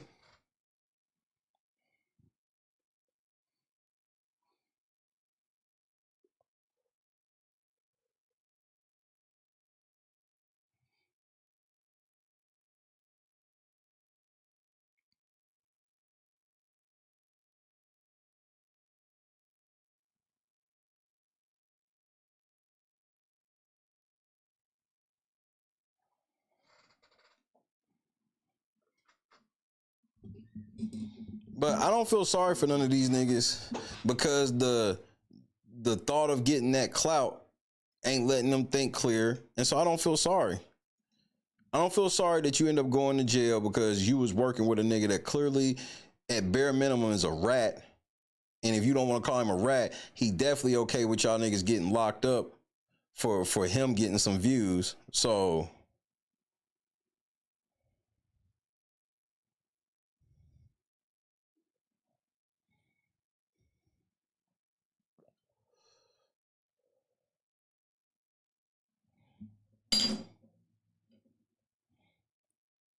you hang with that nigga, you crash out on the internet talking about killing motherfuckers and all this shit, and your so-called homie not only lets the video stay up, but clips it into its own separate video.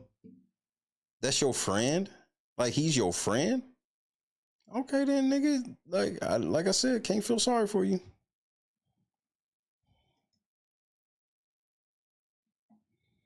The video leaked so fast and we don't know who recorded the video, and the video was recorded during a time where a motherfucker would have literally said, hey man, you better turn that fucking phone off or we gonna beat your ass. And if you wouldn't have got an ass beating, it was definitely to the point where a motherfucker would have just snatched the phone from you.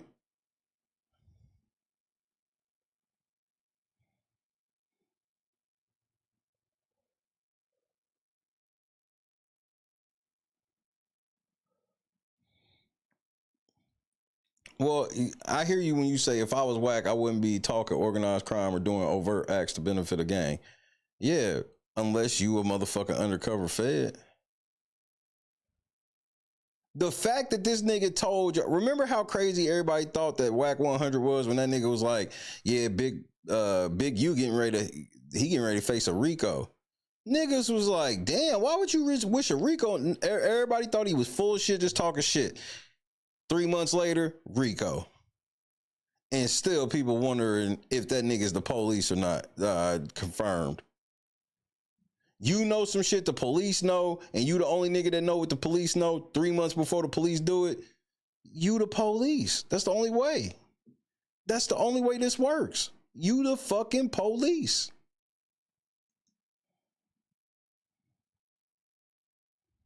But we've gotten to a point in time where people just don't want to believe certain people are the police.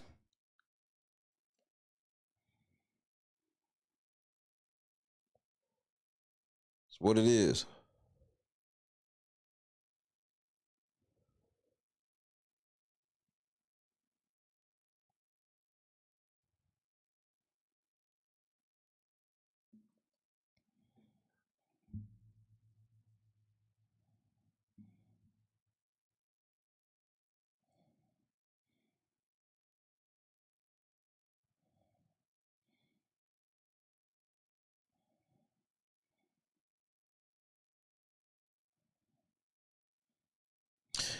But I don't know any of them niggas, so I can't even sit here and be like, why won't these niggas listen to me? Nigga, I got 100 people in my chat. It's a long way. I'm a long way from y'all hearing me, and that's okay. That's actually a bad thing for y'all.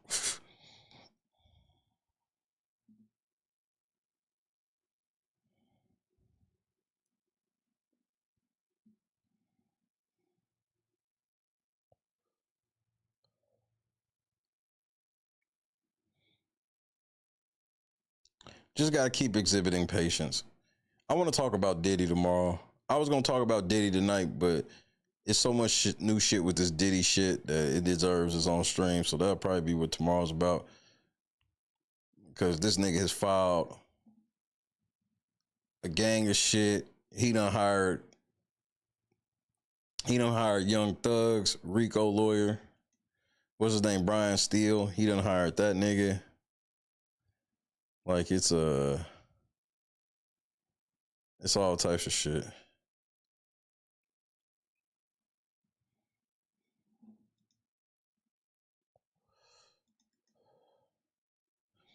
And nigga, the Michelle Obama podcast, bro, if y'all, any of y'all niggas, first of all, Michelle Obama ain't even got 100,000 subscribers, which is hilarious. That's by design, because she can have as many as she want. But apparently they put something that her and Tracy Ellis Ross had going on, so I'm gonna at least hear that. Look, Tracy Ross, niggas was saying that you was one of the finest bitches ever, which I never agree with. I thought she was a 6 at best.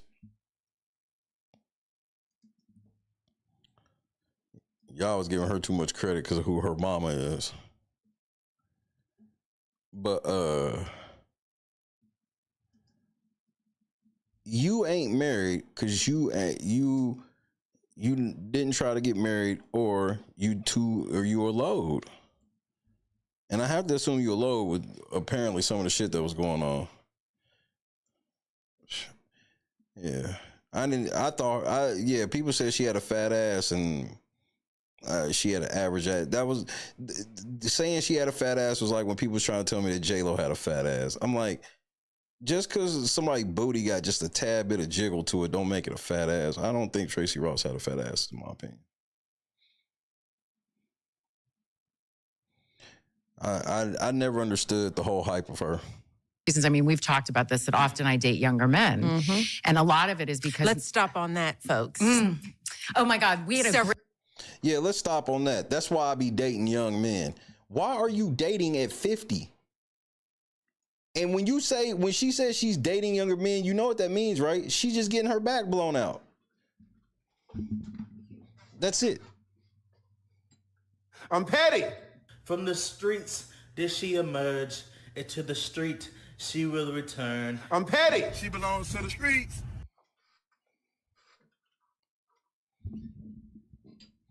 You want to hear your grandma talk like this?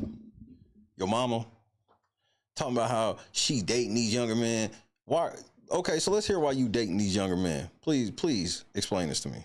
Great dinner. We had a great dinner, by the way, where across the table, your husband goes, "But why?" And I said, "Well, maybe because I can." Yes, barrage. This is what I'm saying. See, that's the reason why you still single. That mindset. Why are you still out here fucking a bunch of young niggas? Because I can. That's why you still single. That mental is why. Tales from Tracy's. It's fun. It's very fun to share. Tracy tales. But you date a younger woman. But one of the Younger man. reasons, though, that because I had to ask myself that question, I was like, "What is this about?" Yeah. Because I want a partner, and so often, and it's not just that I'm older. I'm also very embodied. I am a full, very whole person who knows myself, who is in charge of my life, and who lives a very full, just robust life. So, AKA, I don't want no nigga ever telling me what to do.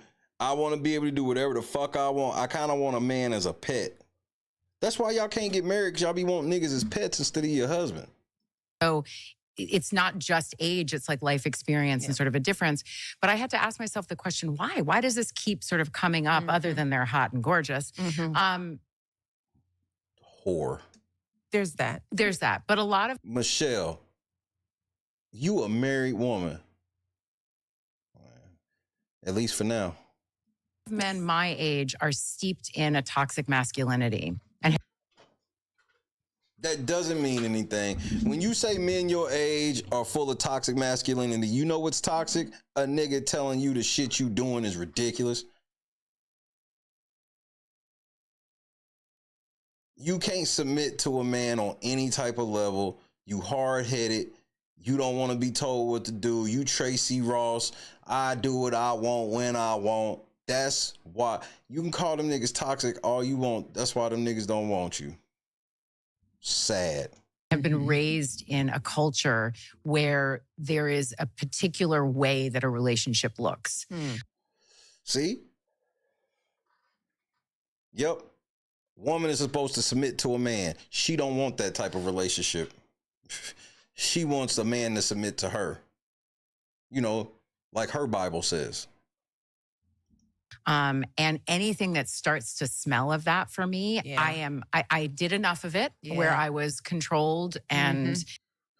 What does controlling look like?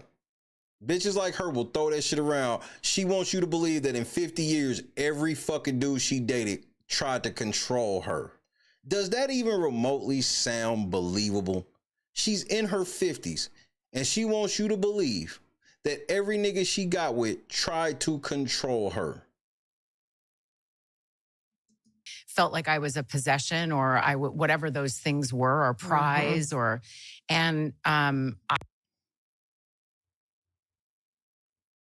nigga seeing you as the prize and a nigga controlling you ain't the same shit. I have no interest in it, and I will not do it again. Of course you're not. You gonna die alone, nigga. Like, I don't know why you think you special. You gonna die alone. All you gonna be able to do is get some of these young niggas to fuck you, and you paying for everything. You find these young, beautiful niggas, you gotta fly them out and all this other shit, nigga.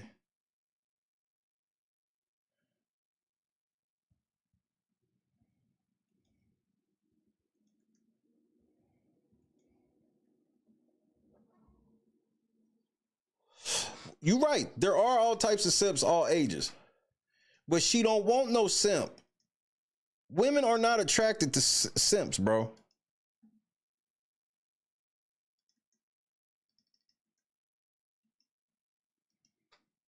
Simp ass niggas weak. That shit be cool at first, but the reason why girls don't like simps is because there's certain shit that they want from a man that simps are not capable of doing. Simps ain't tough enough. Simps are always gonna say, it's whatever you want, babe. And they don't want that shit. They do want you to stand up. But then some of them exhibit such a nasty attitude that some dudes like, I'm not dealing with that shit. I'm out.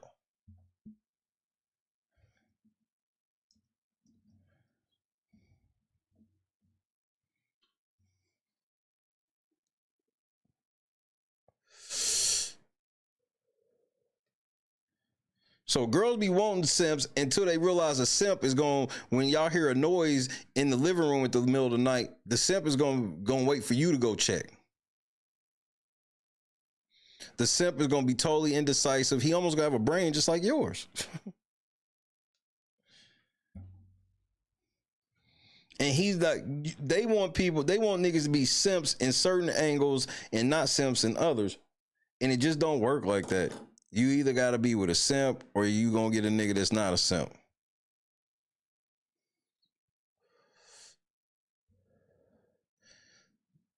I got one more video. We got to check out this Karen on the plane. Tactical nuke incoming!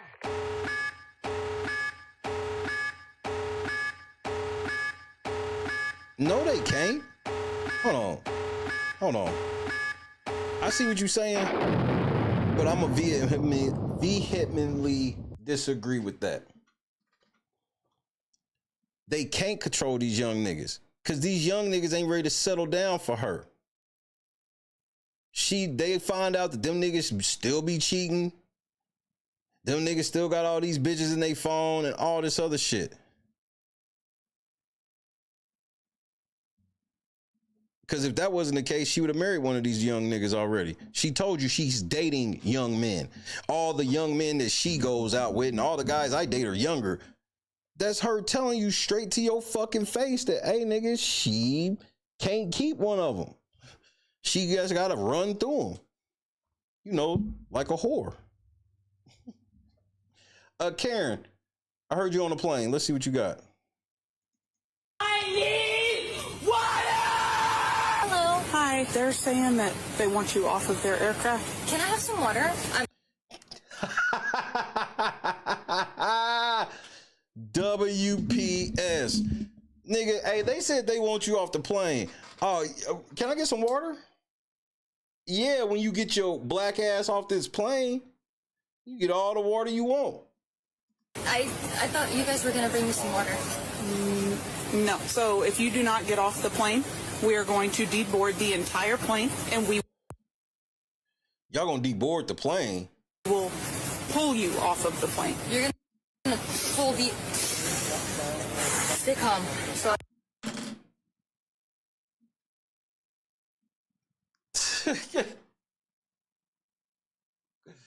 Hey, nigga, if you don't get off this plane, we gonna deboard this plane, and then we gonna pull your bitch ass off.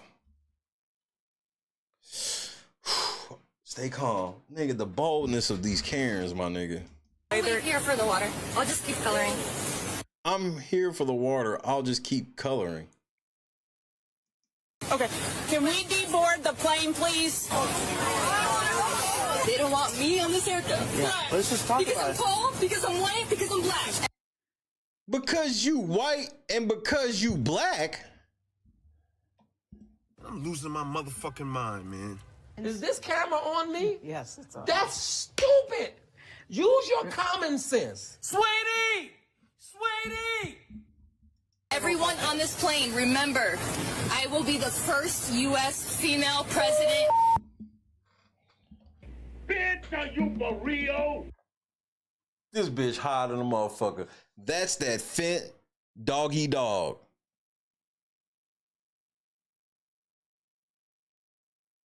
That's that Fent doggy dog, nigga. Fent up, Fent out, nigga. This bitch higher than all outside, nigga. This bitch thought them shitty tattoos make her black. I'm done. Y'all niggas get on my fucking nerves. In the United States of the... Here, come over here. Hey, can we walk and talk? Stop. Put your hands behind your back. Why aren't you arresting me? What's right here? No!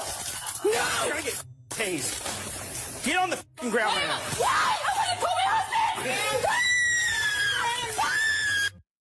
Bitch, get your ass on the ground, nigga. Pull out the nightstick. I need the rest of that. I gotta find the rest of that motherfucker, nigga. I need water! And she still need that glass of water, nigga. Hello. Hi. There's. Look at the looks on all the people behind her. They look like, thank God you're here. This lady, like, everybody like, man, get this bitch off the plane, nigga.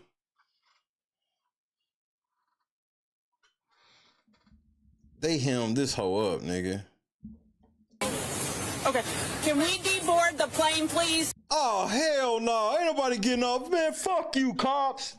Oh, man, They don't want me on this aircraft. Yeah, Why? let's just talk because about I'm it. tall, because I'm white, because I'm black.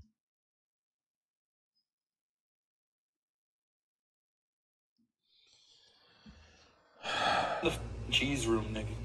Dude.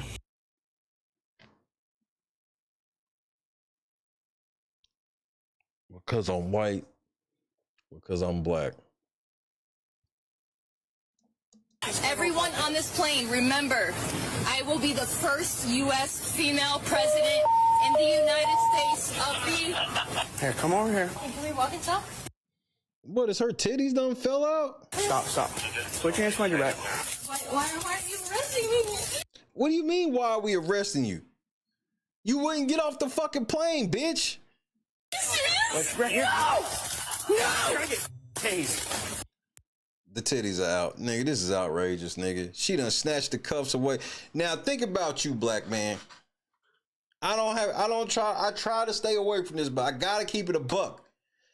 You, black man, they put your hand in one handcuff and you rip away and you standing there with the handcuffs. What is most likely the next thing to happen? They either gonna pull their gun out or they gonna tase you.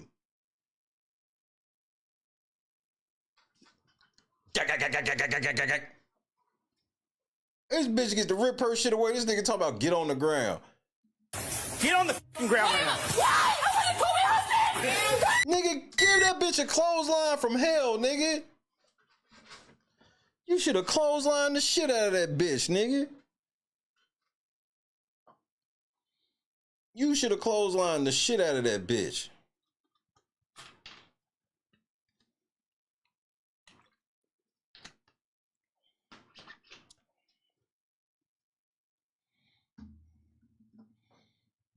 I need excessive force. Sometimes, cops, we need excessive force. That was a time I needed that excessive force, nigga. You should have hit that bitch like they hit that golfer, nigga.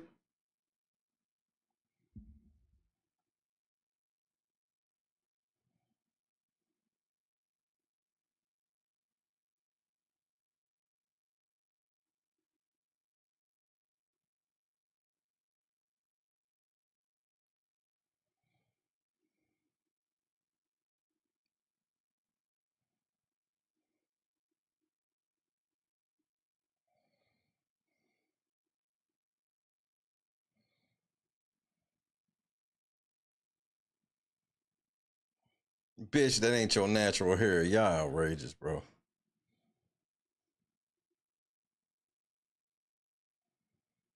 Y'all are fucking outrageous.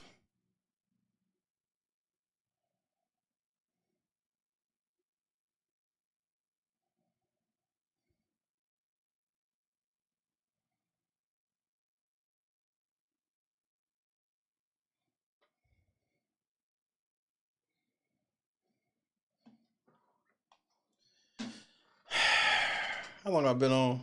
Long enough to get the fuck up out of here?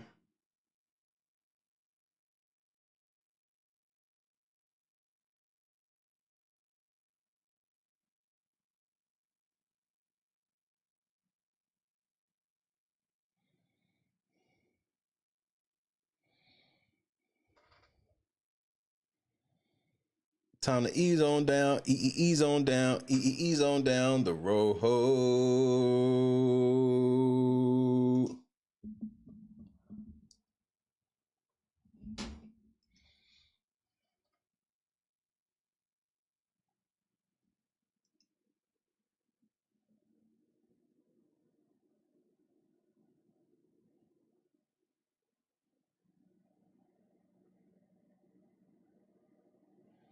Man, I still can't believe how Blue Origin think we fell for this shit. But I am gonna try to get my wife one of these Blue Origin outfits so I can give me some pussy in one. Like, yeah, I fuck one of them bitches in one of them blue outfits, nigga. So I'm about to try to get my wife a Blue Origin outfit. She can wear that for my birthday.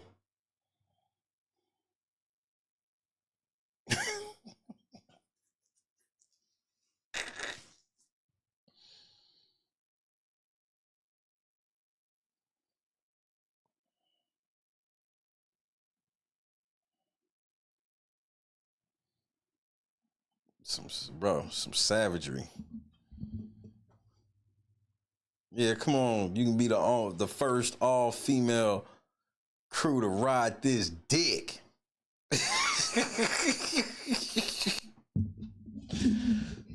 Bitch, get over here and save mankind now.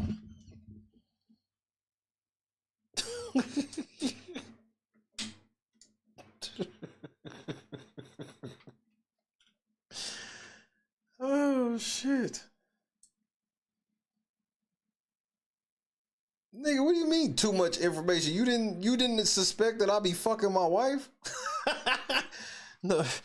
That's standard. This shit I can't fuck none of them bitches with on that ship with that outfit. So I might as well get the outfit for her. Shit, Jeff Bezos got to fuck one of them bitches in that outfit. How come I don't? The fuck? He better than me? What the fuck?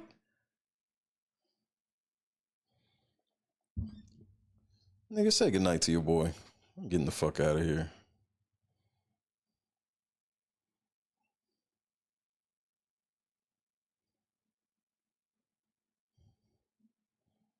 Jeff Bezos, that's what your head look like a dick, so of course you made a fucking ship that looked like a dick.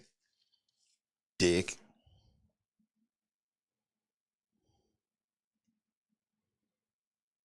And here's the crazy thing, nigga. I'm hungry. I don't know why that's the crazy thing, but nigga, it is. Nigga, I am hungry.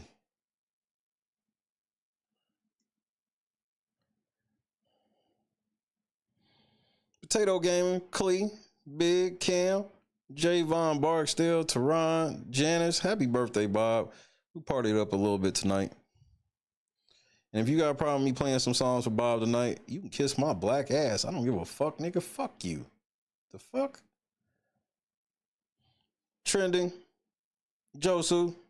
But if you do want to listen to some great tunes, Metro D will be making an appearance this evening. Kendra.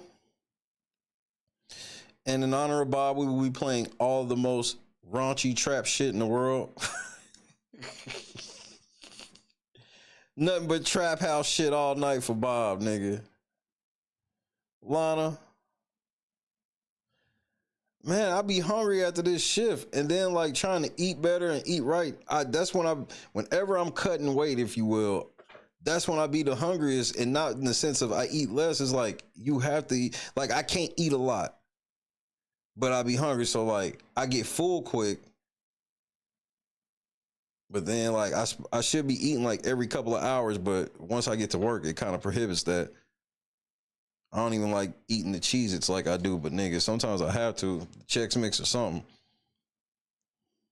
Knock this pain down. Joy. Man, shout out to the whole Real Late Night crew, bro. Shout out to Kevin Owens, man. Shout out again to Durston, bro. I'm so fucking proud of Daniel Durston. Do you not understand me, bro?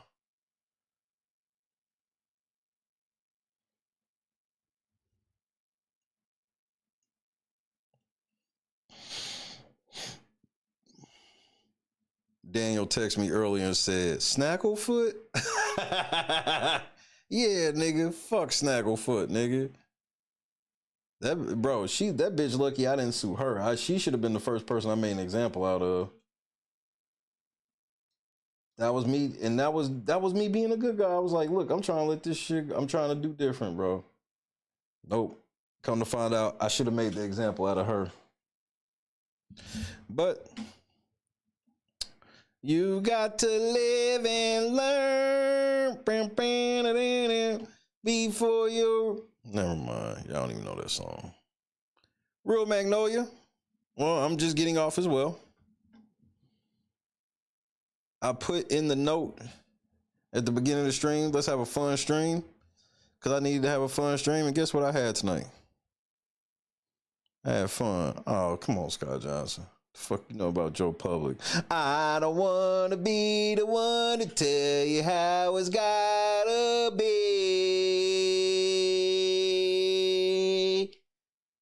Living is the only... Yeah, I'm playing that tomorrow for sure. V12. That was my shit when I was a kid, man. I used to listen to Casey Kasem every Saturday for my chance to hear that song because it wouldn't always come on the main radio station. Back when McDonald's fries tasted right and so did the nuggets. Replay Squad indeed, Magnolia. Shout out to the Replay Gang. All the links in the description, PayPal, Cash App, Venmo. We still don't have a goal, so that's why I ain't even been mentioning it. But if you want to, obviously the link's in the description.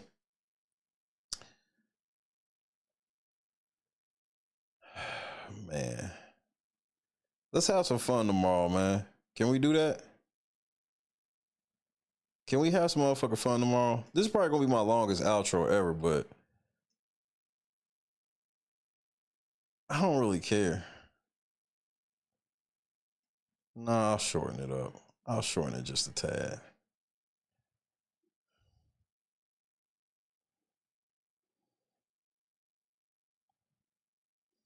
God is great, man.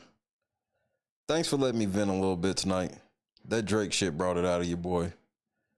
I'll be better tomorrow. Every day is a chance for me to get better. So I'll be better tomorrow. No more crybaby shit. We too old for that. You hit up our all day. Don't you push me. He pushed me first. You got one back. One back. Oh, you want to punch me? Hey, come on, man. Bring it on. Bring it on, buddy. This is retarded. No, come on, man. Larry.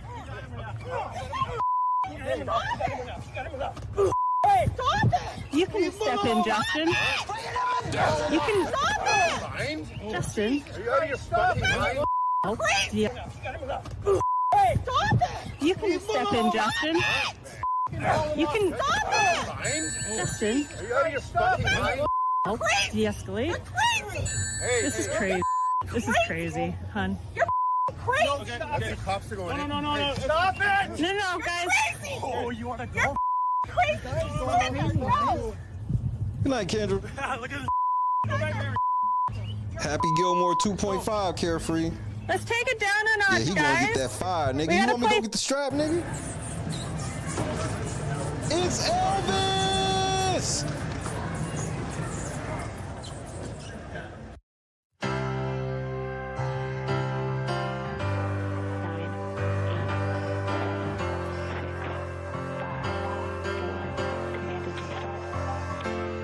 They never left the atmosphere on bronze in the sky. Nobody cared. Hey. Deep move, SpaceX, hilarious display. No chain involved, millionaires at play.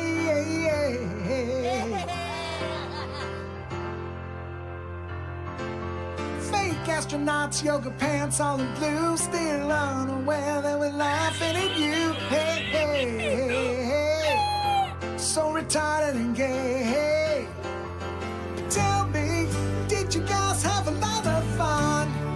Do you finally realize and understand how much you're hated? Old chicks' careers are faded. You can't see how completely out of touch you are. Real astronauts you aren't, just more entitled celebrities full of yourself, and nobody cares. Nobody cares.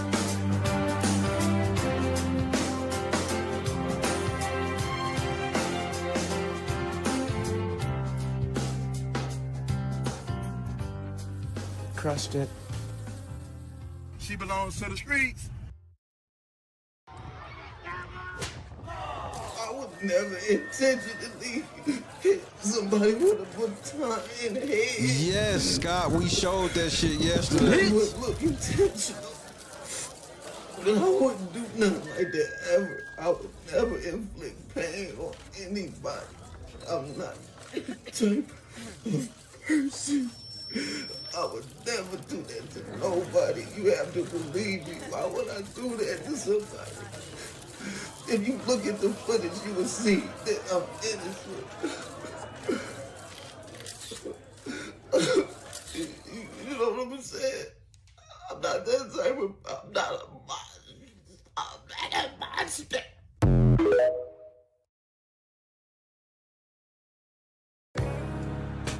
Hate that you said he wasn't a top 10 quarterback? Hate that you said he couldn't throw the ball? Hate that he got over when push came to shove? Hate that he always say the right thing? Money is nice, championships are better. Hate that in your all-knowing, armchair wisdom, you were sure he'd come up short. Hate that you got it wrong?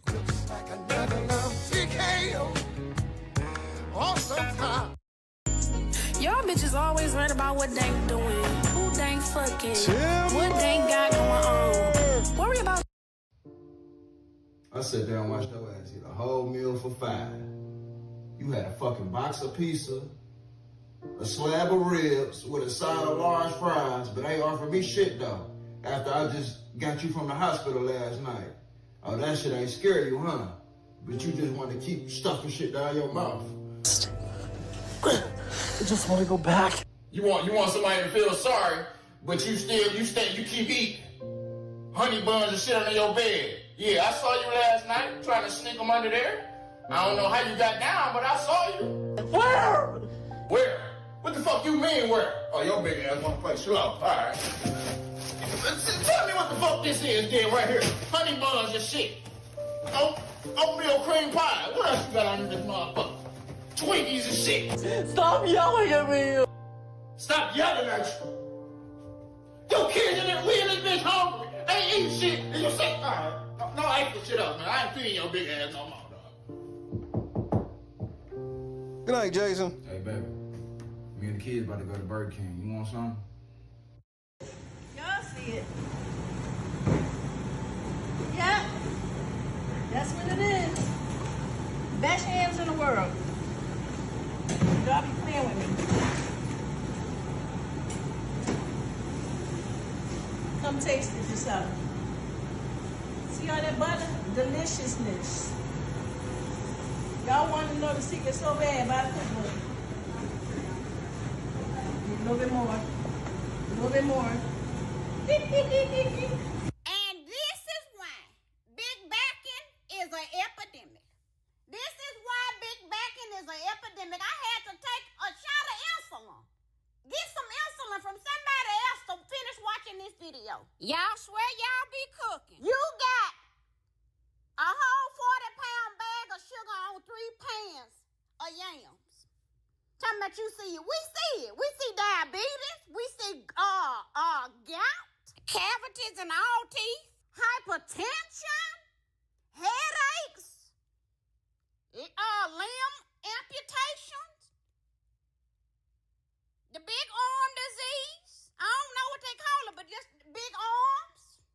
And if you can spread sugar like that, it's too much. Talking about it in a little bit more. That's enough.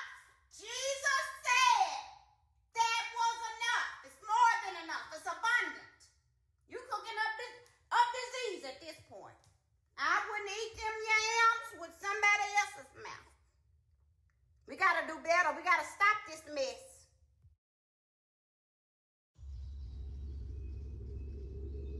God is great, bro. Keep your faith in him, man. Listen to me. Yo, what's going on, boys? How are you? Yo, dab me up. Yeah, all right, damn. What part of the city are you from? Yo, what's up? there, brother. Hey, Yeah. What's up? Yeah. You guys ready for this? Take this. Oh, all right, sick. Why don't you guys come inside? Don't ski. These are the guys. I'm Octavius Gray. And I'm Steve. Steve LeVois. It's okay, I vape in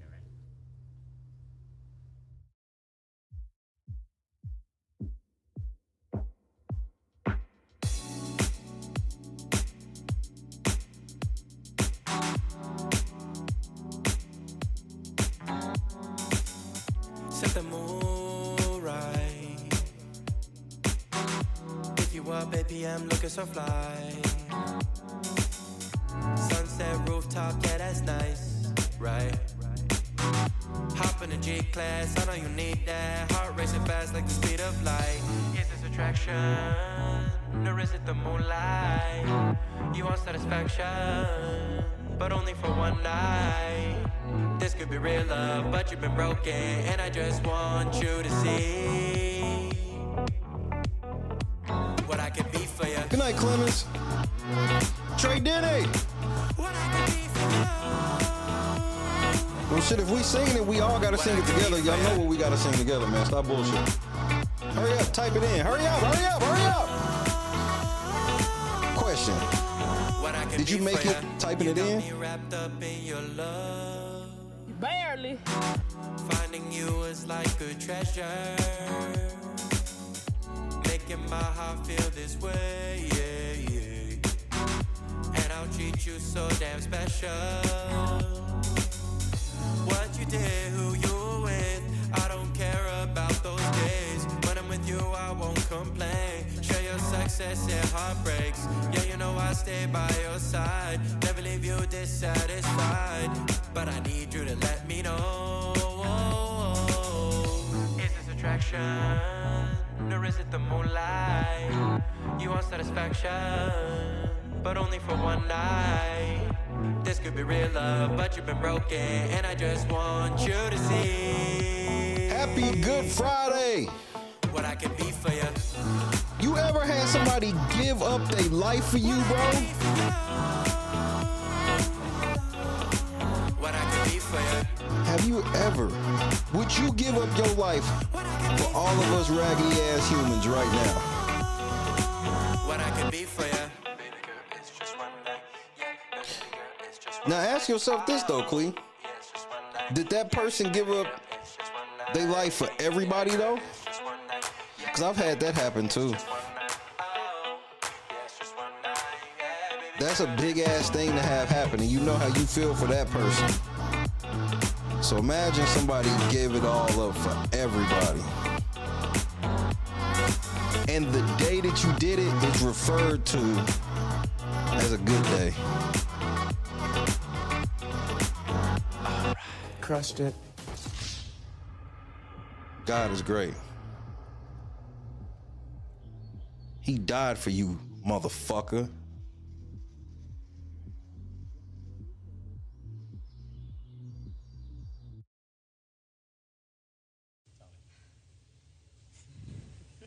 Guys, I gotta go. You got it, I don't Jess. want to hurt myself. You gotta pee? It's all right. No, You got it, Jess. You gotta go, girl. Let go. I don't even want to fall. Turn to the side. You're okay. Just You're good. land right on that booty, girl. Just put your legs out. Turn and to the pull side. on your Did you booty. call this bitch Jess, you're Moab amazing. the You Moss? got it. Nigga, I'm getting ready to block you Just from let this go and fucking turn. channel. Like you're laying in bed. Like you're jumping onto your bed on your side. So I'm go, about to turn to the block side. this Touch your eyes. motherfucker. I'm sick of this shit. Just turn to the side. You're okay.